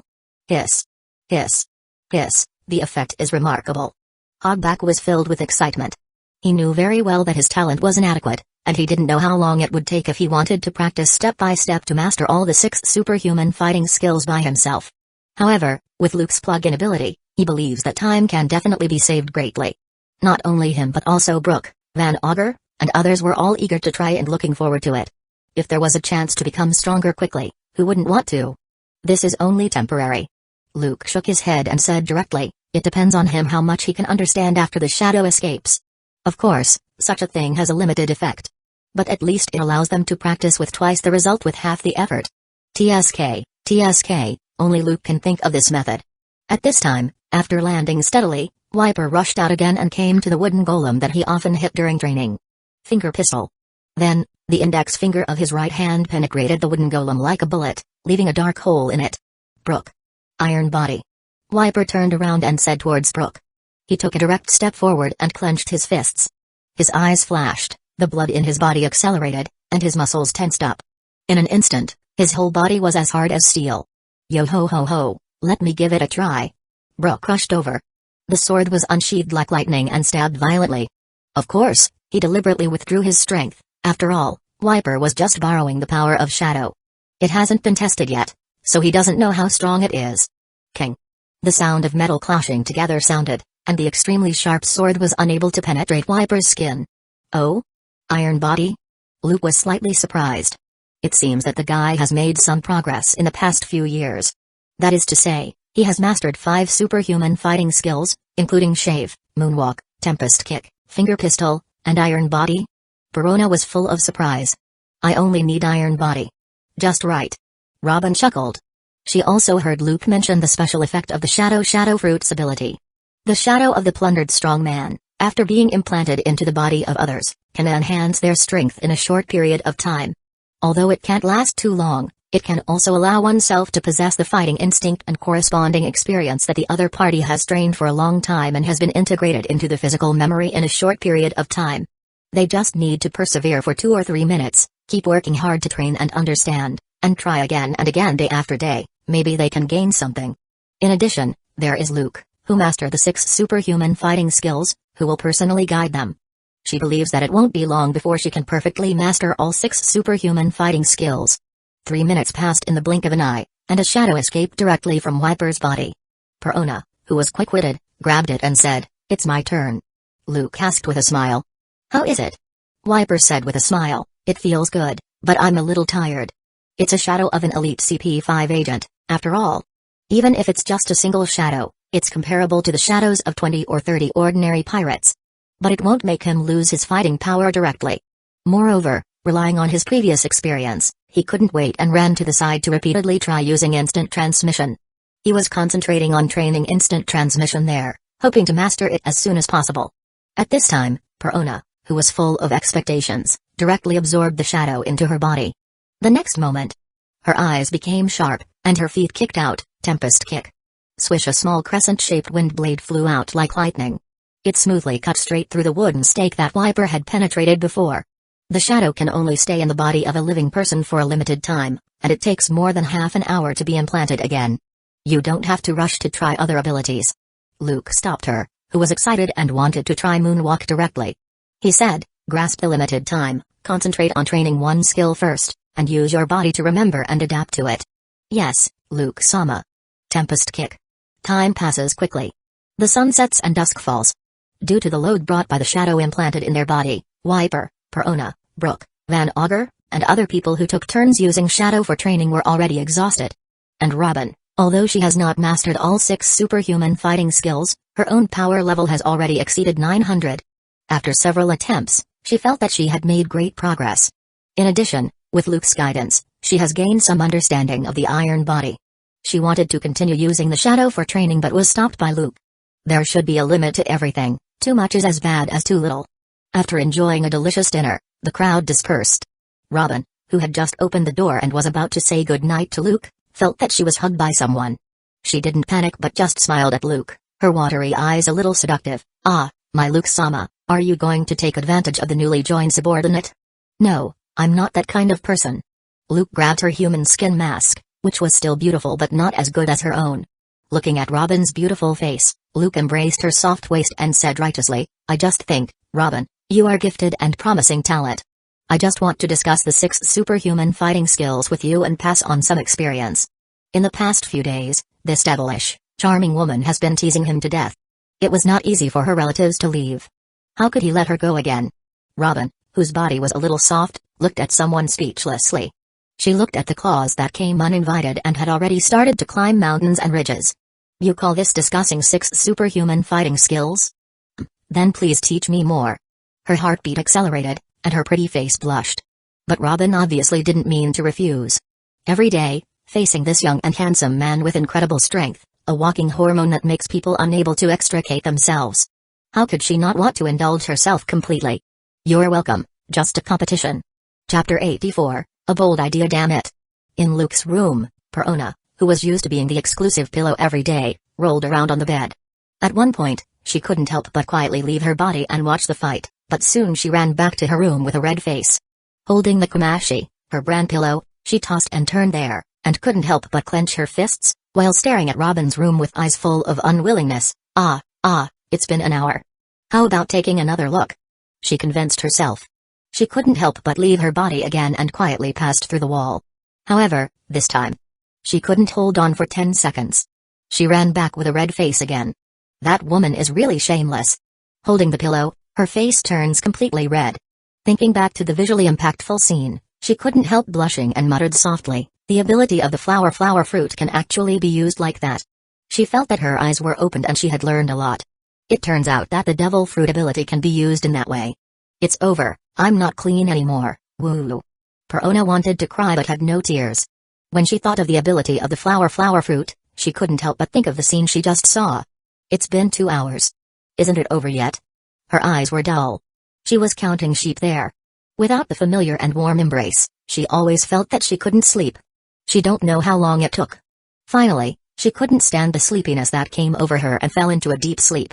The climate in Grand Line changes at any time. I don't know when the basin-sized, silvery white moon was covered by dark clouds.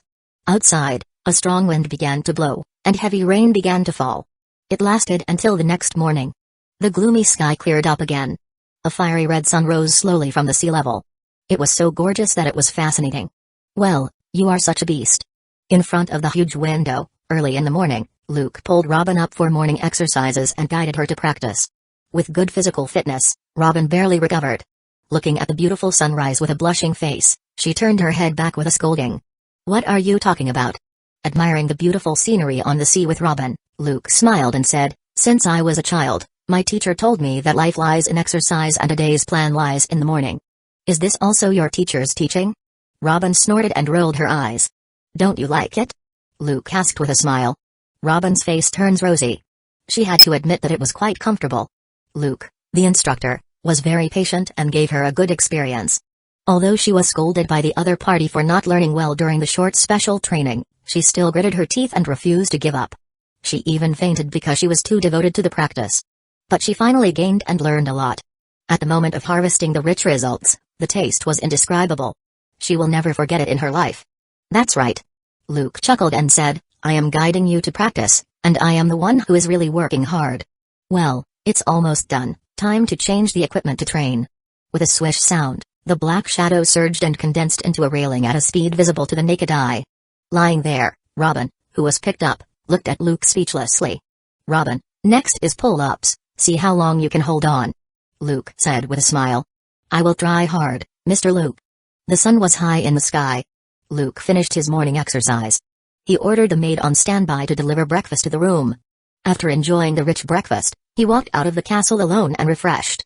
Then he came to the training ground. Luke Sama, Wiper, Brooke, Van Auger, and others who had been training there early greeted him. Humphrey.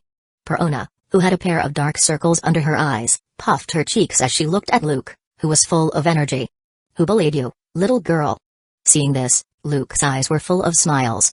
He touched Perona's little head and spoke with a smile.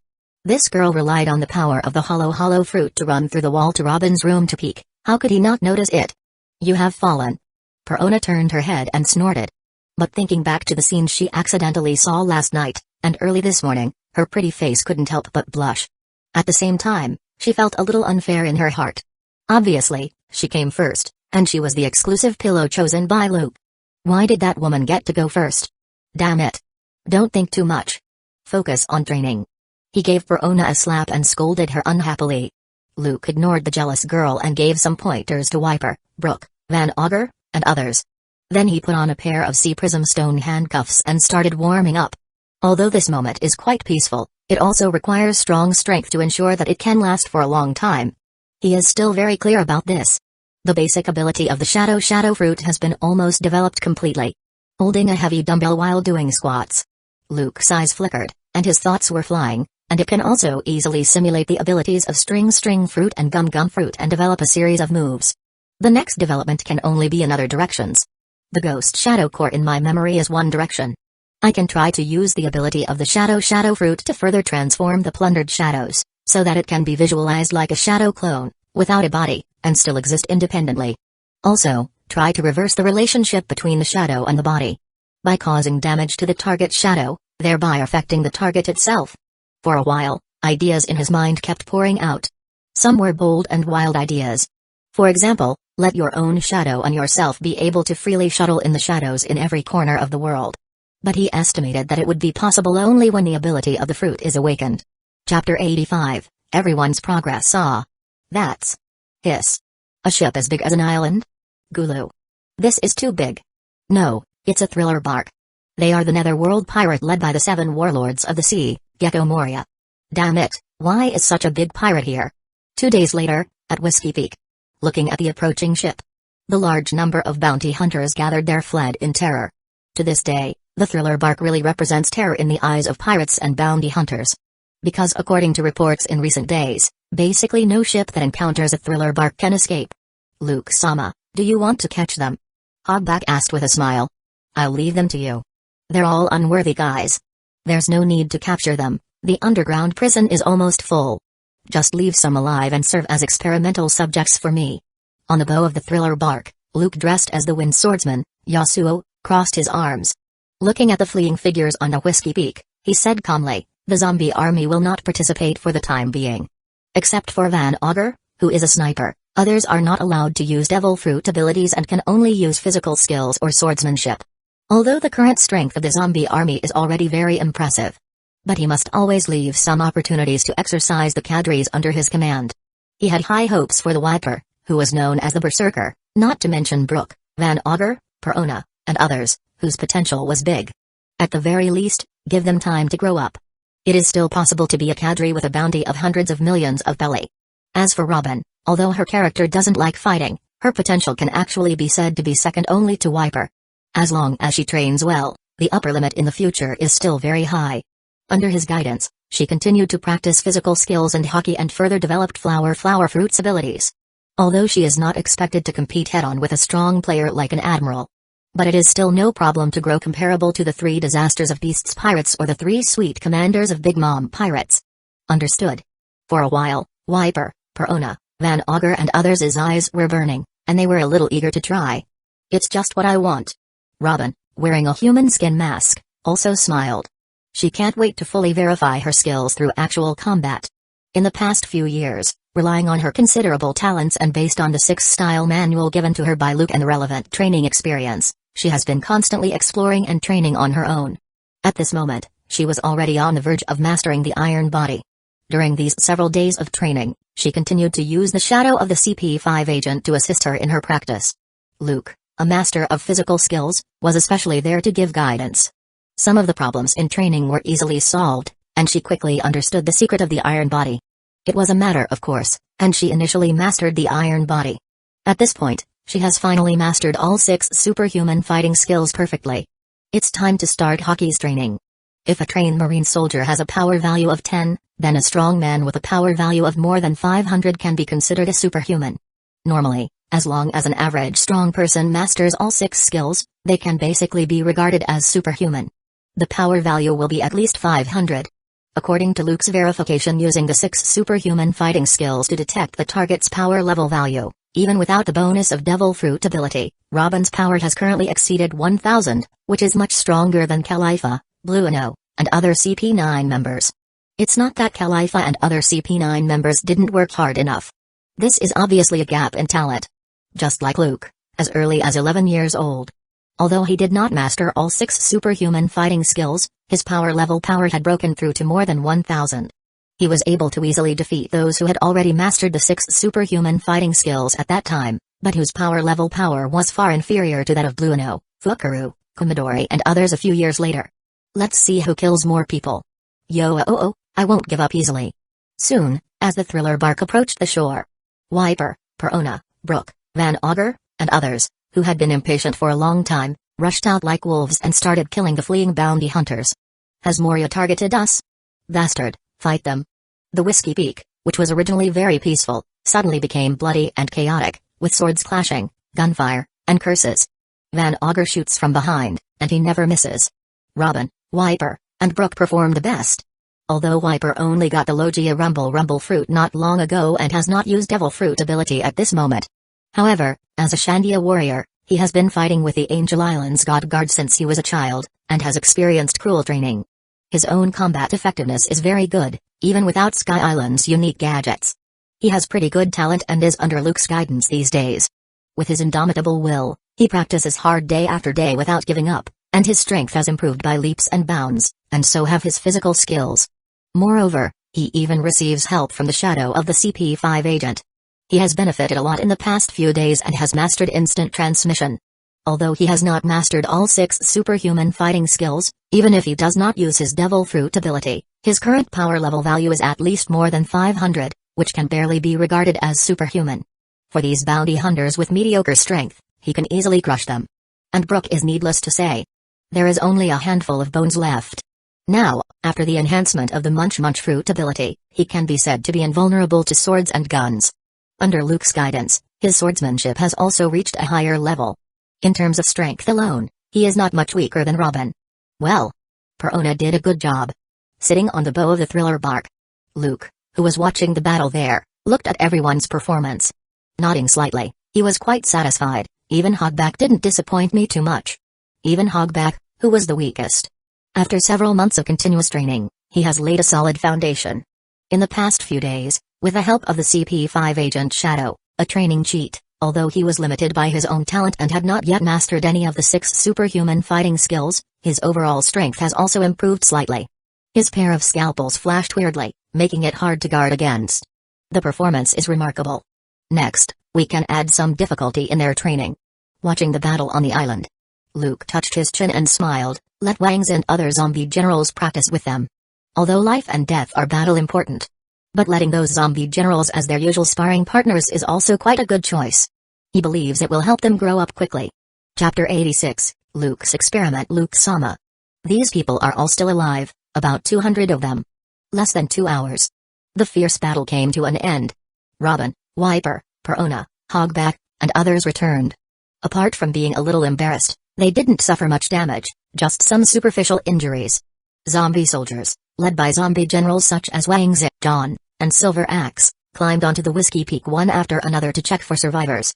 Not long after, bounty hunters who were still alive were all tied up and brought to the thriller bark, and then all the den mushi on them were confiscated. Da. Luke nodded, then he walked to a bounty hunter who was pretending to be dead. Whoosh. Dark shadows surged on his hands. Then, a sharp shadow spear condensed out at a speed visible to the naked eye. Shadow spear. Kai. He stabbed hard at the bounty hunter's shadow. Then, the bounty hunter's shadow, as if it was in great pain, struggled fiercely there. Ah! In the unbelievable eyes of Robin, Wiper, Perona, Brook, and others, the bounty hunter suddenly let out a scream and struggled. The next second, his stomach was disemboweled, and blood flowed out. It didn't take long for him to stop struggling and lose his life. It actually directly affects the target's body through his shadow? Robin gasped. Such an ability is too weird. It's simply hard to guard against. Is this possible?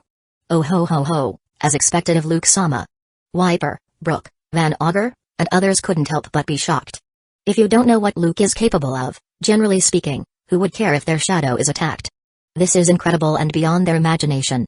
It's just a matter of further in-depth development based on the Shadow Revolution. It's not too difficult. Luke shrugged. He had been developing and trying this ability unremittingly. It doesn't just start now. Then, at his signal, the body was carried away and thrown into the sea. The next moment, another bounty hunter who was tied up was carried over. Whoosh! Luke's eyes were cold, and the extremely sharp shadow spear swung suddenly, cutting off the limbs of the bounty hunter's shadow. The shadow with its limbs cut off as if it had self-awareness and was struggling there. But the next moment... there was a scream, and the bounty hunter's limbs were separated. The cut was smooth, as if it had been cut directly by some sharp blade. Immediately afterward, Luke, whose expression remained unchanged, waved his spear. The shadow's head was cut off directly. The next moment, on the bounty hunter's neck, it was as if it had been torn and cut open by some sharp blade. A bloody human head fell to the ground. Gulu. This bloody and weird scene enters Wiper, Perona, Brook, and others' sight, numbing their scalps. It seems that the effect is not bad. Luke chuckled, he was quite satisfied with this ability. Does it make you invincible, Luke-sama? Perona was dumbfounded. That's not it. For those truly powerful people with powerful haki, it may not be that easy to directly kill their shadows. Luke shook his head. How can it be so easy to become invincible? Such a trivial means alone is not enough. However, it should be possible to directly injure them and bleed these strong men with such an unpreventable ability. You guys, take a rest first. I'm going to do other experiments. After he finished speaking, he ignored Robin, Wiper, Perona, and others, and went straight to the captives, who were full of fright and despair. Crack. The shadow of a prisoner. He cut it off directly, making the prisoner faint. Plop. Then, his shadow struggles in Luke's hand. I will give you a new life, forget your past, and be loyal to me. You will not need a body or a carrier to exist in an independent form. A flash of red light gleamed in Luke's eyes. The shadows in his hand constantly surge, and it suddenly expands and turns into human form. This is... Looking at this scene from a distance, Wiper was full of surprise. Do you want to turn ordinary shadows into existences like Shadow Clone? Robin was full of curiosity and quickly guessed Luke's purpose. Is this okay? Perona's eyes widened. Oh ho ho ho, as long as it is what Luke wants to do, it is really possible to achieve it. It may take some effort at most. Brook has nothing to say about Luke's talent. At the same time, he was looking forward to arriving at Twin Gates next, but he was a little worried and nervous. He once heard Robin mention that she did encounter a huge whale when she first entered the Grand Line. Brook is sure that it is Laboon. But now he only has a handful of bones left. The only thing that remains unchanged is the iconic explosive hair. Laboon, would he still really recognize him? At this time, an incredible scene happened. The shadow that expanded and became as substantial as the shadow clone did not disappear directly. Instead, it stood in front of Luke and knelt there on one knee. But suddenly, it screamed, and its body surged like silk and continued to spread out. Whoosh! The next moment, the shadow flew back to its owner. Failed? Luke raised his eyebrows. Not too disappointed. Stayed for about 30 seconds. He touched his chin and pondered there. After being able to maintain it for so long, it began to disintegrate and dissipate. This means that there is indeed hope for success. However, what is the difference between the ordinary shadow and a shadow clone? He looked at these frightened bounty hunters with burning eyes before drawing their shadow and cutting it off. Come again. Chapter 87, Twin Gates Saw. On the thriller bark. A scream came from Luke's exclusive training ground. A human-shaped black shadow was struggling there, and large parts of its body were like smoke, constantly disintegrating and dispersing. Failed again? Looking at the shadows flying out immediately after disintegrating. Luke, with his sharp eyes and quick hands, caught it easily and didn't let it return to its owner. It looks like it's still a little bit worse. Robin, who had just finished training and was sweating profusely, came over. She looked at Luke's handsome face and said with a smile, however, it has been able to exist independently for 3 minutes, which shows that the effect is remarkable. It shouldn't take long for you to succeed. Luke shrugged noncommittally. Luke-sama, we have arrived at Twin Gates. A zombie navigator ran over and reported there. In fact, they don't need it to remind them. Luke and Robin, as well as Wiper, Perona, Brook, and others, have all seen the majestic and steep red line. There is also a huge, turbulent river that seems to fall from the sky. And on the cliff on the side, there's a towering lighthouse.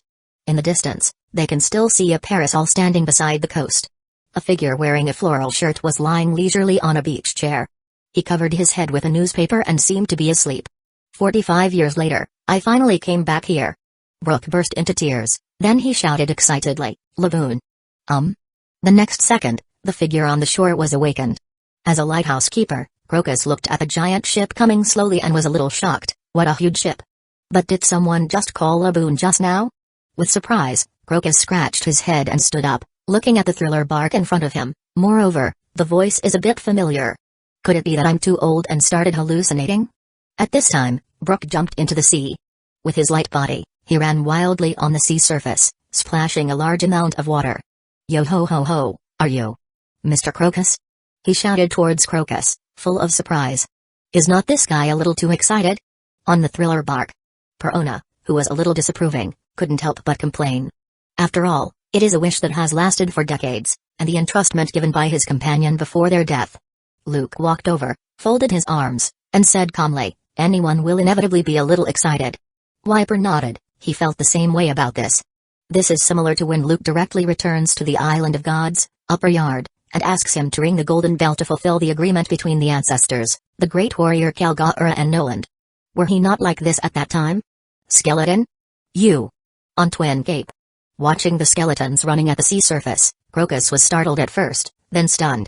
Thinking of something, his eyes suddenly widened. Could it be? I'm Brook. Mr. Crocus. Soon, he came to the coast. Brook waved to Crocus and yelled, don't you recognize me? What? Crocus froze in place, then he looked at Brook in disbelief. How did you become like this? It's a long story. We failed.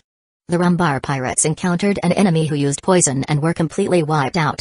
Brook sighed and said with a wry smile, because I'm the user of the Revive fruit, I was able to come back from death. However, I was trapped in the Devil's Protagonist Sea for dozens of years. Thanks to Lord Yasuo, I was able to get what I wanted, leave that sea area and return to Twin Capes. So that's what it is. Crocus shook his head and sighed a little. No wonder, when I went to sea with the Roger pirates and searched everywhere for information about you, I couldn't find it. This was actually within his expectations. He have asked pirates, merchants, and adventurers who broke into the Grand Line countless times to inquire about the Rumbar pirates, but he have not found their whereabouts. Many years ago, he followed the Roger pirates and searched Grand Line in person. But there has been no news about the Rumbar pirates. He had already guessed that something had probably happened to the Rumbar pirates. But Laboon is more stubborn.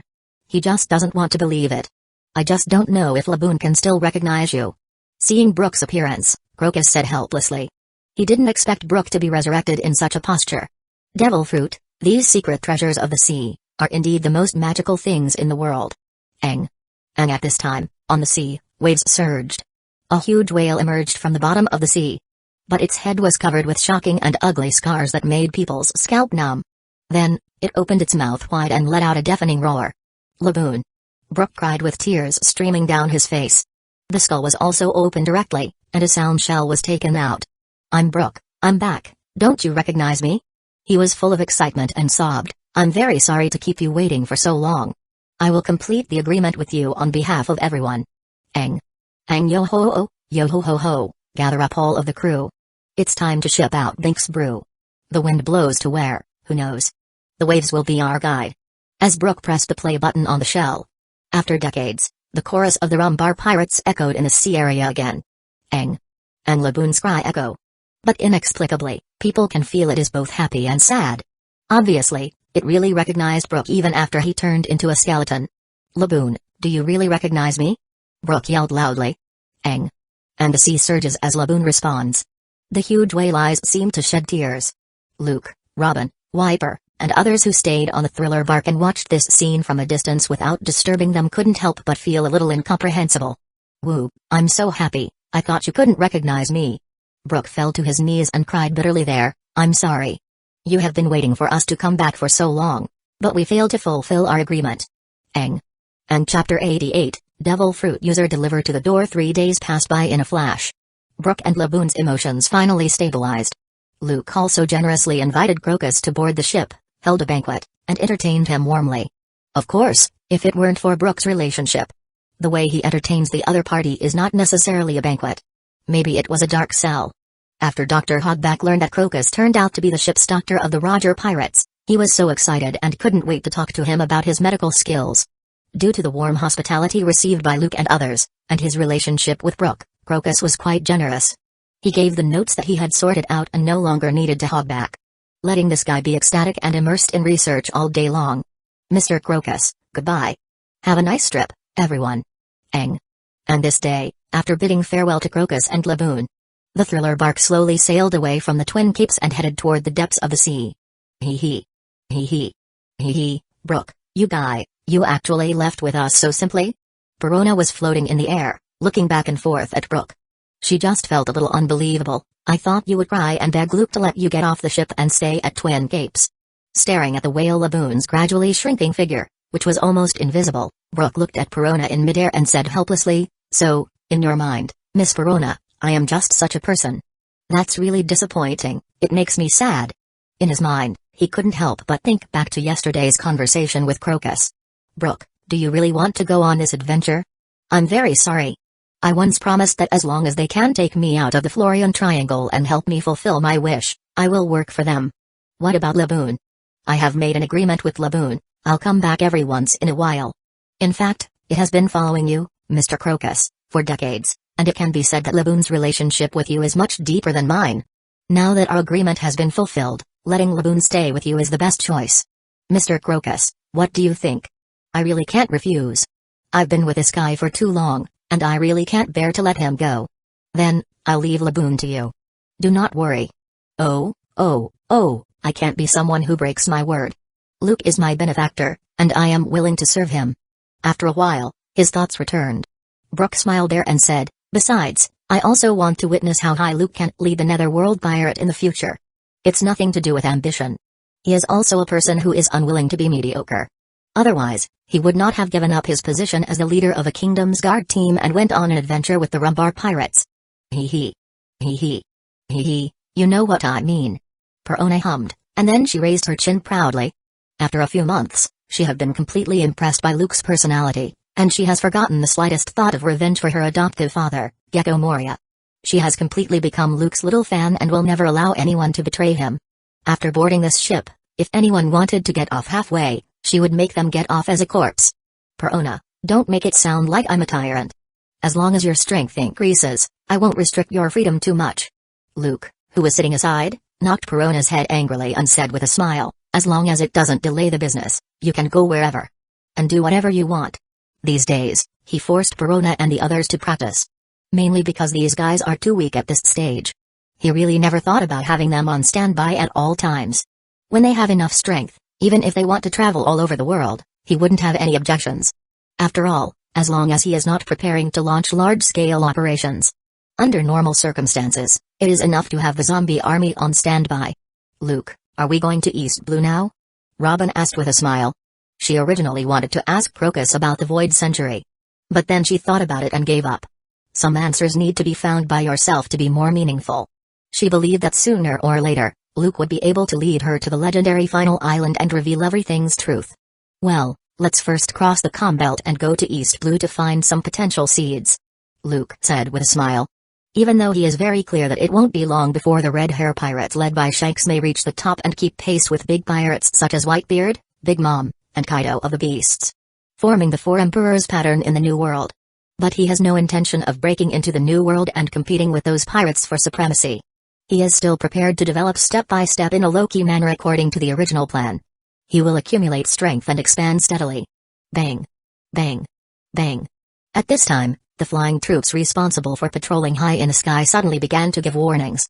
A white bird wearing colorful clothes seemed to want to investigate the situation of the thriller bark. It had already attracted attention just as it tried to get closer. Is he someone with bird-type zone fruit? Wiper, Robin, Perona, and others were surprised. An interesting guest has arrived. Looking at the flying bird, Luke chuckled after feeling the other person's breath with his observation hockey. Several zombies riding pterosaurs raised their rifles and aimed at the bird. Without hesitation, they opened fire. Bang. Bang. Bang. Whoosh. The white bird was very fast, it nimbly dodged those bullets and was about to fly into the distance. "Now that you're here, why bother leaving in a hurry?"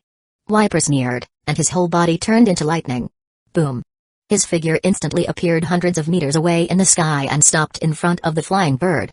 "Are you going to surrender, or will I take action myself?" In the sky, Wiper's whole body flashed with lightning. There is a strong electric light intertwined in his palm, which makes people who see it feel frightened. "What?" The bird was startled by the sudden appearance of someone in the air, especially the exaggerated electric light between the palms, which made his scalp really numb. "Wait. Don't attack, I surrender." The white bird spoke human words, obviously not without knowledge. He recognized that the opponent was most likely a person with low Fruit ability and that he was most likely no match, so he surrendered without any backbone. The next second, he transformed into a human beast form at a speed visible to the naked eye. Whoosh! Whoosh! Whoosh! A pair of white wings kept fluttering there. Revealing a pale, tall, thin figure, he looked like a mime actor. Then, he despondently followed Wiper and landed on the thriller bark. Oh? Looking at the pale and uneasy figure, Luke chuckled. Lafitte, long time no see. He recognized the other party. Chapter 89, The Strength of the Zombie Army. Luke-sama, do you know him? On the thriller bark. Hearing Luke directly call the other party's name. Wiper, Brooke, Perona, and others were all a little surprised. Unexpectedly, they actually knew each other. We had a chance encounter. Luke shrugged.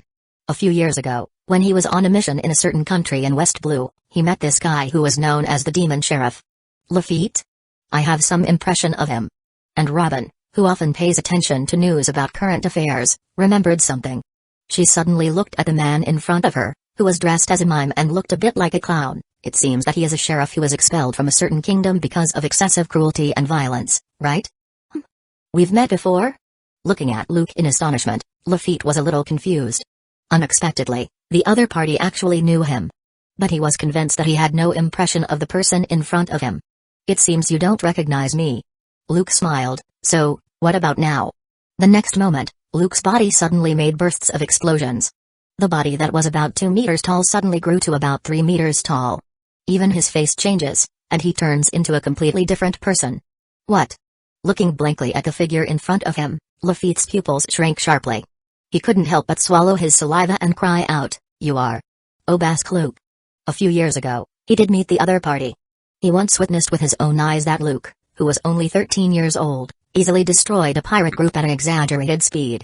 The other party once wanted to recruit him, but he refused. Wait, isn't this Gecko Moria's ship? After scanning around, Lafitte asks in confusion. Moria? Luke's mouth raised. In Lafitte's astonished eyes, his shadow stood up directly. As the silky black shadow surged, it turned into a fat and bloated figure at a speed visible to the naked eye, and then it smiled strangely at Lafitte. Hey, are you talking about me? Gulu. Could it be that? Lafitte's pupils shrank sharply. Looking at Luke in disbelief, he shed a trace of cold sweat. Unfortunately, just a few months ago, I killed Moria. Luke said with a smile, and I also got his devil fruit. What? Lafitte cried out, then looked at Luke before him and felt a little frightened. A majestic warlord was killed quietly like this? Moreover, was the devil fruit ability even obtained by Obask Luke? If this spreads out, I'm afraid the entire sea will boil. Does this mean I seem to have boarded the pirate ship? He forced himself to calm down and forced a smile. Knowing so many secrets, if he doesn't agree to join, I'm afraid there's no chance of leaving alive. Maybe that's right, it's still delivered to our door. However, my invitation to you is still valid. Luke looked at Lafitte, patted him on the shoulder, and asked with a smile, so, what's your answer? Lafitte. Wiper, Perona, Van Augur, and others did not interrupt. Being recruited personally by Luke is obviously a talent, and not just because of his devil fruit ability. After all, they can completely strip others of their devil fruit ability. I can't seem to refuse. Looking at the too young figure in front of him, Lafitte took a deep breath, smiled and bowed, and said, "It is indeed an honor for me to follow a person like you. Please give me more advice in the future, Captain." He rejected Luke before because he was too young. However, recalling the sensational news about the other party in the past few months, Lafitte basically confirmed that this man's potential is limitless. At the age of 17, he already has such strength.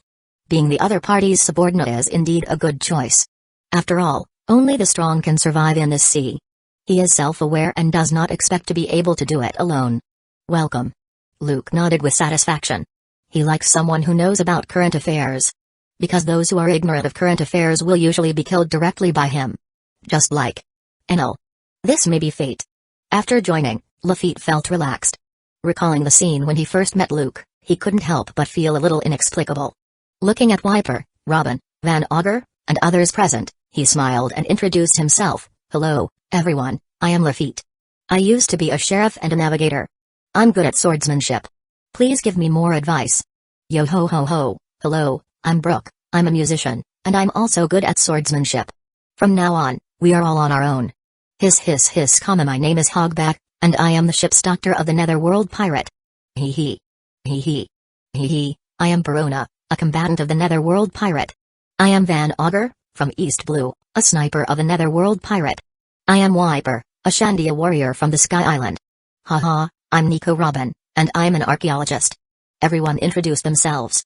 When it was Robin's turn, she took off her human skin mask and introduced herself. Lafitte's eye couldn't help but widen, and he looked at the other party in astonishment. Thinking of the news in recent days, he suddenly realized something. Luke-sama.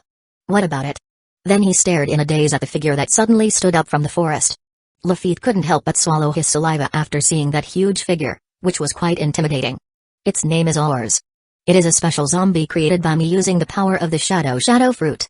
It is also the king of zombies. Luke shrugged, then he pointed to the zombies busy around him and gave him a brief introduction, and these are also the zombie legions that I created using the ability of the shadow fruit. Except for the most advanced zombie king, they are divided into generals, captains, squad leaders, and ordinary zombies according to their strength.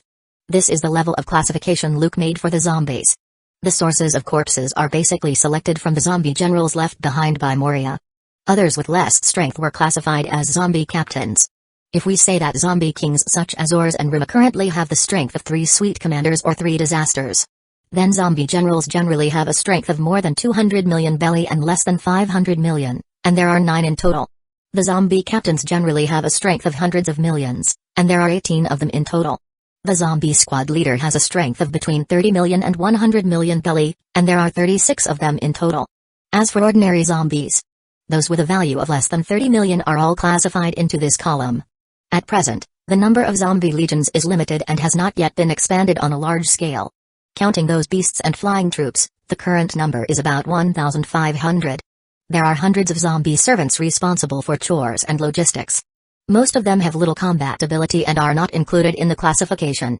Moreover, zombie kings are different from ordinary zombies. As Luke's shadow, they still have considerable room for improvement.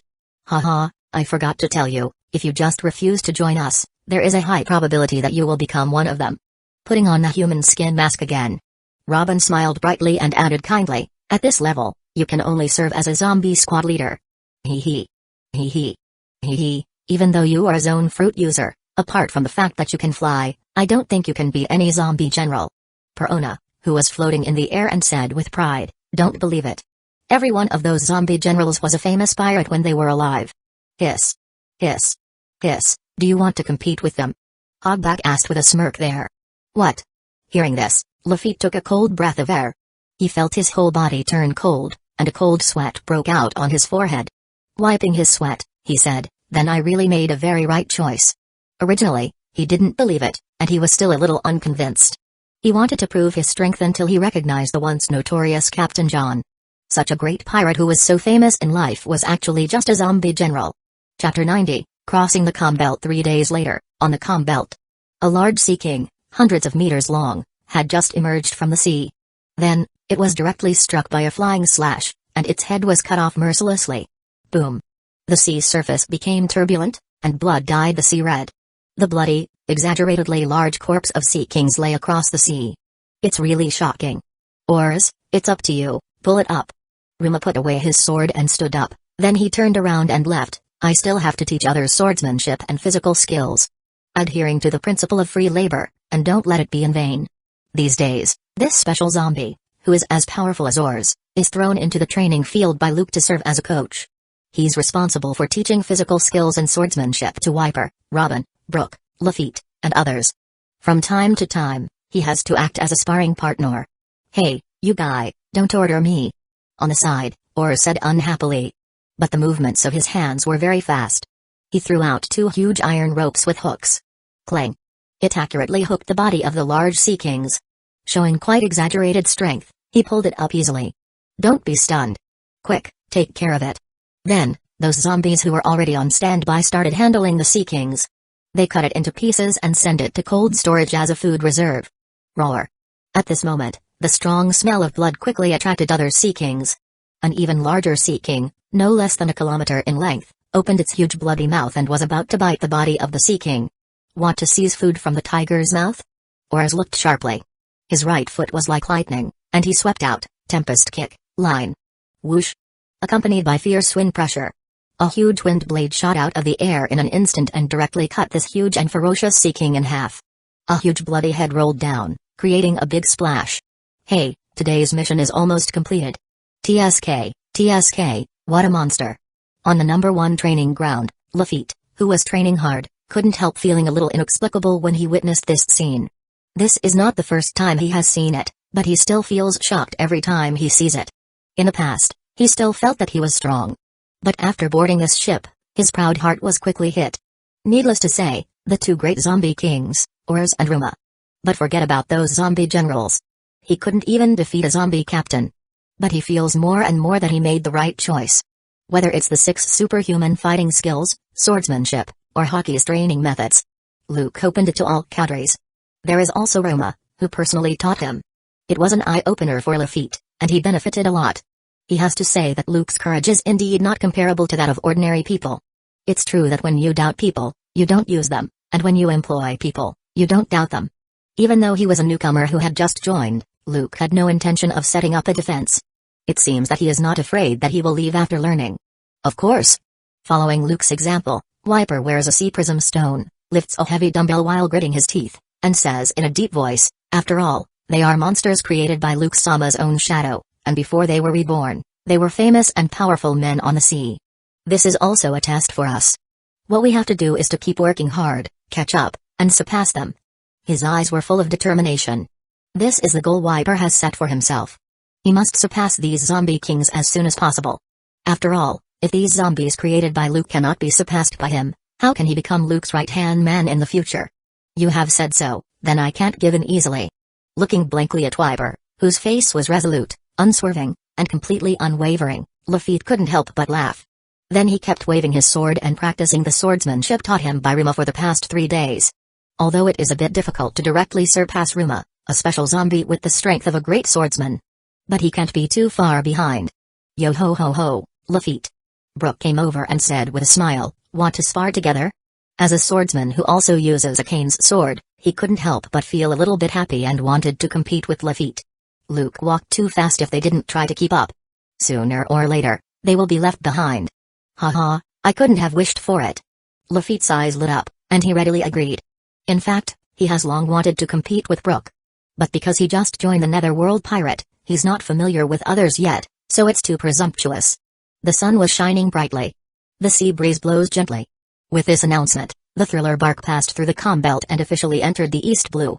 After practicing all morning, everyone was tired and hungry. They went to have lunch in a restaurant that had just been built not far from the training ground. A group of people gathered there to rest and chat. Luke, if nothing else happens, we should have arrived at East Blue. Looking at a chart of East Blue, Lafitte took a piece of paper, wrote and drew there, and made some calculations. Then he said directly to Luke, according to this chart, it will take 3 days to reach Logetown. As an excellent navigator, Lafitte had just left West Blue and entered the Grand Line not long ago, although his sailing skills still needed to be improved. But naturally, they far exceeded those half-baked zombie navigators on the thriller bark. He quickly determined the approximate location of the ship. At this time, Luke just nodded and was about to say something. The flying troops patrolling the surrounding sea areas in the sky issued an early warning. A falcon flew down and landed in front of everyone. What's the matter? Luke raised his eyebrows. Luke-sama. Zombie falcon reported there, about 10 nautical miles away. A large number of strange snails carrying houses on their backs are crawling on the sea. Chapter 91, The Out-of-Control Snails. What? A large snail carrying the house on its back? Wiper, Brooke, Perona, and others on the side looked at the zombie falcon in surprise. This is true, sir, I don't dare to lie. This zombie falcon has tearful eyes and speaks aggrievedly. I think the only one that fits this description is the transportation fleet of the Germa Kingdom. Luke, who was sitting aside, raised his eyebrows and was surprised. Did those guys came to East Blue? Germa Kingdom? That legendary mythical evil army? Isn't that the evil army in the little book? Luke-sama, does Germa really exist? Everyone looks at Luke in disbelief. They have all heard of the name Germa at once or twice. But they always thought it was just a legend. It's true, Germa Kingdom does exist. Robin, who is well informed and often pays attention to news about current affairs, said, they are well-known mercenaries in the underworld. They began to suppress and rule the North Blue with force a long time ago and dominate it with a powerful scientific combat force. Although Germa has fallen now, they are still one of the world government-affiliated countries that do not have a real territory but are qualified to participate in the World Summit. Due to having no land, Germa relies on its strong military strength to obtain necessary resources and is active around the world as a mercenary. It often accepts commissions from other countries to help employers do something. They are well-known war expert in the industry. Robin is right. Luke on the side nodded and added with a smile, I heard that they raised a large snails and transformed it into a battleship. These battleships combined together are the Kingdom of Germa. And the ones who rule this nation are the Vinsmoke family. So that's it. Listening to Robin and Luke's introduction, everyone present was suddenly enlightened, and some were amazed. Then, without hesitation, Luke directly ordered, go at full speed, catch up with them, and block their path. He was originally thinking of going to North Blue to find the Germa Kingdom. Unexpectedly, they delivered themselves to his door. For the technology that the Germa Kingdom has mastered, he is very greedy. Well, Luke-sama, their speed is too fast, I'm afraid we can't catch up. The zombie falcon, who remained there, cautiously reminded. It observed from a distance, although those large snails carried huge houses on their backs, their speed was not slow. With the speed of the thriller bark, it really won't be able to catch up. Yeah? Luke frowned. He waved his hand and said nonchalantly, forget it, I'll go there myself. Thriller bark is good at everything, but its speed is too slow. It still needs to be further improved. However, directly grabbing Germa Kingdom is a good choice, too. Not only can it form a huge castle, but it can also easily climb the red line, and its speed is not slow. This beats Thriller bark by a lot. Maybe he can consider whether to change his home next. About 10 nautical miles away, various huge snails, carrying naval guns on their back, kept moving forward. But the direction was not consistent with the Thriller bark. Father, how long will it take us to reach the West Copper Kingdom? A huge snail with the word 66 marked on the top was carrying something that looked like the middle part of a castle. In the gorgeous hall, a slender, beautiful, and tall figure walked in with high heels. She had short pink hair and wore a white short-sleeved dress, with delicate facial features and moist red lips. On her pair of long white legs, a 66 logo was tattooed, adding a bit of wild beauty. What was surprising was that she also had counterclockwise circular eyebrows. Although her whole body was full of youthfulness, she looked to be only about 16 or 17 years old. But she was mature and capable beyond her age. It's about 2 days away, don't worry. A tall, solemn figure with a metal helmet and long golden hair sat there and said calmly. He had a pointed black beard that pointed upward, a small mustache on his protruding chin, and wore an orange cape and a light gray combat uniform with a 66 logo.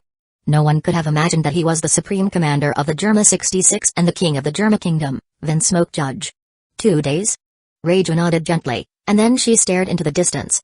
Father, for some reason, the entire fleet suddenly gathered and moved closer.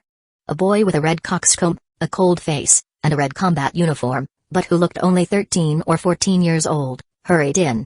He reported to Vinsmoke Judge there, those snails seemed to be out of control and began to not listen. What? Hearing this, not only Vinsmoke Judge's face changed. Even the eldest daughter of the Vinsmoke family, Vinsmoke Reiju, who was known as the Poison Pink, could not believe it. Without delay, Vinsmoke Judge brought his children and hurried outside.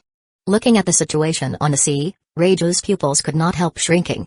She saw that the large snails that were originally scattered on the sea began to move closer.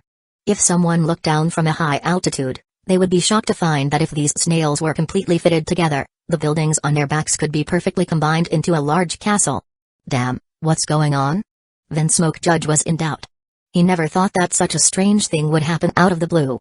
In the square outside, 2 boys, wearing green and blue combat uniforms respectively, about 13 or 14 years old and with similar appearances, stood. They both had circular eyebrows and cold faces. But looking at the out-of-control large snails, they were somewhat helpless at this moment. No matter how we give orders, they have no response and don't return to their original formation. Vinsmoke Nijai, the second son of the Vinsmoke family, said loudly. Damn. What's going on? Looking at the snails that kept getting closer, Vinsmoke Judge's eyes were gloomy. He frowned and shouted angrily, stop moving forward temporarily and check the situation one by one. But before he finished speaking, someone beside him pointed at the sky. That's someone in the sky. Is it an invader? Alert. Chapter 92, I declare that Germa belongs to me. Is it an intruder? He can actually fly. Is he someone with devil fruit ability? At this time, the clone soldier all raised their heads and stared at the black figure flying from the distant sky that was getting closer. It should be coming towards us. Looking at the increasingly clear black shadow, Reiju was a little confused, but I don't know if it is an enemy or a friend. Whoever he is, open fire and shoot him down. Vinsmoke Ikiji, who was young, energetic, and used to being arrogant, boldly gave an order. Judge's expression changed, and he's just about to stop it. But some clone soldiers heard the order. Without hesitation, they raised their gun and took the lead. They fired at the approaching figure in the air. "Alala, are you so enthusiastic?" With the shadow wings fluttering at his back, Luke, who was wearing a black windbreaker, smiled lightly. His body was as fast as lightning, and he easily dodged the continuous rain of bullets and scattered rockets. Soon, he descended on the roof of the castle. "Who are you, Your Excellency?" Judge's eyes were gloomy and full of vigilance. "I wonder what you are doing here?" He speculated that it was most likely the other party's fault that those large snails suddenly lost control just now. Otherwise, how could it be such a coincidence? It just so happened that a collective problem occurred at this time. You know, he transformed those large snails. There is no self-will at all, only absolute obedience. It was impossible to disobey their orders. From today onwards, Germa Kingdom will work for me, how about it? Luke smiled lightly. He didn't beat around the bush and went straight to the point. What? Too arrogant. Damn guy. Are you provoking us? Get off. Hearing those words, the soldiers around couldn't help but stare angrily. The three brothers, Akiji, Nijai, and Yanji, who were following Vinsmoke Judge, were even more furious. Whoosh. Without hesitation,